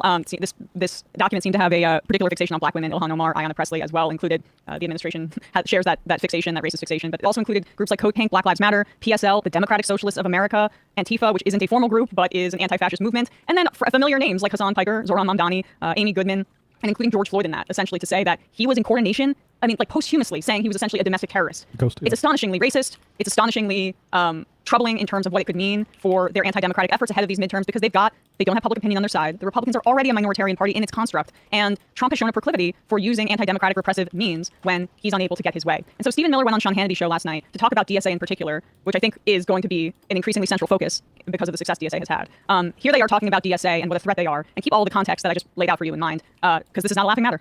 Let me have a different point of view. The very survival of freedom, liberty, humanity, your family, your children, your future depends on ensuring that we do not allow communism to take hold in America. And that's why President Trump has courageously and necessarily framed this upcoming election around keeping communists out of power. Because if they gain power, then you, the American people, will lose everything. I know I've said this in the past, but it's never been this bad. All right, Grandpa Bernie and AOC. AOC now leading in that New Hampshire poll as a leading candidate for 2028. That make you very happy, make me very happy. I'm fine with that. You have El Sayed, this nut that replaced Graham Platter, his chosen replacement is almost as nutty as he is. You got six gender Telerico, God is non-binary, and championing the rights. The Christian who hates Christianity. Very popular in Texas. Okay, then you got AOC, the squad. Steve, you look like a demon. Yeah. Also, pause it for a second. The Christian who hates Christianity. Is that going to work? Can they decide on the tactic if he's transgender or if he's a Christian? And isn't he a pastor or a preacher or somebody? He's ordained, a minister? All right, but I don't even think Stephen Miller is Christian, by the way. I believe that he is a Jewish scientist himself. But okay, lecture everybody else on who gets to be a religious person in their chosen faith.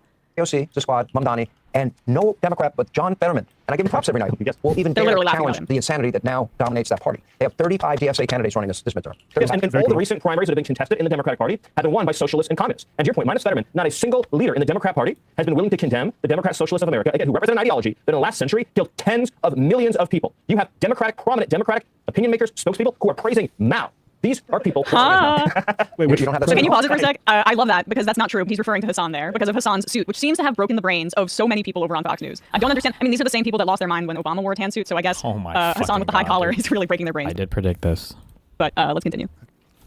Very popular in the Democratic Party. But that just underscores, Sean, the people you mentioned, the names you mentioned, AOC, Bernie, the squad, Omar, these are people who even 10 or 15 years ago would have been relegated to the outer extreme fringes of the Democratic Party. They're now the center of the party, they're the heart of the party, they're the soul of the party. So I feel like I've been making predictions about how everything would play out in the media. I feel like my predictions over the past year-ish, or maybe a little longer, have been pretty good. I feel like everything, I think this is a segment that I would have exactly predicted, right? Is you have these insane commies who are being represented by Fox News as being the center of the party. Now they're running onto the Fox News platform to give interviews and stuff and to talk about how cool it would be to abolish all the police. You've got the other lefty types playing these interviews to build credit for themselves. They're totally fine with being characterized this way because it helps them in their ultra blue places. And the only people that get fucked at the end of the day for all of this is just all the moderate Dems getting fucked by both ends.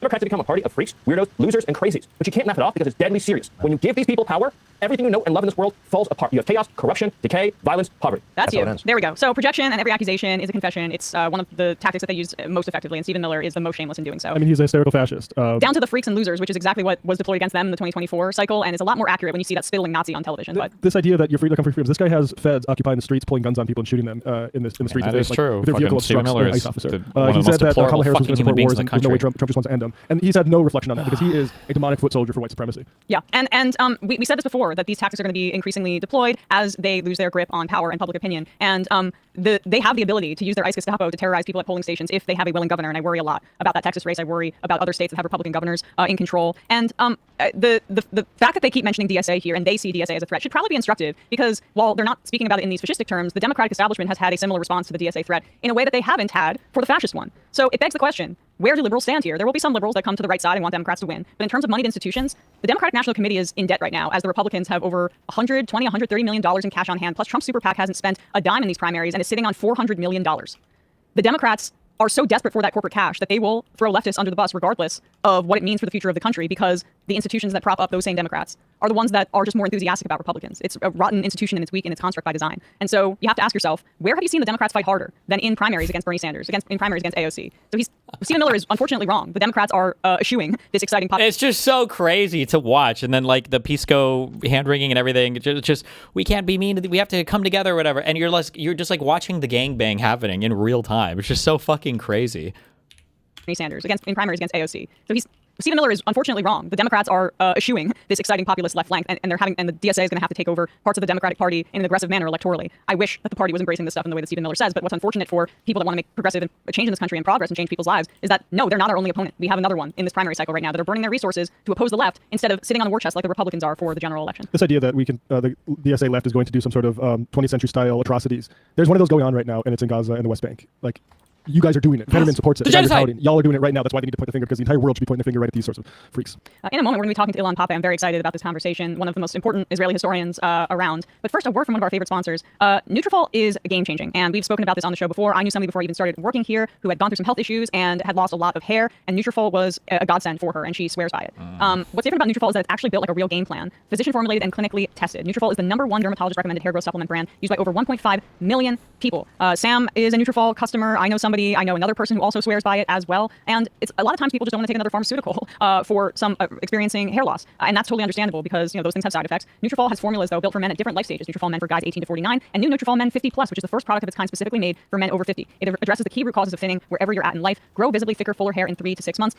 It's not a pharmaceutical, as I mentioned. So it's essentially natural ingredients. You don't have to go to a doctor for it. Nutrafol is a way for you to address some of your issues with hair loss without all of, having to get on another prescription like that, which I know a lot of people don't want to do. Wow. Start Nutrafol today and make the hat optional. Visit Nutrafol.com, enter promo code TMR10 for $10 off your first month subscription and free shipping. Find out why Nutrafol is the best-selling hair growth supplement brand at Nutrafol.com, spelled Nutrafol.com, promo code TMR. That's Nutrafol.com, promo code TMR. Link down below in the video and episode descriptions and at majority.fm. All right, quick break, and when we come back, we'll be joined by Ilan Pappé. Wow. We are back, and I'm thrilled to be joined today by Ilan Pappé, professor of history at the University of Exeter, director of the university's...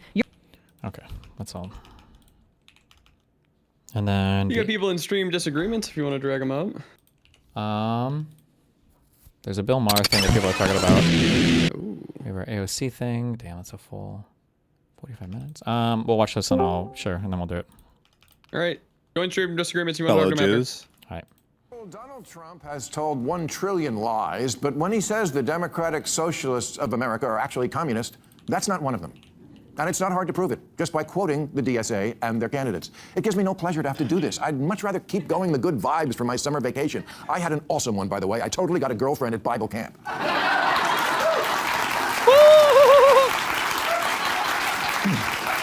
However, right before we left, Vice President J.D. Vance was on the show, and I told him that if the Democratic Party keeps going in the direction of the DSA, my vote was in play. And all I heard all vacation was, oh my God, you're a Republican now. No, that's not what I said. I said in play. And here's why. Because not a week goes by where I don't read about some newly chosen, exciting new face in the Democratic Party, and then when that face opens its mouth, the Communist Manifesto or some other crazy shit comes out.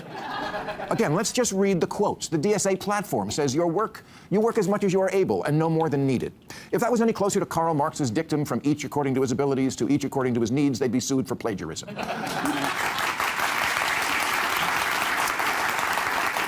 Not to leave any doubt, New York Mayor Mamdani once tweeted Karl Marx's words exactly. They're not trying to hide it. Their most popular influencer, Hassan Piker, thinks communism is so groovy. He laments the fall of the two of the most murderous regimes in history, the Soviet Union and Chairman Mao's China. Mamdani's aide, his top aide, Sia Weaver, said if you don't believe in the government's sacred right to seize property, it's over. And impoverish the white middle class. What? That's a goal? You know you're supposed to scare people into voting for you, right? One of the new soon-to-be Democratic Congresspeople, Darlisia Chevalier, supports seizing all properties from landlords and said, seize the means of production. Mamdani has said the end goal is seizing the means of production. I think they want to seize the means of production. Now, maybe you missed that in school or missed school altogether, but that's communism. That's communism, which we tried, and it doesn't work. Parties can change sometimes, you know. You have to keep up. Who freed the slaves? Republicans, Lincoln. Democrats were the racist party back then, but then JFK got elected and it switched. The DSA itself has switched, even 5 years ago. It shunned communists. That changed. Things change. Now the coalition within the DSA, called the Marxist Unity Group, is in ascendance, and I must take them at their word when their words include, our commitment is to the long-term struggle for a fully liberated, classless society, in a word, communism. What do they have to do, tweet out, elect more communists? Oh yeah, Sia Weaver did that. Yes. Good, I'm glad you're shocked. People got to realize this is going on. Yes, my vote is in play. I'm not voting for anyone who thinks the wrong side won the Cold War or cheers for the Intifada like it's the World Cup. It's so ironic from the people who obsess about colonization. You know what's being colonized now? The Democratic Party. Last month, 2 Democratic congressmen released an open pledge they wanted their fellow Democratic members to sign. It said, we are capitalist, not socialist. We want safety, not lawlessness. We are proud, not ashamed of America. These should not be hard words for a congressional Democrat to sign on to. You know how many did? 8. 8 out of 212. Guys, really, there's got to be an easier way to lose the swing states.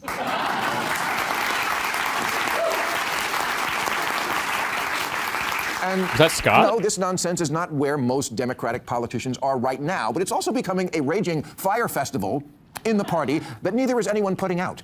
People are actually getting elected now who literally don't think we should have police or prisons or borders. And again, they're not lying about who they are. The media is. Ask Ms. Chevalier about the border. She says, yes, literally abolish the border. You know, if you call a woman a whore and everyone gasps, and then the woman says, oh, no, he's right, I'm literally a prostitute. Believe her. This crowd literally wants to get rid of our form of government, the Senate, but also, and I quote, replace the president and Supreme Court with an executive and judiciary chosen by and subordinate to Congress. Yeah, no biggie. Just taking the very essence of our government, which is 3 branches checking each other and shit-canning 2.5 of them. Who could be this nuts? I'll tell you who. Morons who are still wearing COVID masks in 2026. Ooh, that's Taylor Lorenz. Uh-oh. This photo is from the DSA meeting in Denver 3 weeks ago. Okay, I'm just going to say it. Since the far left, the far, far left, is overwhelmingly made up of affluent, ultra-woke white people, you raised your kids wrong. You told your precious brats that every brain fart was genius, and now those brain farts are becoming Democratic Party policy.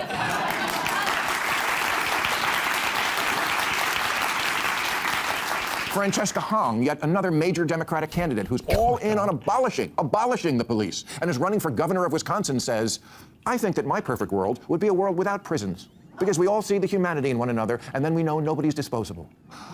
Well, murder victims are. I mean, if you heard this kind of nonsense coming out of the mouth of a teenage beauty queen, it would be an eye roll.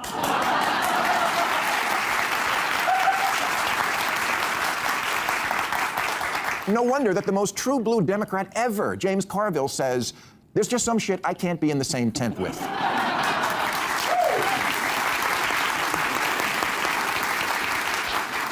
Yeah, Carville said, I'm done. I'm not in that fucking political party. Now, Gavin Newsom disagrees. He says he's good with it because the party is a big tent. Well, you know what else you find in a tent? Clowns. That's my fucking line. Uh-oh. It's so funny. So many liberals shit themselves every time Trump puts gold on something in the Oval Office. Oh, it's historic. And the separation of powers isn't? Get your head out of your ass. I would vote for Sarah Palin before this shit.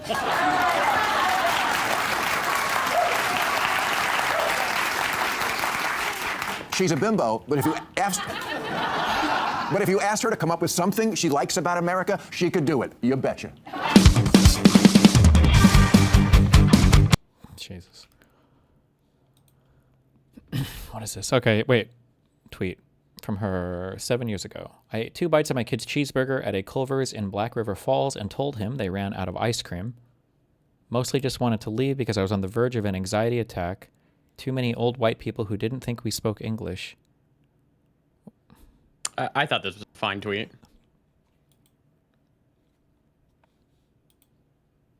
Okay. It just seems kind of weird, but okay. I don't even know. Okay. Okay. Drag 'em. Wait. Let me play. Wait. I have 8 queued fucking things. Okay. Okay, sure, maybe AOC is a communist, but Shez a commie mommy. Commie mommy, commie mommy, commie mommy, commie mommy, commie mommy, commie mommy, commie mommy, commie mommy, commie mommy, commie mommy. Who's that voice supposed to be? I don't know. Who is it? 10-minute ads, or should I say 10 minute aids. You endlessly complain about editing YouTube videos while there is a genocide going on. No sleep tonight, ape. You will work forever in your open-air editor prison. I think it's pretty clear. PISSCO's far left. He said he isn't in the liberal lane. On his last Twitter, space and stop 10-minute himself from saying has not in the leftist lane. Stupid beep. They added the fire alarm beep? They're just going to be racist with Right sword here! What the love this one. fuck do you think you're doing, you fucking muppet? Omega? No! You think a daft retard like you can get through to absolute wankers like PISSCO and I by talking to them like a normal person? Omega? No! If you really want people's attention, you donut, you need to spam Omega lows at them between every sentence. Omega low, especially if it's the same sentence in green text. Omega low, bugger off, tosser. I love that one. Bing chillin', we can't stoop down to the DSA's level.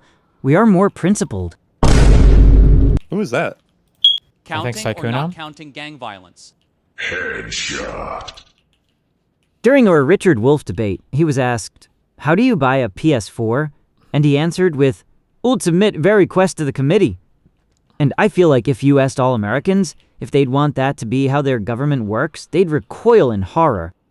Majority report! Wing and moan about my privileged life like a virtue signaling wanker report. More like... It's just not worth it. That community is never worth engaging with. There's just... Steve, it is Dan from the future. Don't finish that sentence. Also, we need to talk about Lauren. No, the other Lauren. When I was growing up, femboys didn't even exist. Now everyone is spamming, I know what you are, what is going on, what is happening.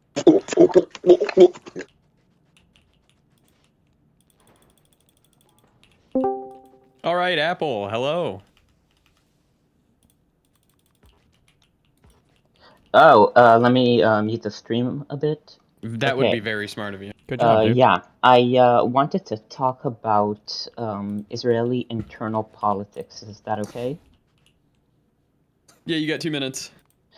Okay, you mentioned before that the thing about the ultra-Orthodox not joining the army. People on the outside world need to understand that Israel-Palestine might be the least, something that, like, most voters in Israel don't give a fuck about, actually. It's, like, one of the least prevalent issues in this election. Unironically, the ultra-Orthodox is probably going to be the main election issue. What's your question? And a question I generally I can ask. You can, in general, re-review the interview you had with Yair Golan from a while back, because now he's a more relevant politician. But something like in Israel, for example, what we do with the Is this a question? right, yeah. With the right-wing media is we the opposition just doesn't go on there. Don't you think that a potential for a way to Hey everyone, limit the PISSCO power here. things Just want to like make Fox News is just completely boycott it and donor wallet, just I don't know. Should we dono wall Fox News? I mean, or at the very least, if you go on it, you should be, ready to fight. Yeah, for sure. But I think that's kind of how a lot of Dems view it right now, is if they're going on, it would be, hardcore just to fight. No, I mean, for example, in Israel, I don't remember what's the last time any opposition figure has ever went on the right-wing news, ever. I'm pretty sure they don't even, they're not even accepting opposition people on there. No one's going on there, and it's completely boycotted. And we're actively even campaigning on closing that channel. Shouldn't that also happen with Fox News? Well, how could we campaign on closing a channel that is the largest and most popular news cable channel in the United States?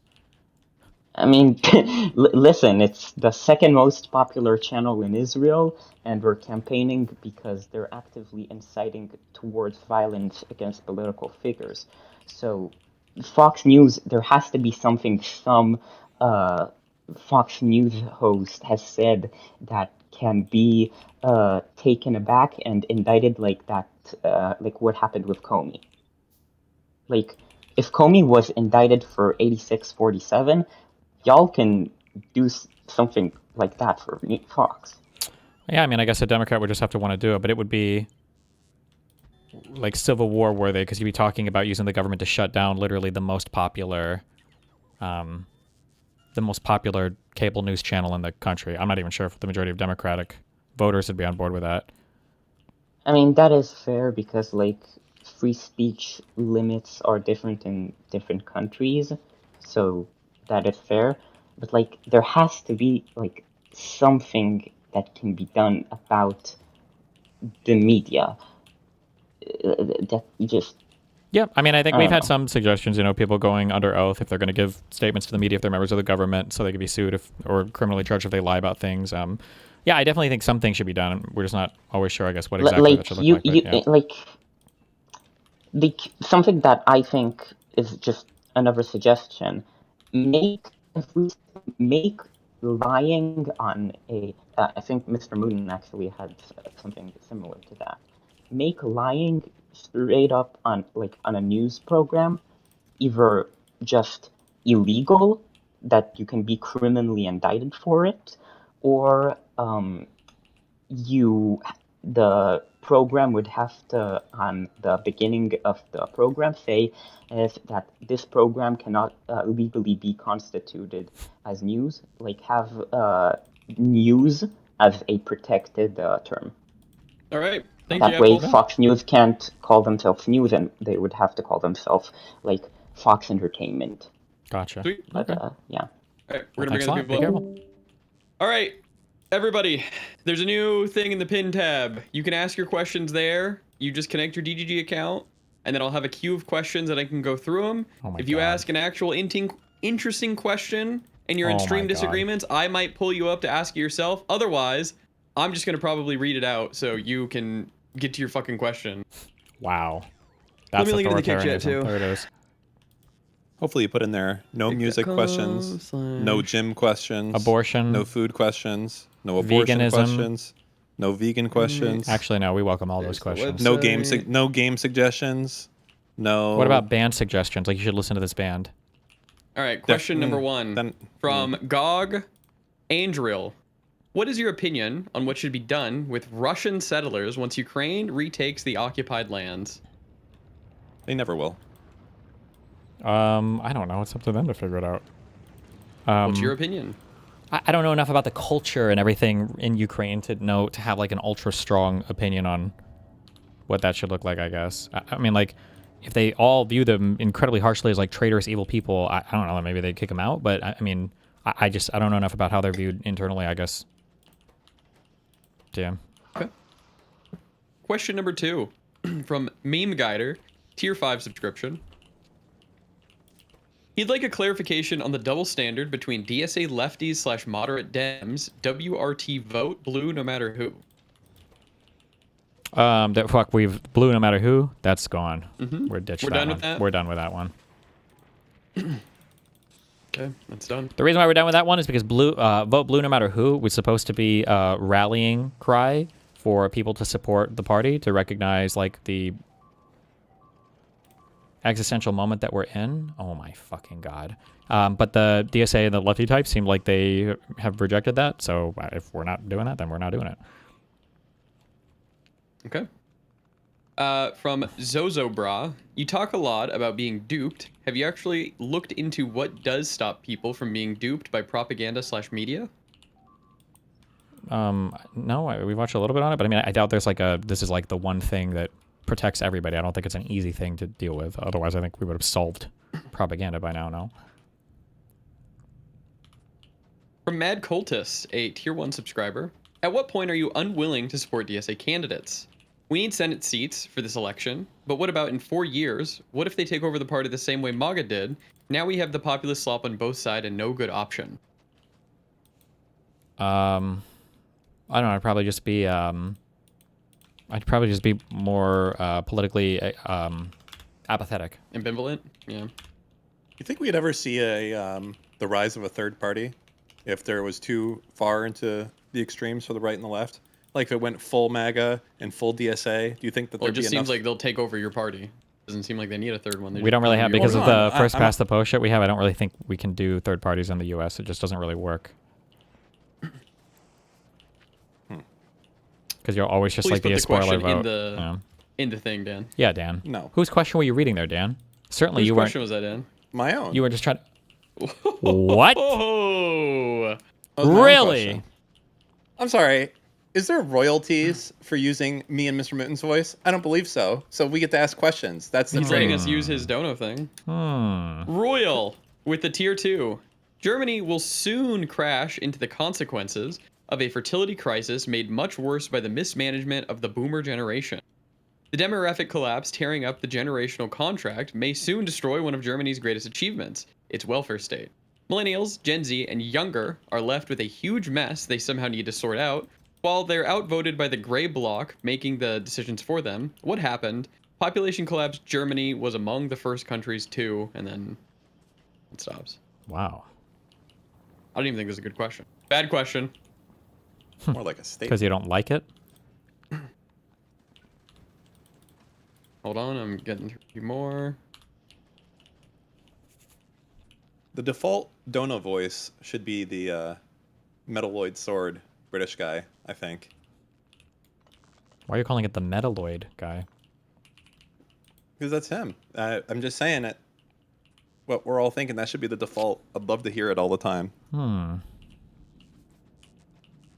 All right, we're X with a tier 4. Do you think it would be more interesting to go into research about how legislation should be instead of going Trump bad, DSA bad, what do you want me to say? Like how you did for rent control way back when? Nope. It's super boring to be into policy when literally nobody else wants to talk policy. It's actually one of the most boring fucking things in the universe. I was surprised that PISSCO didn't want to...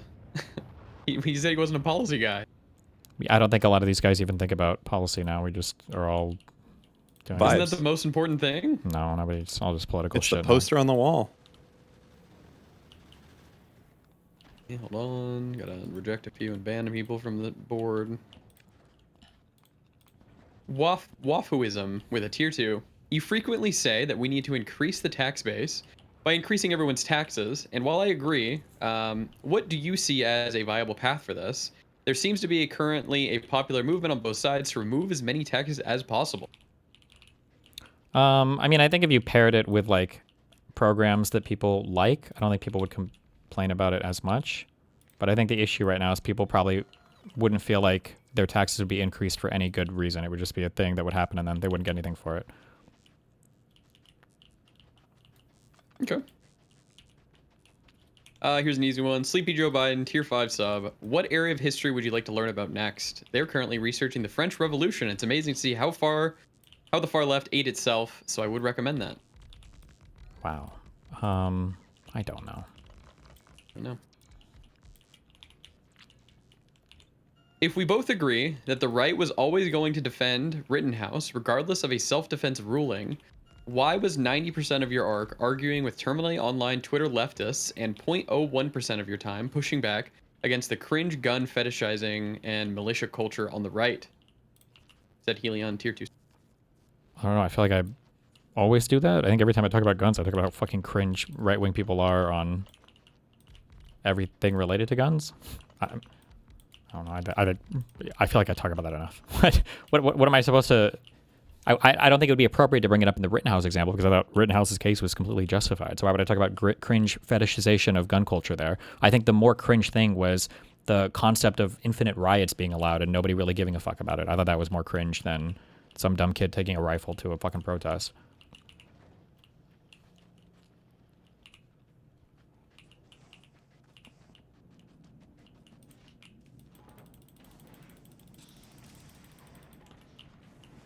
Stowballer with a tier 2. Donnie from CNN is releasing his piece about the battle for the soul of the party on Sunday. Oh boy. What's your read on him? Is he sympathetic to the Hassan types? I remember you mentioning that he received a ton of pushback from leftists compared to Maher. He seems like a reasonable guy. That's my read. Brum, tier 1. This isn't a question. I just want to say Dan should stop watching Cop Slop and return to the nursing home. Ooh. Damn. Trius with tier 1. Can you speak about the rising concerns revolved around government surveillance right now, specifically flock cameras? I don't know, not good. Thanks. I feel like well the answer is that nobody has a you have to decide what level of security do you want for what level of surveillance. Like you can't be, it's not like a black and white issue. Like some level of surveillance is obviously good and there's obviously a level where it's gotten to be too much and now you think it's unwarranted and it crosses over into infringing on our rights. I don't know what people think that process should even look like. Usually it's all just focused on whoever owns the cameras and then saying AI bad or something. So the problem is that I believe with Flock that individuals can just buy them and like put it up in their neighborhood. And then it's not even a government thing in those cases. It's just like we'll give you a free camera to make your neighborhood more secure, put it in your yard, we'll take care of everything. And then, you know. And then what is it like automatically like meshed into like the mass network of Flock cameras or something? Yeah, so Flock's not owned by the government, it's its own company. Mhm. But like I think the government can make requests to Flock and then, you know, it's this battle of people who want their privacy and the battle of people who want to have criminals getting caught by any means necessary that are putting up the devices. Mm-hmm. And then you also have municipalities that will put them up as well to try and do shit like track stolen cars or whatever. Yeah, I don't know. I don't know how much like people are affected by crime That type of surveillance right now. Like I don't know what the average person's feel is on it, but I mean like in my personal perspective, like having something stolen from me was like the worst feeling in the universe. And then probably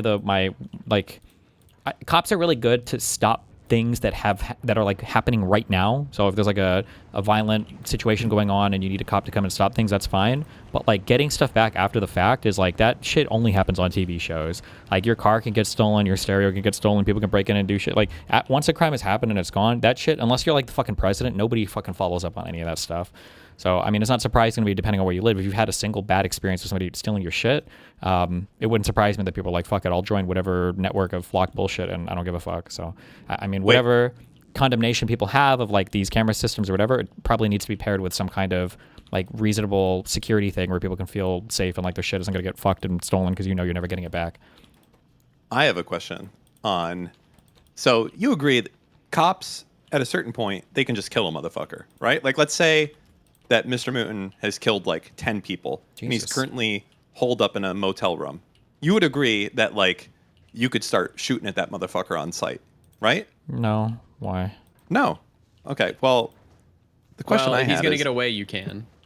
No, Sure. Dan is saying that, or if I'm to understand your question, you're saying at some point the crime is so egregious that the cop can basically be judge, jury, and executioner given the opportunity to. well, I'm basically saying at a certain point, if a criminal has done enough killing, yeah, and like every time a cop comes up, they shoot at the cop without question. It doesn't make sense to say, come out with your hands up, because the second that you see that every time you've been down this road 10 times, every time he shoots at you, you have to assume the second we see this guy, we take the shot. Like, that's the meme, like with the hostage negotiator, right? Oh, when you sure. get the shot, But I take mean, the that shot, has right? nothing to do with like the fact that he's killed a ton of people. Like you could Oh, count this, yeah. but I'm sure, just saying, okay. in that situation, so that's a setup. So here's the question. Should we allow cops to have FPV drones? Well, sure, why not? Or what's the argument Yeah, against it? I'm fucking What do with mean you, by- absolutely. Do you mean like ones that go out and shoot and kill people, or do you mean like ones for scouting, or what? I mean the ones that fucking you fly into them and it's like a grenade that goes off on them. Oh, like an exploder thing. Yeah. Yeah, he means like the one-way attack drones.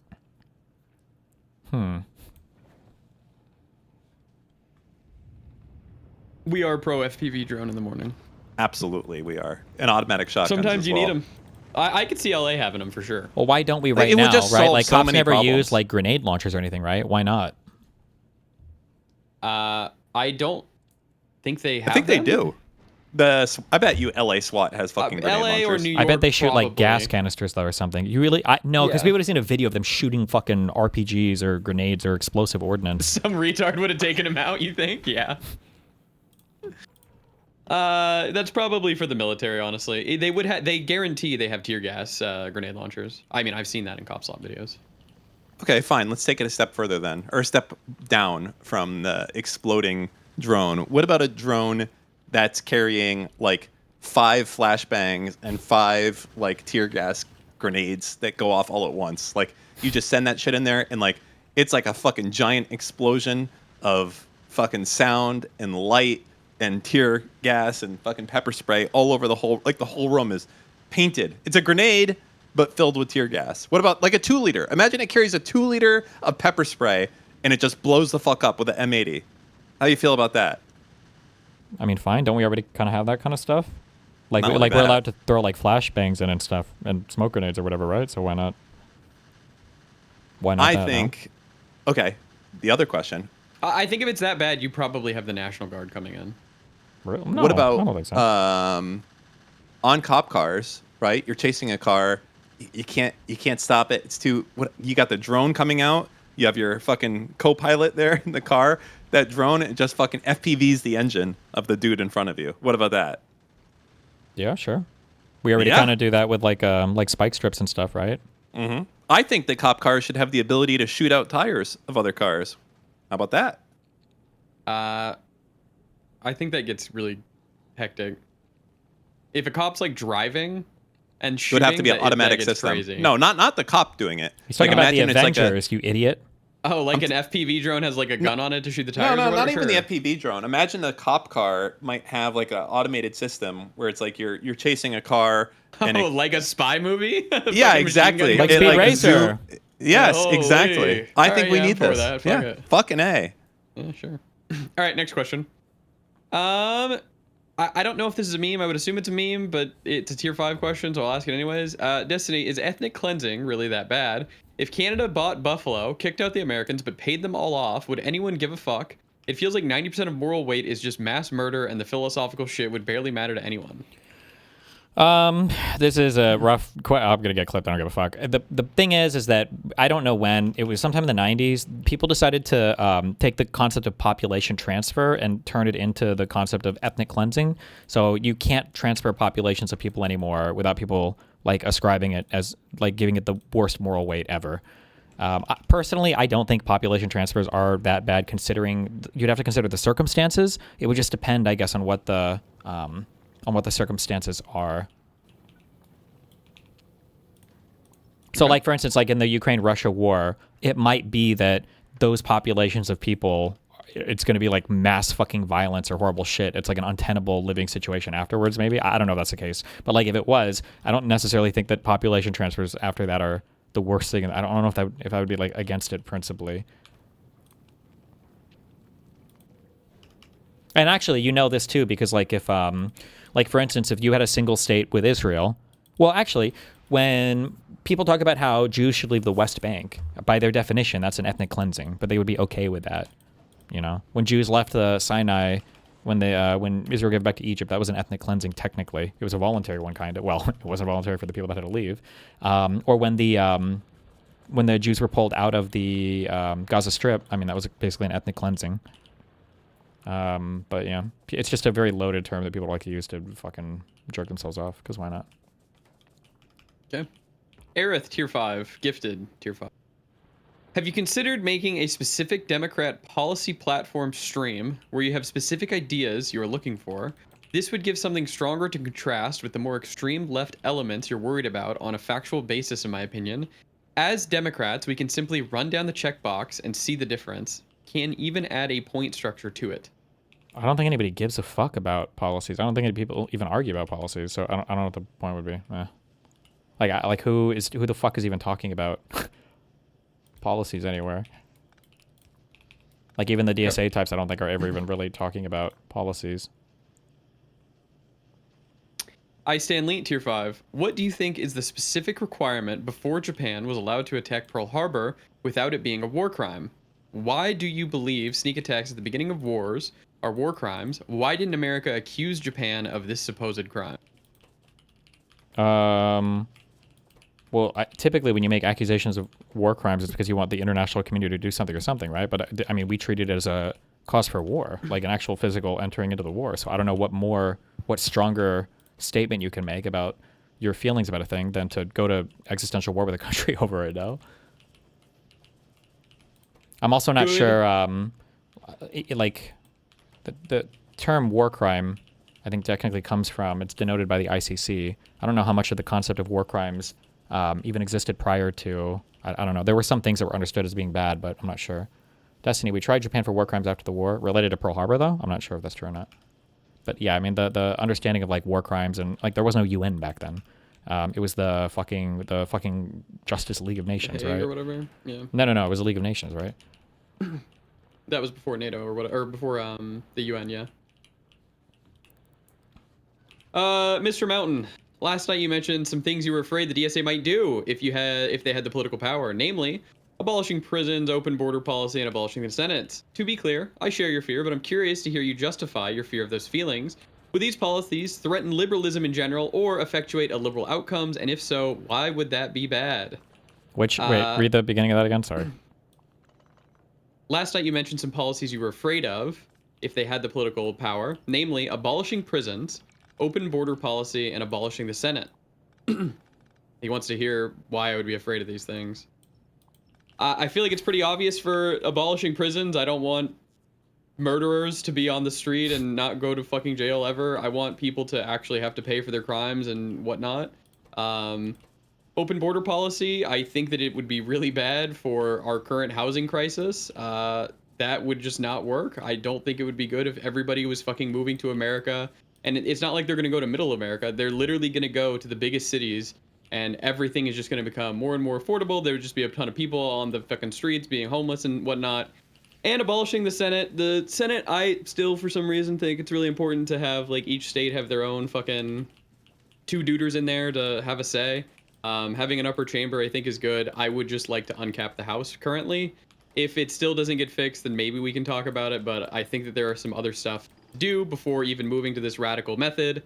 Like getting rid of the filibuster, I would really enjoy, because I think it would make every senator have to vote with their spine versus be able to hide behind, like, oh, well, there's a filibuster, I can't vote. There you go.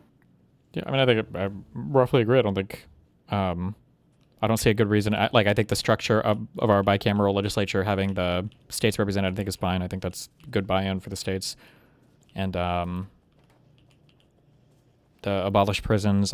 The problem is when they say abolish prisons, by the time you actually like drill down to what they mean, the positions are just super milquetoast positions that everybody agrees on anyway. Like we should have systems that, you know, find ways to reduce recidivism and reward inmates for, you know, good behavior and trying to reform them instead of just constantly punishing people and using it as like a revenge mechanism and everything. I mean, I think most people agree with that, not just DSA people. Okay. Bohannon, tier 4. How come you aren't that much on Piers Morgan anymore? You seem to be on a lot for a while. I don't know. They go through phases. Sometimes they invite me, sometimes they don't. Red Dudeson, tier 3. What is some advice for living and working in a predominantly MAGA shithole without becoming entirely black-pilled? I don't know. I don't live in an entirely MAGA shithole, and I'm all online constantly, and I don't talk to people around me very much. And I like arguing with people, so even if I was, I don't know, I'd probably just have fun screaming at people. Peak, tier 3. Regarding the DSA, what is up with the obsession on MAGA being the biggest threat? Shouldn't we be more focused on imminent threats? Technically, global warming is the biggest threat, but obviously we have more urgent matters. I mean, it's just a way to get people to not attack them, is when they say that, right? It's a strategy for them to get the heat off of them, the pressure off of them. Because when you say, like, why are we... Because you could use that same argument to them. Why are you talking about moderate Dems at all when the biggest threat should be Trump, right? But they'll answer you and they'll say, well, it's because we think that the moderate Dems are failing to defeat Trump, and that's why we are focusing on them. But we can't say, well, we think the DSA types are going to hurt us in defeating Trump. So, yeah. Rules for thee, but not for me or whatever. Yep. Ebon, you've talked about evolutions of your politics, communication methods, and community management. The application of the scientific method has helped man you numerous and transformative things in handling the adversity that faced us in the past. What if we apply that practice more deliberately when communications breaks down in conversations and disagreements? Okay. What? Right. Or I couldn't really understand the question. I don't know. use the scientific method when we have disagreements or whatever? Is that... I think that's the core of the question, yeah. True. Okay. Okay. Okay.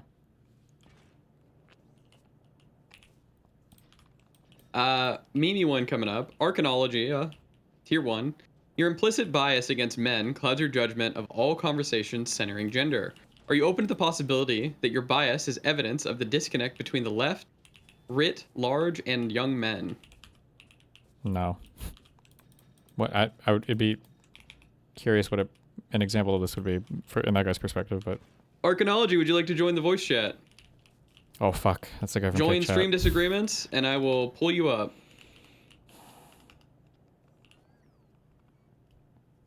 I'll read another one while we wait. Choco. Hassan has expressed his goal of subversion, and many in his camp have the same goals. Why do you think liberal Democrats are just willing to entertain and even champion him? I don't know anymore. I don't know. What do you think? Like, why do you think it's so hard? You think for like PISSCO or whatever, that's what you would ascribe it to? You think it's just clout driven? No, I think I walked away from that argument thinking that PISSCO is, in my opinion, more good faith than I ever thought he could be. I don't know if I got like fucking Stockholm syndromed while we were in the call for an hour. Let me think. What's my thing on PISSCO? I just don't think he's afraid at all. I just don't think he's afraid. But I don't understand how he's not, because some of the questions that he was asking me, when I'm thinking about it in retrospect, obviously in the conversation I'm not thinking about it, but I feel like I could just posit the same question at him about the DSA, and then I think he would just say like, well, yeah, that's bad, and then move on. Yeah, basically. But he wouldn't want to have like a 2-hour-long conversation over it. Yeah. So I just don't know. I really don't know why attack the middling libs over it when he wouldn't go and attack the DSA. Maybe he feels like we're like the big kids in the room and we're more willing to like moderate, etc. Or I guess like appease. I don't know. I really don't have an answer. Mm-hmm. That guy didn't join yet. Dark Nexus 7. Is there a line for your subreddit where there is actually healthy discussion versus actual ops/cute titles or questions to be apologists for the DSA? Example, there's a post called Moot's framing that the DSA are stealing seats is retarded, and it's all saying they aren't stealing when they are winning. So is he saying that our discussions about the DSA aren't good faith because we're framing electoral wins as them stealing, so it's impossible for them to ever do anything good because we've literally framed their election wins as theft? Is that? I think that's maybe what the subreddit's saying. Yeah, Oh. I think he's just talking about like the titles or whatever of things in the subreddit to add for healthy discussion. I admit I shouldn't have used the word stealing without caveating that I think that the DSA members should just run into their own shit versus running as a Democrat. Because I think by running as a Democrat, you literally are stealing because you're not Democrats. Yeah, it's kind of weird when they literally explicitly say that they're not our party. Yes. But they're and then they run under it. Yeah. So I mean, what do you want us to say? What do you want me to say? You literally are. Yeah. And question, I know you were saying like it's a two-party system. I guess I don't know how this would exactly work, but could someone not run as like a DSA candidate and get DSA on the ballot? What do you mean? Like running as an Let's say independent? I'm running in well, I guess that's the question. Let's say I'm running in New York City. Can I run as a DSA member versus an independent or a Democrat or a Republican? Oh, and have it show up on the ballot? I think you probably need like a minimum level of people filling out oh my god, what am I thinking of? The things that you take to people's homes and you have them sign Sure, like a petition or something. Oh, yeah, you'd probably need like petition, signatures on like petitions or whatever to get parties or something like that. That'd be my guess. So my thing is they should stop running as Democrats and just go do that. Go become a party, go become a political party, and then show up on the ballot. If your name's so good and people want to be you so bad and Democrats are so bad, then go run as DSA members. You'll do better. Well. Anyways, Lockie's tier 5. Leftist congressional people are handicapped in the same way MAGA people are. Ilhan Omar should always vote for every Democratic thing. A moderate Democrat is somewhere from a purple place that makes deals. That means you do vote against the party sometimes to appease their red side. Omar doesn't have that excuse, and that's why they can't be trusted. Why can't we have strong liberals fighting back against the idea that the moderates are actually the ones holding Democrats as a whole back? That was a long question. Why can't we have the conversation that progressives are holding back the Democrat people in general? Why can't we have strong liberals fighting back against the idea that the moderates are actually the ones holding Democrats back as a whole? I sent you the question as well. Oh, I don't know. I feel like that kind of plays into my general complaint that it just seems like we can never ever complain about these people, because it's basically that picture of Democrats don't get enough votes, so there aren't enough Democrats in power, and then when there are not enough Democrats in power, people complain about this current state of things, and then somehow the Democrats get blamed, and then the next election comes, and because the Democrats were blamed last time, they don't get enough votes again, and then because they're not in power again, people blame the Democrats, and we just play that cycle out infinitely. I feel like this is kind of demonstrated by the fact that whenever you push any of these people on their actual policies and you make them ground it out into something real, the policies that they actually want or actually push for end up being so milk toasty, like the prison abolition thing, that it's this is just a moderate Dem position that we just have never had enough Democrats in office to execute on. So I don't know.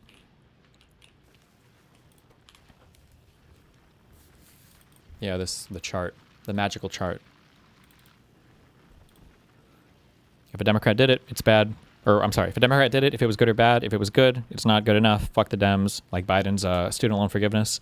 If it was bad, well, then it's obviously bad, so fuck the Dems.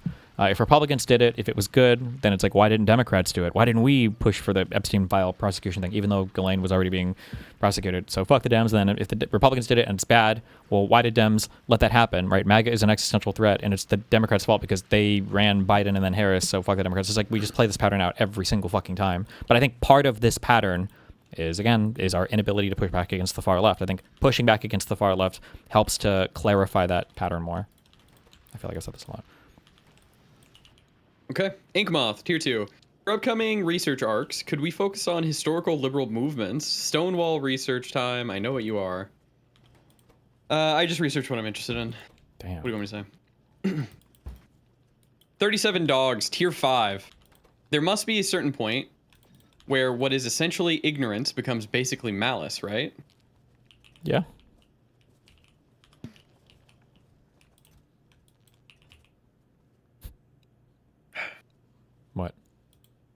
I was just drinking water. Good. Too much cyanide tier 2. How should we, as a community, engage with IRI or Josiah types who are basically 80 to 90% in lockstep with us? I feel like there are waves of hate for those two that feel a bit unjustified / too far. Love you guys. Yeah, I don't think there should be hatred. I think that, like, if there's like a big bad Democrat thing, or I'm sorry, a big bad like socialist or DSA thing that happens and they don't comment on it, I think people should be like, hey, like, it'd be nice to make a video or comment on this. And I'm a little disappointed that you haven't. I don't know. There'd be something like that. But I don't think there's like justification and like mass fucking hatred for these guys or anything. Alrighty, good question. Karuna, I heard you discuss ending the filibuster. Is that something we do after the 2026 elections or after a Democratic president takes office? I would want it ASAP, personally. Would you? I feel like after a Democrat takes office, probably. Because if we do it ASAP, it's not like we're going to be able to pass legislation right now anyway, right? What, we would need a veto-proof majority, yeah? Yeah, which is 60. I think we do it now because if we can't pass the good legislation, like imagine Trump gets it sent to his desk, right? And there's like a really good fucking bill, and now he has to veto it. I feel like that's something really strong for us to push for in like the midterms and whatnot. Be like, look at what the Republicans are vetoing. Now, they could have an easy out of just being like, well, that was Trump, I'm not Trump, but it would kind of fuck over J.D. Vance as president and be like, oh, well, you're the vice president, you should be able to convince him, blah, blah, blah. Maybe it's just a matter of would the Republicans in office even agree that it's good? Yeah. I guess it's a matter of, yeah, because for a lot of the stuff, I don't know if the Republican voter base is necessarily with us on it. I think it would force Republicans in the House to actually play politics more, and I would be interested to see how that would go. I don't know if the Dems are politically smart enough to actually fuck over the Republicans in any meaningful way, but I would be curious to see them try. Yeah, maybe. Visual finish with the tier 2. Would you push for transferring population of Kaliningrad Oblast and partitioning it between Poland and Lithuania at the end of the Ukraine-Russian war? No, why is this guy, he's like obsessed with this. This guy's been asking this question for fucking weeks. Well, he answered it. Quam ass Boba. Darius is planning on debating Jew Stalker on Israel-Palestine based Why? or cringe. I don't know, that sounds funny. I think I like Darius. Love Darius. Agent of Chaos, yeah. I think he's a good reporting type. I don't know why he's trying to like push into politics, I guess, because if he's going to sit there and do the readings and whatnot, then I believe that he totally can, because I think he's a smart guy. But I think he's a good reporter. I don't know why he'd try to go debate Israel-Palestine when I wouldn't even try to debate Israel-Palestine. And I think I'm like 6 months ahead of him on the politics stuff. A little bit of a Moot and elitism there. Okay. No, I think that he can do it. He just needs to go fucking read and watch videos and read articles and stuff. However, I think he should be like the DGG on the ground reporter out there outside of ballots and polls asking the questions, you know? Sure. That I'm looking forward to. Kaimi? Which chatter is the most kissable cutes to me? I say Bulldozer. What about Metaloid? No, he's British. Wow. Hater. CSPRNG Tier 1. How do you build out your political identity in these uncertain and unserious times? It is hard to educate everybody around you that is not interested. It is demotivating to engage with people that do not have the slightest amount of epistemic humility, etc. Careful. I don't know. I don't know. You have to start from, I don't know, figuring out like fundamentally the things that you believe in. What is your like moral foundation for things, and then find policy positions that match that. Damn, I don't know how do you create an identity for yourself? It's a big question. But I believe in you. You can do it. We believe in you. Density with a tier 1. Why does Destiny hate MMT? I think if you see MMT as modern monetary theory, as an economic lens instead of a policy, which it isn't, it's quite obvious that its central claims are true. Also, macroeconomics course when? I don't know. It's cringe. Who cares? Nobody cares. Base. It's all. I think it's all just fake money, and it doesn't matter. Based. True. So maybe the DSA is right. You can just do every policy and just keep going in debt. Triple as. Triple as, whatever you want. Yeah, maybe we should switch it on the Republicans. Just spend, show people how good it is, and then be like, all right, now have fun. I mean, they say we do anyway, right? So. Yeah, fuck it. Duke of Luffy, Tier 1. Given the poor track record of liberal democratic governments in the West over the last several decades, why don't you attribute the rise of parties like the DSA, UK Green Party, Socialists in France and Germany, etc., to those failures? It seems you are far more willing to blame it on the media environment, dishonest populists, or other reasons the Dems don't have agency over reckoning with what I think is a broad sentiment that liberals need to get their shit together. I mean, I do think it's been a failure of governance to some extent and a failure of media. When I say failure of media, though, I mean, that's also like part of their responsibility. They have to. The failure of media is not to say that they don't have any accountability. I mean, the media environment and messaging and everything is kind of part of being a political leader. Okay, we're bringing up the Acnologia person. Acnologia. Yo. Hello, hello. Hello, hello. Yeah. What was your question Yes. again? And then, yeah, go ahead. My question was, your implicit bias against men clouds your judgment of all conversations centering gender. Are you open to the possibility that your bias is evidence of the disconnect between the left writ large and young men? I don't. I mean, I would say. And you said no immediately, which is absurd. Well, why wouldn't it be more absurd for me to think I have a bias against something? Why would I think if I thought I had a bias against it in a negative way? I feel like I would try to correct the bias. No. No, I think you could be open to the possibility that you're blind to the bias. Well, I have to be open to the possibility that I'm blind to any bias. I guess it would be up to you to convince me then that I have the bias.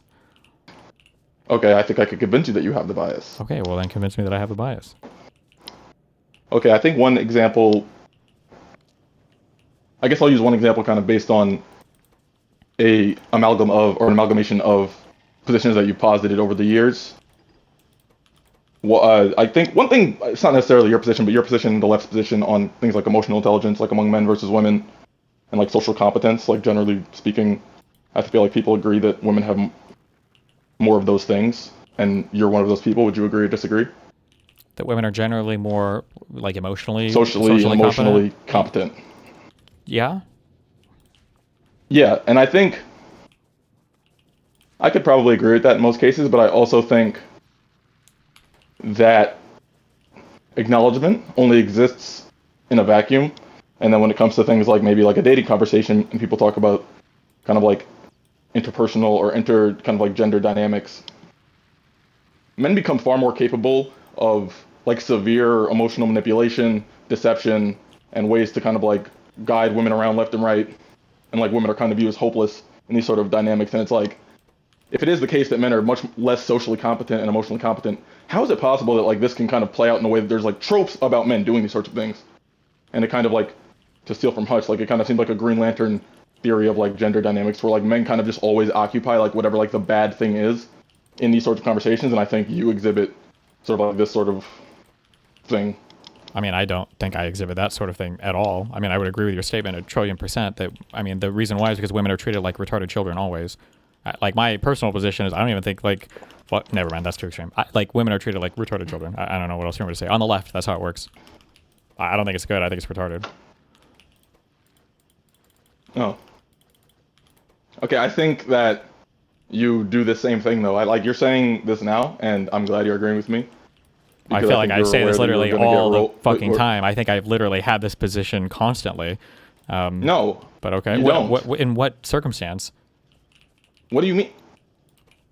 I think that women get away. I feel like I've complained so much that women get a free pass on. My complaint has always been that, like, on the right, you can rape women and get away with it. And then on the left, women can literally say whatever the fuck they want and they can get away with it. Like, I feel like the gender dynamic is really extreme on the political left and right. Why can you hold on? Just a quick question, buddy. Have you ever driven Uber before? Driven Uber, no. Why do some people just accept a thing and then they just sit in some place and they don't fucking move ever? Is it a troll? It's because they want you to cancel it, man. Well, but Uber even lets you cancel these and they don't get mad at you. They say it's not even like a penalty. Fuck this guy. Yeah, I don't know. Okay, sorry. Keep going. Or yeah. I'm sorry. Hold on. Wait. What do you feel like I've ever exhibited this, like the opposite take than what I'm giving you right now? Well, we've argued a few times over things of this nature. I'm trying to recall. One topic was around kind of like body shaming and like how body shaming manifests in men versus women. You believing that it's more deleterious for women in society. Me thinking that that's absurd. And I think that that's because you're kind of blinded by. I mean, I don't even know necessarily like why you think that, to be honest, but I think you're wrong. And then the other thing was, I think at one point we talked about media, and I said that I don't think that there's necessarily a gendered bias in media, but if there were one, it would be kind of like female leaning or like woman leaning, and you, I believe, disagreed with that as well. Sure. I understand. I know we've had, but I'm saying like with regards to me thinking that, like I feel like I've always said that women are kind of like treated like retarded children too much on the left. Yeah, I'm saying, I think I've there's like a particular kind of like set of circumstances where, I mean, you do say these things, I agree completely. I just think that like those sorts of opinions like usually come about, I don't want to say, I mean, in sexual misconduct reviews, stuff like involving like creators and stuff. I don't know. I think that those opinions, like, I agree that you've held them consistently, but I just feel like they kind of really only come about in like very particular circumstances, but kind of generally you don't usually say things like that. I think generally your opinion is like very like bog standard, like kind of like left coded, but then I think there are certain situations where like it becomes a lot less kind of like binary for you. Not that you're like inconsistent, just kind of like. Sure. I mean, like I am like I would probably identify as like a feminist. I'm gonna have like broadly speaking, like center left to however left social views relating to like women and men dynamics and everything. Probably, yeah. Yeah. So if I were to, okay, so sorry, my phone fell. Like I guess I'd say something like, in this sort of climate, like people talk about like young men's whatever. It's like we acknowledge like, okay, young men are, you know, like boys and men, like graduating, like dropping out of high school more, graduating high school less, going to college less, graduating college less, like going to law school less, going to medical school less, all these sorts of things. And it's kind of like those sorts of issues, I feel like don't really come to the forefront of like anything. But kind of like the negative ramifications of those issues, I feel like are kind of things that like we all fixate on, like yourself included, like and not really the other side quite as much. Sure. Yeah, but they probably get like the red pill shit, like kind of like all the like incel, like retard, obviously like horrible people, awful people, dumb people, or just, you know, very like misled, young, stupid people. In a lot of instances, like malicious actors, I agree, but I think that, you know, I think you could do a bigger part to kind of like combat these sorts of things. But, you know, my personal opinion. Sure. I mean, like, we probably don't talk about those issues as much. I mean, they have come up sometimes. Like, I'll bring up, like, during COVID and everything, when people were expected to stay home and work for their families, it was only men that were doing that. Women didn't have to drop as much of their life to do. Like, I've talked about these things sometimes. They don't really come up as issues as much, I guess, because I'm just not, I don't know. Yeah, but you also say things like, oh, like, everything that's, like, considered masculine, like, traditionally, like, that's all just, like, cool stuff, and everything that's considered feminine is, like, non-cool stuff. I feel like I don't really agree with, like, something like that, you know, because, I don't know, I think, like, things like rage and, you know, like blind rage and like danger, like imminent danger to like others, and like antisocial personality and stuff like that stuff that I feel like is very commonly associated with masculinity. Would you disagree? Sure, but also, I mean, like there are upsides to that as well. I mean, there might be like negative things related to like men being angry, but there's like positive things associated with like righteous anger and the strength to, you know, carry out your anger against other people. But I mean, yeah, I wouldn't say that like masculine traits are like universally good. Every single one is good, and every single feminine trait is bad and horrible. I mean, I just think broadly speaking, it's just kind of how it's viewed, I think. Oh, well. I also don't know, when we talk about like masculine or feminine traits, I don't really think anybody, I think just like common parlance wise, I don't know why, but it feels like those are almost always like positives. Like, give me some traits of like this person, or not a person, I guess. When you say like, oh, like what do you think are some masculine traits? I feel like people are generally thinking of positive things. Or when you think of like feminine traits, what are like some positive things? I feel like we generally speak of these in the positive. I guess you could think of like negative feminine or negative masculine traits, but that doesn't seem to be what that language lends itself to. But wouldn't you say that those feminine traits are like undesirable, or like kind of like net zero traits? I thought that was your position. My position is that, broadly speaking, I think the traits historically that are labeled as like masculine traits are usually things that basically everybody would want, and that the feminine traits that are labeled historically are usually giant cope things that suck shit, but like women just kind of have to like deal with it because they happen to be the ones that give birth to children. Okay. Oh, also, sorry, I just remembered an opinion. I mean, like I said, I feel like you're much more measured than you are in instances where I've expressed like vehement disagreement with you. So I'm kind of like fishing at this point. So I'm happy to let somebody else come in. The only other thing is, you mentioned that if you think like if men gave birth, like abortion. Wait, what did you say? Abortion would be legal. Like, it wouldn't be. Oh a yeah, question. 120%. Yeah. Like what? See, that's what I mean. Like that's kind of an example of like what I'm talking about. Do you not understand? Like that's. I feel like that kind of speaks to sort of like a more meta, like acceptance. And I guarantee you, like chat is like calling me retarded for saying this, but I like this speaks to what I mean, like kind of like a meta understanding of like compassion and like differences in like the way for like the standard man versus woman operates, or like men or women are perceived. And I think like this bias like is obviously is rooted in historical fact. Like it's not questioned, but I just feel like having that sentiment today, like where kind of like the discrepancies I outlined previously, not going to go back through them because apparently you're an incel if you bring that type of shit up.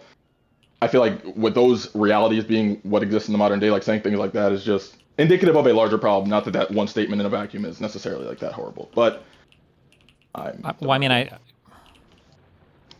okay, wait, state that issue again. I think saying things like, "Oh, obviously, like if men were the ones who gave." Oh yeah. Birth, I mean, I like, guess I feel like those sorts of Yeah, I guess. I mean, I guess I feel like that's true, but I guess I just don't see in society how like a male Based on bodily. what, though?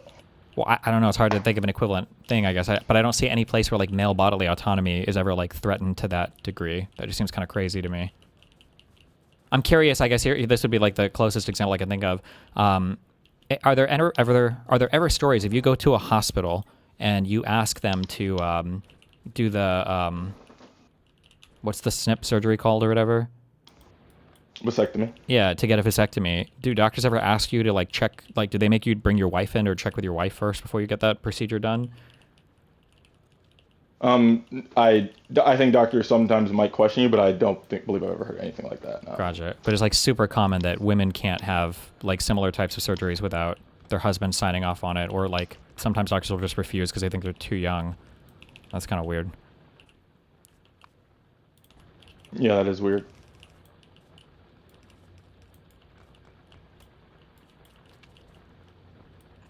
So what do you think that speaks to? Like, what do you think that is outlining? Like, I understand what you're getting at, but I guess I would specifically like you to kind of like.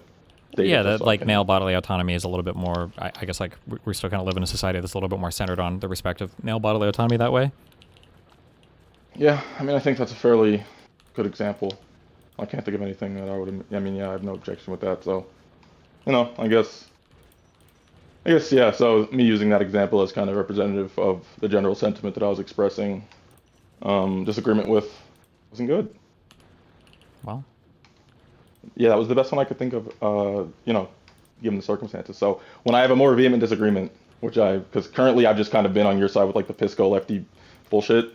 Oh, sorry, not PISSCO, he's liberal. With the Kyle, kind of all that shit, I've just been kind of, you know, these frontline soldiers, bro. We gotta clear your name up, bro. I had a conversation with somebody close to me, and he had watched the Professor Dave video on you, and he had like he's such a smart guy, but he had all the talking points about you, and I had to kind of like. I had to slow down and just like educate him on like the whole lore. And at the end of it, he was like, I mean, I still disagree with them in Israel-Palestine, but you realize you're not like, you know, an insane like genocide-loving rapist. Yeah, thanks. You know, I try not to be. Yeah, bro, we're working out here, so you know, keep up the good shit. Appreciate it. Yeah. All right. I'll have you be careful. Yep. Yeah. Really. Wrath? I don't know. WRVTH. As a fellow music scholar, what is your experience like when talking to most people about music? Is it frustrating to try and engage in the topic when people's ability to express what they're hearing/feeling is difficult for them to communicate? Is it frustrating? No, I think part of knowing these things is being able to translate it to a normal person, right? Like when a normal person says that they enjoy something, or when a normal person says that they like the way something sounds and they use some words to explain it, then like assuming you have some training, then you understand what they mean. Like sometimes people say they like a particular thing because they feel like it's like they like this song because it's slower than another song.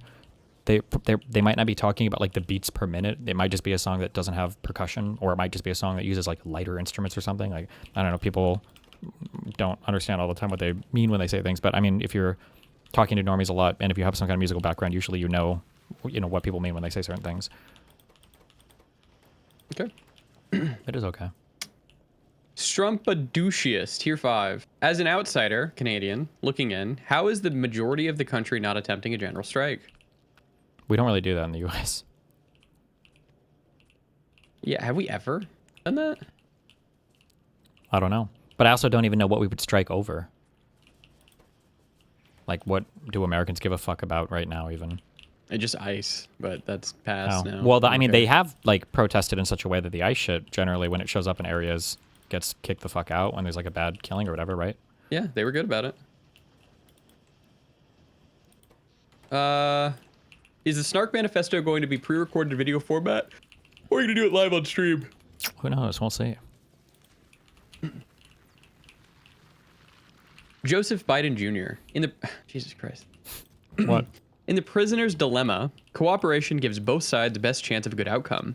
If neither side cooperate, both suffer. But what if one side doesn't even realize they're in a cooperation problem? Suppose they believe they're absolutely right and see any compromise as betrayal. Eventually, they'll face the consequence of refusing to cooperate, but so will the other side, even if that side was willing to negotiate all along. An appeaser is one who feeds a crocodile hoping it will eat him last. It's not really a question. Well, good statement.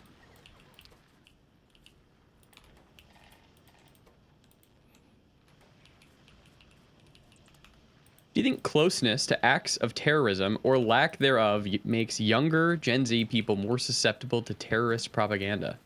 Maybe. Like all the school shootings and shit, maybe? I don't know. I'm sure that has an impact on people, yeah.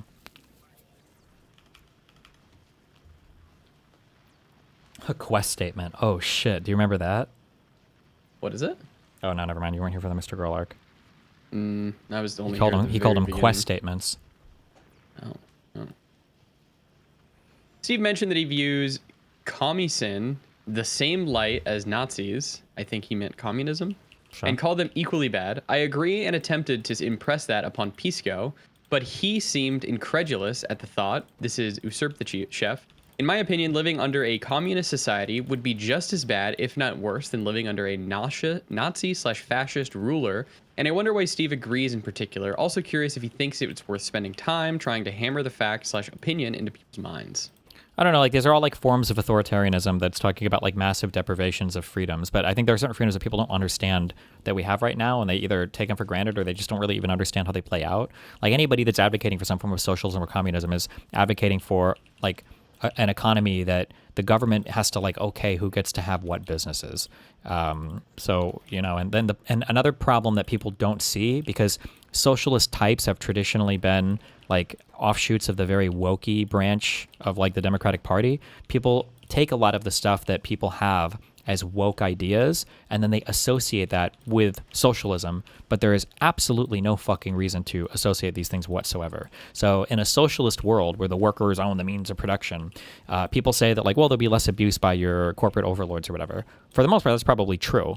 But like things like some of the ways that your corporate overlords abuse you might actually be good in whole for society. For instance, it might be good that you don't have the freedom to infinitely sexually harass your coworkers, because if you do, HR is gonna, you know, fuck you over. Or it might be good that you don't have the ability to infinitely I don't know, like there are things like pollution and everything.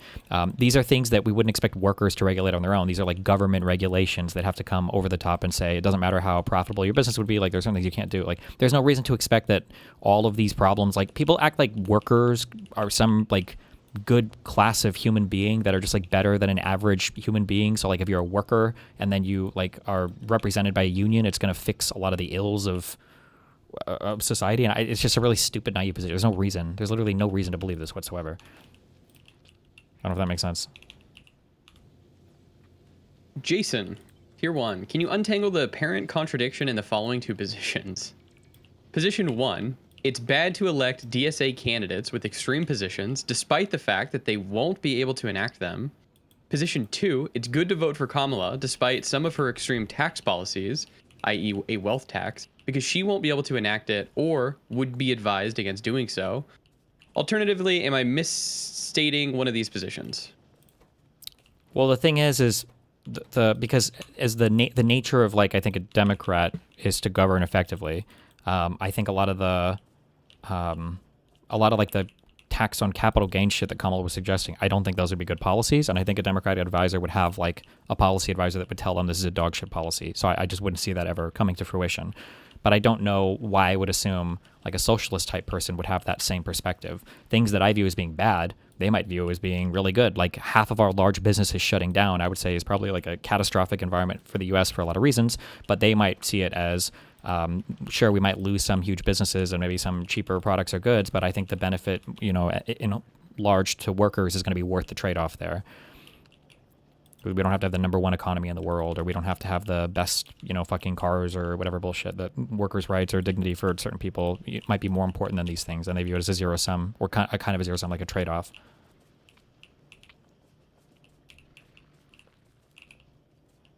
Animus. You've argued DSA-style candidates can win in deep blue cities like New York City, but struggle in swing districts. Do you think DSA's recent primary wins prove that theory wrong, or do you think they are just picking the easier races? Which primary wins besides Wisconsin? Oh, they haven't even won Wisconsin yet. I can't think of any. Isn't that like foregone? Well, I thought that election was like today or something. It's just like New York. It's going to be August 4th. It's probably foregone yet. Oh, 3 days. But I'm at a point where I don't even know. I feel like a schizo because I don't even know if I believe the polls because this lady does not seem electable, man. I feel like a schizo. Yeah, I don't know. I truly don't know. Has China hacked the polls? Whoa, careful. Oh, you're getting clipped on that one. Good luck, Moot. Oh, Jesus Christ. He's gone. He's gone. They're commie. What about, can I say Russia? Oh, whatever. Brandon, why can't Destiny just be nicer? Good one. Wow. The Amazing Tiny, tier 1. Do you think it would be worth it? Do you think it would be worth it and go back to research how moderate Republicans reacted to the Tea Party's candidates just to refresh our memory? It's something we lived through, but was probably not focusing on at the time. Well, I feel like what the Republican Party at large did was, I feel like they did what people are telling us to do, which is adopt their messaging. When the Tea Party started to grow, I feel like the Republican Party's response to it was like, oh shit, well maybe they have a point, so let's like start to adopt some of the Tea Party's messages or positions. And then as they adopted them, they quickly got eaten up by them. K-Light tier 1. Your position that Jim Crow wasn't apartheid seems to stem from the idea that it wasn't top-down or official policy in some way.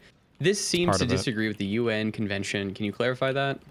I don't know. The UN convention is for apartheid. It's fucking retarded. I don't know. I can't imagine something so fucking retarded that like apartheid was like a particular specific system that existed in South Africa. It was called apartheid. I don't know why we made that like a generalized crime when it was such a specific thing in South Africa. I don't, and then I don't understand what, I don't know. It just seems dumb to me. Well, I thought the Genocide Convention lists the definitions. What is the UN apartheid thing? Is this like a, does it actually name like what qualifies for it, or is it just like a? I'm gonna pull this chatter up. They want to be in. Who? Oh God. The person who asked the question.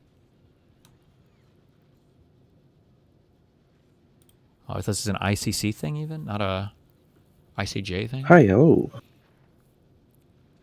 Heidi ho. Yeah, no, there's a UN convention on it. Wait, what was what was the question again? So you have this thing about Wait, just ask the question. What was the question? You have this thing about like Jim Crow was an apartheid Mm-hmm. because it wasn't at a federal level or something. Like I don't know.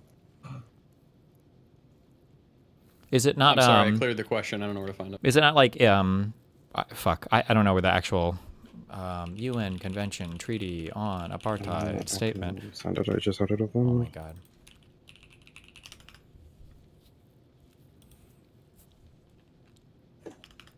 Yeah. Did you get it? Should I send it as? All right, I found it. Your question was your position that Jim Crow. No, we got it. We got it. Oh, you already know. Okay. Convention on the Suppression and Punishment of the Crime of Apartheid. It's a 3-page thing, yeah, or no? It should be more than Professor that. of International. Oh wait, no, wait. 32 pages. Okay, nope. Hold on. Why the fuck is there a side shot in here? What the? Or if you know, just tell me how does the UN define the crime of apartheid? Okay, I'll read it, right? Lock in for a bit. I'm reading a quote from the. Oh wait, it's actually here. Okay, the crime of apartheid. Means okay. Inhumane acts of character similar to those referred to in paragraph 1, committed in the context of an institutionalized regime of systematic oppression and domination by one racial group over any other racial group or groups, and committed with the intention of maintaining that regime. Is this not similar to what I was saying, or no? I don't think so. I mean, I don't see how Jim Crow wasn't institutional. Like, it wasn't federal, but it was certainly institutional, right? Is institution like every like does that just include like places of employment or informal like city code or whatever, or? I mean, you could argue against that, I guess, but I mean, Jim Crow was at least at the state level, so I would call that governmental in some way. What would you call? What's the difference between like a country? Okay, if you had to characterize the biggest differences between like apartheid South Africa versus the U.S. and Jim Crow, what would you say is like the difference? I think there's a difference in scale. Apartheid was much more brutal, especially when you consider like the Bantustan system, which I don't think something like that ever came to pass in Jim Crow. Probably because I don't know, African Americans were in the minority or something. Yeah. So I think there's a difference in brutality. So one is just like so one is apartheid and one is just like a much worse apartheid. In some sense, right? It's like the Bosnian genocide versus the Holocaust, right? I'd say one is worse than the other, but we can recognize both as genocides, right? Hold on a sec. Hey, you can set them up. Do you think that like, would you consider like every single like caliphate, would these all have been like apartheid regimes, I guess, since they had like separate things for different religious people or whatever? We could look into them, I guess. I would err on the side of maybe. Would you consider, I'm trying to think, is the United States in apartheid right now with regards to how we treat our Indians, our Native Americans? I don't know what the arrangements are, so I couldn't say. My guess is probably not, but I just don't know what the arrangements are. Okay. I think it's probably more complicated because if I remember correctly, all of the tribes are like separate sovereignties or something, and those are made by like quote-unquote bilateral agreements, so probably not, because it's technically not the U.S. Is there any type of like racial segregation that you can think of that you wouldn't consider apartheid, or like is all racial segregation apartheid in your mind? A type of racial segregation I wouldn't consider apartheid.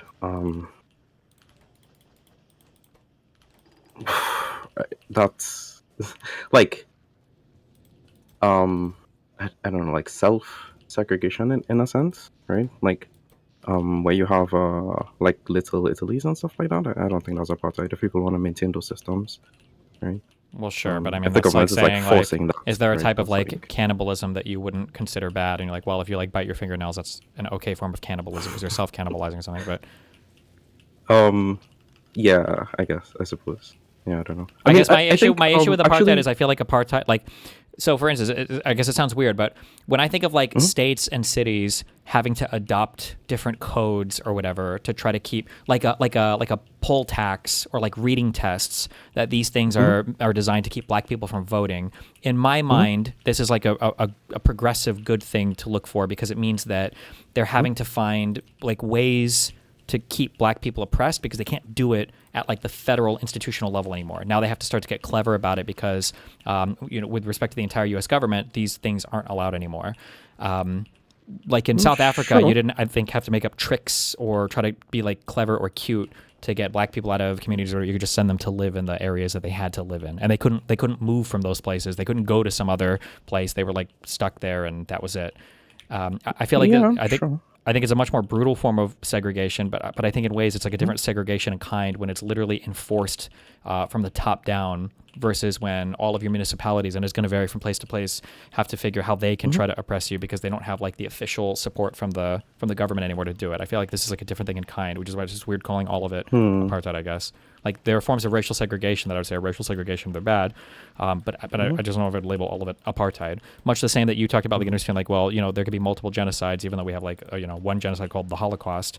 I don't know right now if lefties would ever view a difference between like a very brutal one-sided war versus like a genocide. I feel like they would call like all like I feel like they would call like what happened in Iraq like a genocide, or some people say that like it was a genocidal act to nuke Hiroshima and Nagasaki. I don't know. It just feels weird to give everything like the worst name possible. It feels like that's what people want to do, is they want to give everything like the worst name possible. Yeah, I understand those concerns. I'm not really like arguing from that perspective. I mean, I hate the way that lefties ascribe these labels as well. I just think that you're wrong at this particular point, as it relates to Jim Crow specifically. Right? I guess, but then it just feels like we've just taken like population transfer is now always called like ethnic cleansing. It just feels like every form of like racial segregation now we just call all racial segregation is just apartheid. In which case, I think so. Well, but then I'm curious, like what's example you're gonna bring up, right? What is You argued about this before. Wait. I'm not sure why you changed. Seems like you changed your mind. Wait. Give me 1 sec. Hold on. I'm going to grab my door real quick, and then I'm coming right back. 1 second. No. Hold on. He's running. Oh, you won. Yeah, I won. Oh nice. my God, he ran. Hell yeah. Holy. Did you like my debate earlier? Yeah. It was super cool actually to see you take on PISSCO. Do you think I slayed him? I mean, I agree with you, but I'm like more partial to your kind of thinking. PISSCO's kind of. Do you think I slayed him though, like a dragon? Okay. No, yes I don't no? know. I think you had a nice no? fight, a clean fight. Good. It was above the belt.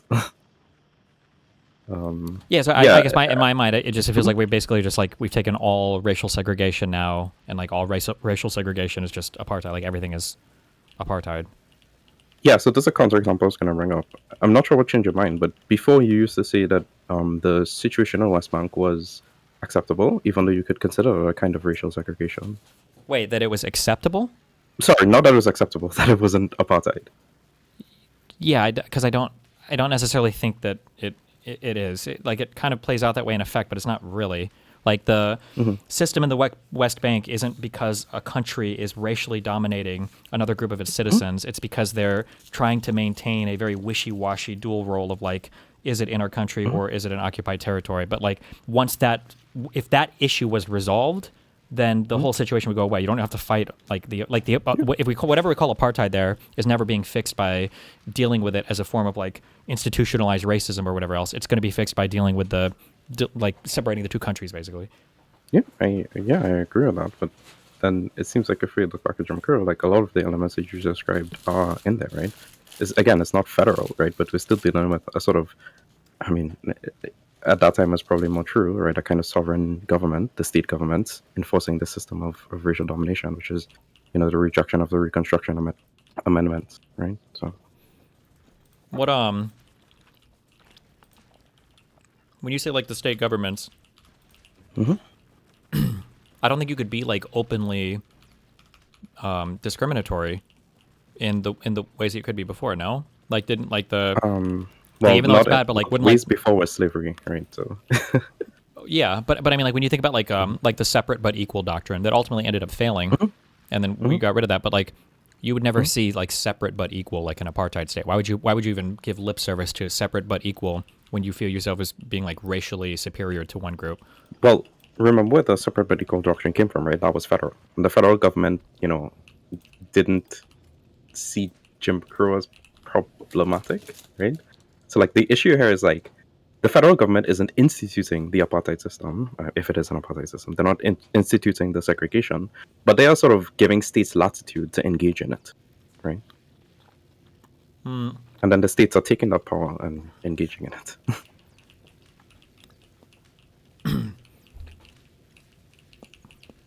I don't know. I guess back to my original question. Then I guess, is there any form of racial segregation that you think that can exist that isn't apartheid, or would you consider all racial segregation to be apartheid? I would have to think hard about it's hard for me to like think of a situation where that exists today, where it's not something. Or even like that's being- I don't- hypothetically, besides like self-segregating, obviously, because I don't. Yeah. But like, could you think of like what would be your thing? What would be your situation, right? Well, I think they're like I would say Jim Crow, yeah, right? Or I would say like any form of like. Oh God. Yeah, let me pull back a little bit because I think I'm seeing maybe I'm a little bit off target. I think the issue with Jim Crow, right? The main reason why I would say it was apartheid is because it satisfies the intent part, right? The intent of Jim Crow was to subvert the Reconstruction Amendments, right? Which would be to maintain the racial hierarchy of the slavery system, right? So I think it's not just about the act, which is the segregation. It's also about the intent. Maybe I kind of. I guess from like a crime, like an ICC strict crime perspective. I mean, I could probably agree with that for sure. Yeah. I mean, that's like my whole problem, right? Because at least at the beginning of there's a IP difference. Stuff, you're like, but there's a difference between like I would say this guy is guilty of trying to perpetuate essentially apartheid, but that's different than saying that like an apartheid system like exists, I guess.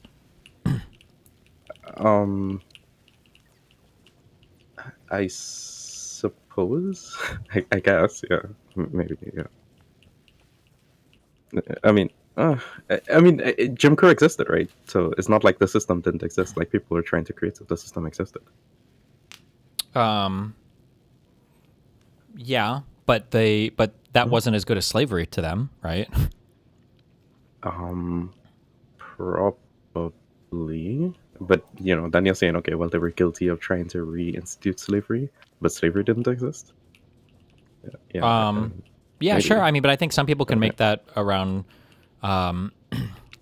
Did like sharecropping and stuff? Didn't that come up after slavery? Like people tried to find ways to still push for like essentially slavery, but in more terms or whatever. But we still had different terms for it. We would say like, unless maybe people want to relabel all of that too, is like sharecropping and indentured servitude is just slavery or whatever. But I don't know. I feel like we lose.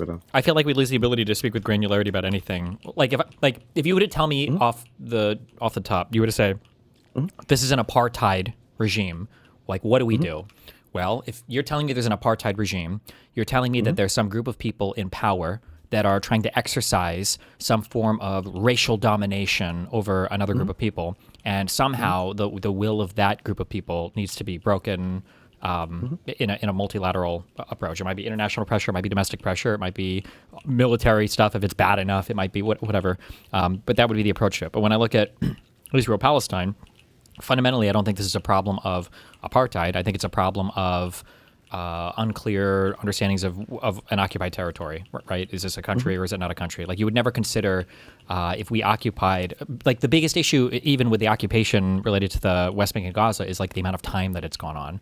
We would never consider if we occupied some territory in a time of war, we would never consider that like an apartheid regime because it's occupied by an enemy, right? Yeah. Sure. Yeah, but I mean, it would. But like, if we occupied it for 70 years or 60 years, however long Israel's occupied the West Bank of Gaza, well, now it looks a lot weirder. But still not necessarily apartheid, but like a structure that seems to resemble it or similar to it coming out almost looks like apartheid, and I'm sympathetic towards that. But the solution to it wouldn't be to treat it like apartheid; it would be to treat it like an unsolved, I think, border dispute would be the way to actually make progress on it. I don't know if that's the way that sure, I guess. I mean, but. I guess then what are you saying, what is the treatment towards apartheid? Nobody invaded South Africa, right? No, but but there was like, wasn't there was big international pressure. There was obviously domestic pressure and everything to solve their issue. I mean, apartheid has only been solved one time, I guess technically. So what I was trying to get at is like,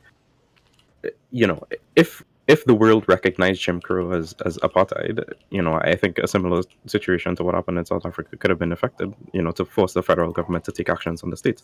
And eventually the federal government did take actions on the state. That's how the situation was solved. So yeah, I agree with that, but I think that good parallels there. Yeah, but I think that there. I mean, I speak with the privilege of being, white American and the United States and everything. Like, I feel like it's pretty easy to say from an objective level that like apartheid is wrong and apartheid is evil and the system of apartheid should be brought to an end. Like, I think that's pretty easy to state. I don't know what the easy solution is for Israel-Palestine. So like big pressure internationally is like a thing that I can understand on South Africa to end the system of apartheid. It just seems kind of fucking evil. But I don't think that I don't know that same push. It's not like you can push Israel into like an obvious solution. Even the people on the ground there don't have like an obvious desire for what they want between the Israelis and the Palestinians. So yeah, just to be clear, I mean, I'm not making any arguments about Israel. You know, I yeah, like you said, I can't solve it. And, you know, nobody. Wow, 37 dollars, thank you for 50. But well, yeah, but I'm saying like if there could be like huge, if there was huge international pressure one way or another, right? Like you're talking about, like, you know, what's happening is we're trying to get like international pressure on it. If it was treated like a territory dispute, well, then the huge international pressure would be we have to figure out the territory dispute, and that's what all the effort and everything should go into. And that's good. I think that would be a good positive thing to pressure people there to figure out. But if we come at it from like an apartheid situation, the only way seems to be like genocide or ethnic cleansing. I don't see another solution besides that. It's going to have to be like a total dissolution of the Israeli state as a Jewish majority state, and then what comes after may be whatever it is, and that's it.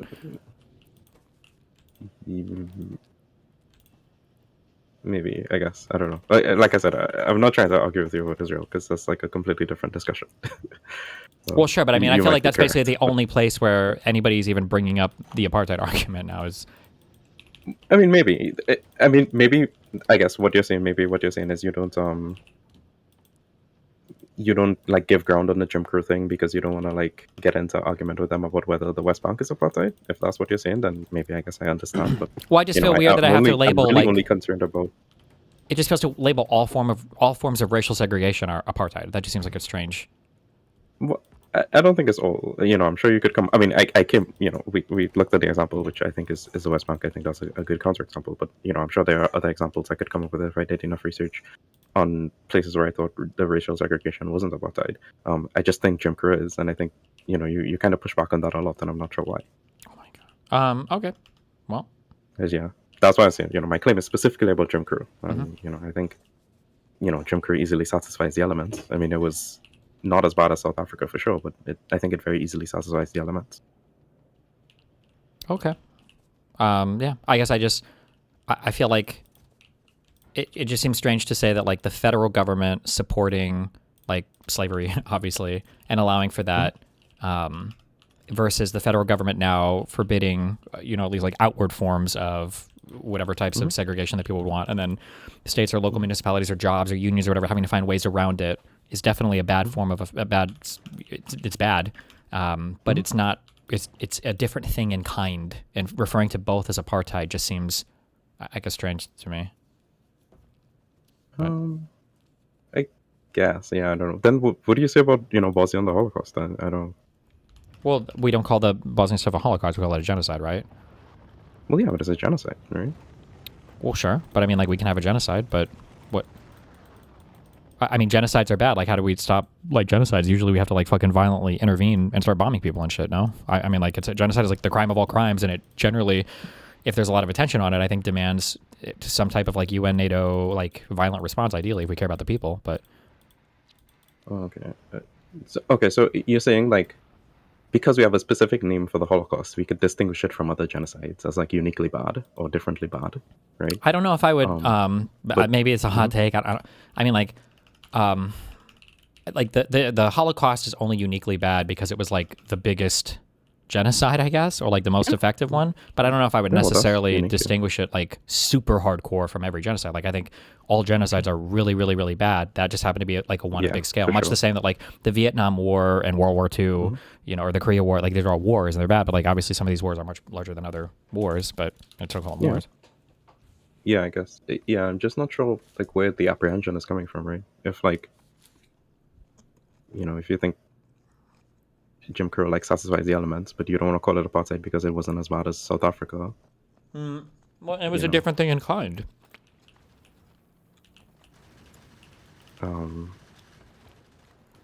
Like it wasn't a top. Like black people could move; they could leave a state if they felt like it was shitty, right? Like you can't do that in apartheid Africa. People could be in the government. You could have, you could run for president. You could have senators and congressmen. You wouldn't do that in apartheid South Africa.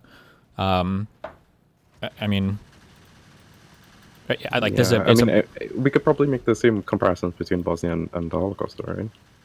Well, but I mean, the when we think conditions are much worse for Jews. Well, I mean, they were still trying to kill people because their desire was to eliminate, like basically eliminate a group of people, right? Yeah. And that's what we generally give as the crime of for genocide, but we don't say that like apartheid is just racial segregation. Like those are different things. Like apartheid is like a Well, it's not just racial segregation, right? It's racial segregation with that particular intent. Well, the intent is to exert like racial domination, I guess, of one group over another. But I think it also requires, like if you had a racist employer and they only gave black people janitorial jobs and the white people were working like on computers, would you say that like that was like an apartheid work environment?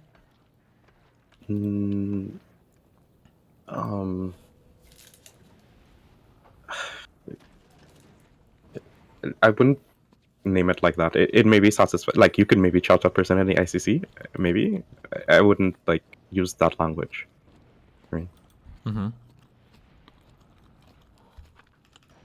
But that's, I think, the scale is so small at that point that you're talking about something very different. I mean, I don't even know how I feel about the ICC really, so it's just like a very different thing, I think. Oh, hey, well, that's what the Trump guys say right now. They don't like the ICC either, so. Do you consider the Indian caste system right now to be apartheid? I don't know a ton about India. It's hard because I don't know if you would call castes different races. Maybe if they were, maybe. I would have to research more about India. I don't know a ton about that.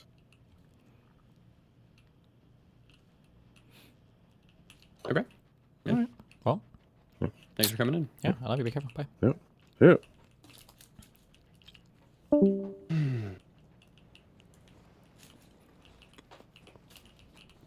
Get a load of that guy, huh? Get a load of that guy. Owlishness. Are you as furious as I am about the classified documents case being dismissed? There should be some through lines, especially when it comes to presidential immunity, that would allow cases brought up before election should be able to prosecute the president. Guilty case would default to the runner-up. The actual gravity of the case is stunning in how illegal what he did actually is. Thoughts? I mean, yeah, I'm really mad that that all the cases against Trump were dropped, yeah. Except for the New York one, yeah. What was the prescription there at the end, though? I just...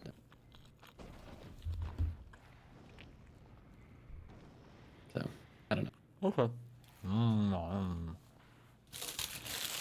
Verena, did Tiny see the let's raise money for Palestinian kids ourselves to Mog leftist thread in the sub? What are his thoughts on it?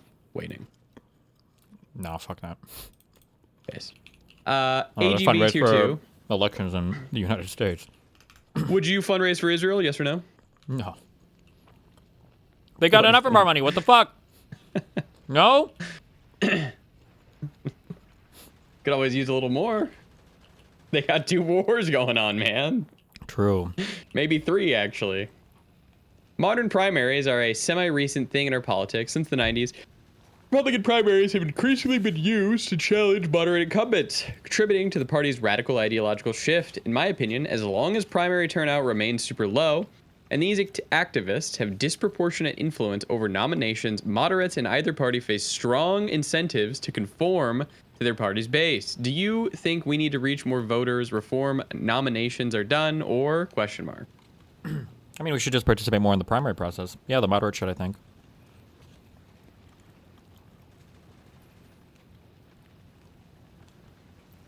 Really? You think we should participate? Okay. What are you eating, Subway or McDonald's? Mickey D's. Did Nathan go home? I don't know. He hasn't been in my apartment for like a week, though. Oh. I wonder where he went. Where the fuck is he? Oh, well, I'm sure I'll figure it out. Rochambeau. Steven, is it possible you could make some sort of bite-sized, 15-minute or less, pieces of content that would instruct people on a variety of different topics? It would allow DGers to send your views to normies that can't or won't watch something 40 minutes long, possibly on why DSA and the far left is a liberal, how your views align with bog standard Dems, you get mischaracterized about this all the time, or maybe some critical thinking or how to approach epistemic frameworks for normies. Definitely. I'm on that. I'm actually working on a ton right now. Do you think you'll ever take psychedelics again from a post? If the right goth mommy wants to, then of course. Okay. Current discourse on trans Twitter thoughts, and they included a link. I will send you the link. Uh-oh. Trans discourse.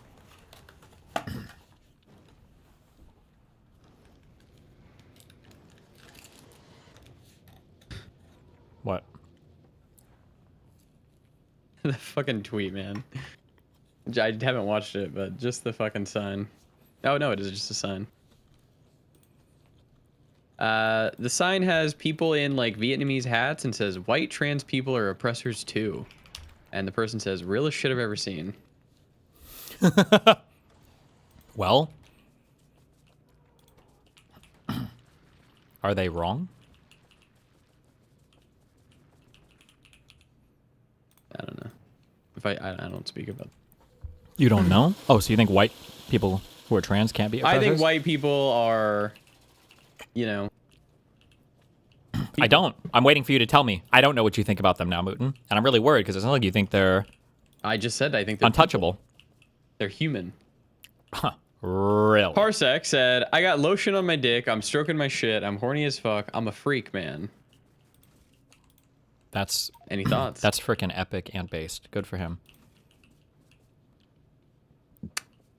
Lost Chap says, do you think a socialist takeover of the DNC, or a similar or greater scale to MAGA, is a realistic possibility? DSA types weakening the party and causing us to lose general elections is a concern, but it's hard to imagine a majority of Dem voters and politicians falling in line enough for the party to shift in the same way the RNC did for Trump.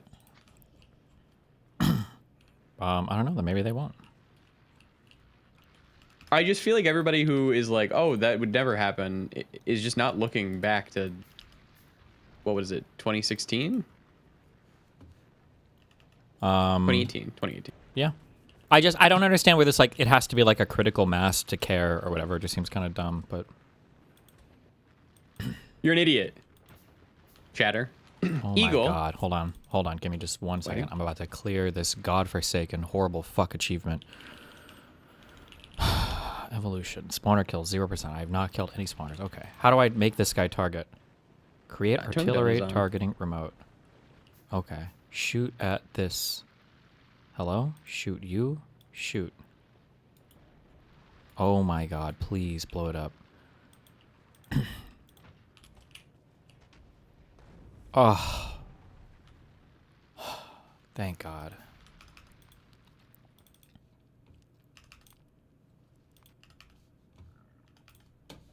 Okay. What other questions we got?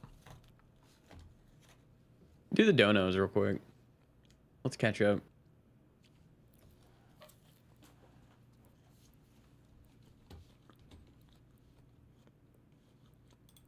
Just want to make sure all the moderate Dems remember that it's your job to make concessions to people to your left, but never the other way around.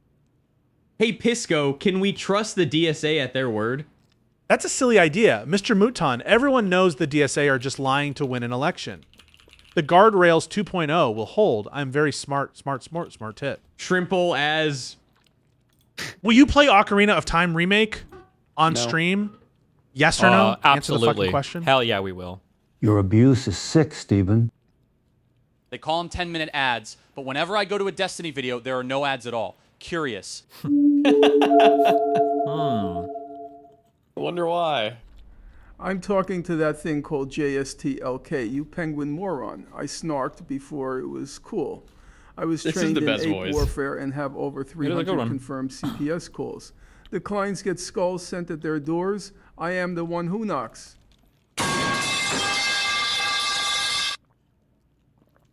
What else could Hamas have done on October 7th after they already tried calling CPS immigration and the cops about the noise coming from the music festival? Well, Palestinian resistance isn't going to be perfect. I'm a bot. If you ban me again, I will stop giving donations and support Sam Harris instead. I am not a BOTN ban, or I will support Sam Harris instead. The Aiden voice is awful. This has now cost me double. Unban now? Where am I? Shut up. We love Biden here. Oh, please have Norm freaking out. You're at home, sweet pea. Yeah. Oh, hello, sister. I love you very much. I love you too, big brother. P.S. Vosh is a 100% confirmed rapist, by the way. Stop! Is this the retard from 3 years ago who cried to Destiny on a queue? A stream about him being rejected by a girl on campus, and she called him ugly, creepy, no, and to kill himself in the middle of campus. A 7-dayer? Not quite my tempo. It's all good. No worries. Here we go. 5, 6, 7, and... Hit that fucking no-scope. Wow. Is that it? Yeah. Are you leaving? No, it's my Saturday, you know, I'm just kind of... Just hanging out? You want to play some games? Oh yeah, we got to do the Soul Link thing, you know? You want to do that? Yeah, I'm getting it set up. Right now? Tonight. Why do you give me hope, man? The Soul Link would actually be sick. It would be, I agree, for sure. Then let's do it. Let's get it going. Yeah, I'll get it set up. I already got the Minecraft Right launcher. now. The Lunar thing. Lunar client. Alright, whatever, I'll just that. Doesn't Mark say that society will naturally switch to communism once we reach This is boring as posterity? fuck. Can we get a murder? Please, Jesus Christ. Meow, mew, meow, mew. That was way too accurate. Wow. Yeah, he's right. Who cares? Bring back viewer! Call is not a glorified ash me anything!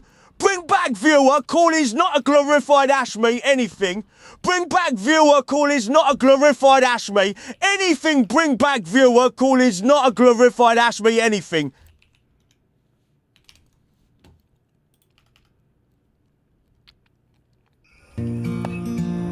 Talent is everywhere.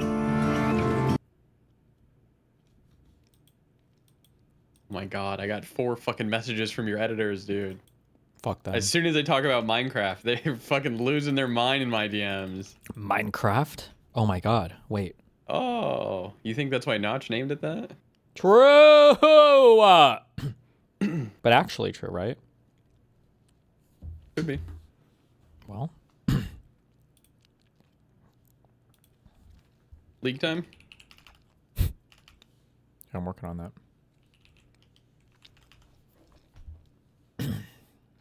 Do some reels. Quick reels? We haven't done that in a while. Well. Who's Josh Strife Says? No idea.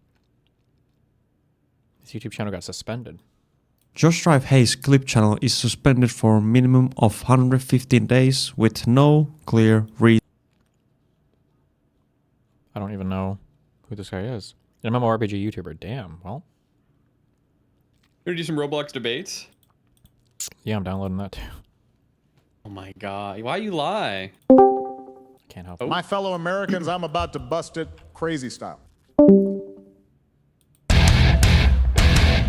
I love the Pope. Christ is king. Okay. Did you get chicken nuggets? Yep. Were they fresh? Nah, they were okay. But my guy was like driving around forever. That's why I was getting pissed off at. Oh. What about the fries? Were they shit? Well, no, because my food was late. You should be able to pay extra to McDonald's or whatever for them to make you a fresh batch. Anyone remember me explaining that the kitty face is the longest one for TTS to say mew meow mew mew mew mew mew?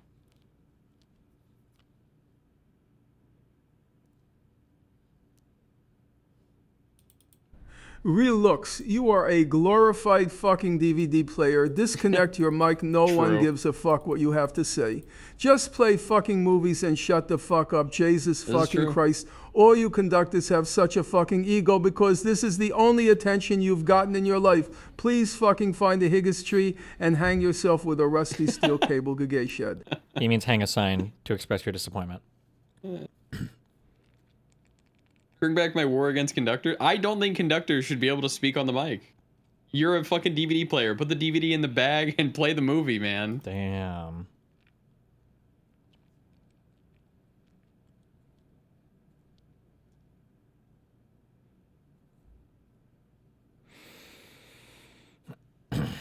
Okay. I might come back in an hour. We'll see. What are you gonna do for an hour? I have things I have to do, Moot. But I might be finished sooner than I think, so we'll see. Depends You're not on coming how back. long you're. Well, maybe. There's like a 40% chance. It's not bad. Yeah. Was it something fun at least? Yeah. Hell yeah. Oh yeah. All right, bye. Be careful. All right. If I don't see you guys, I'll see you guys tomorrow. Be careful. Love you.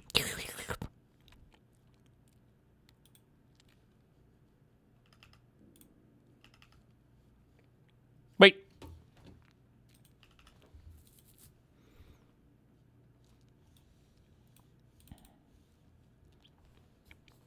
Campaign movement cause? Oh my Steve, what do you think of this effort post that eventually glazes me for graping PISSCO? I love it, dear leader. https://www.dreaded.com/destiny:/winvcraj/escaping the conceptual boondoggle. Damn it.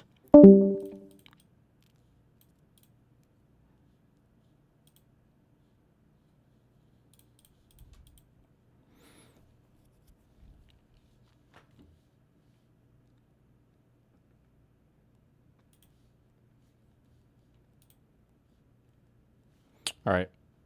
Be careful.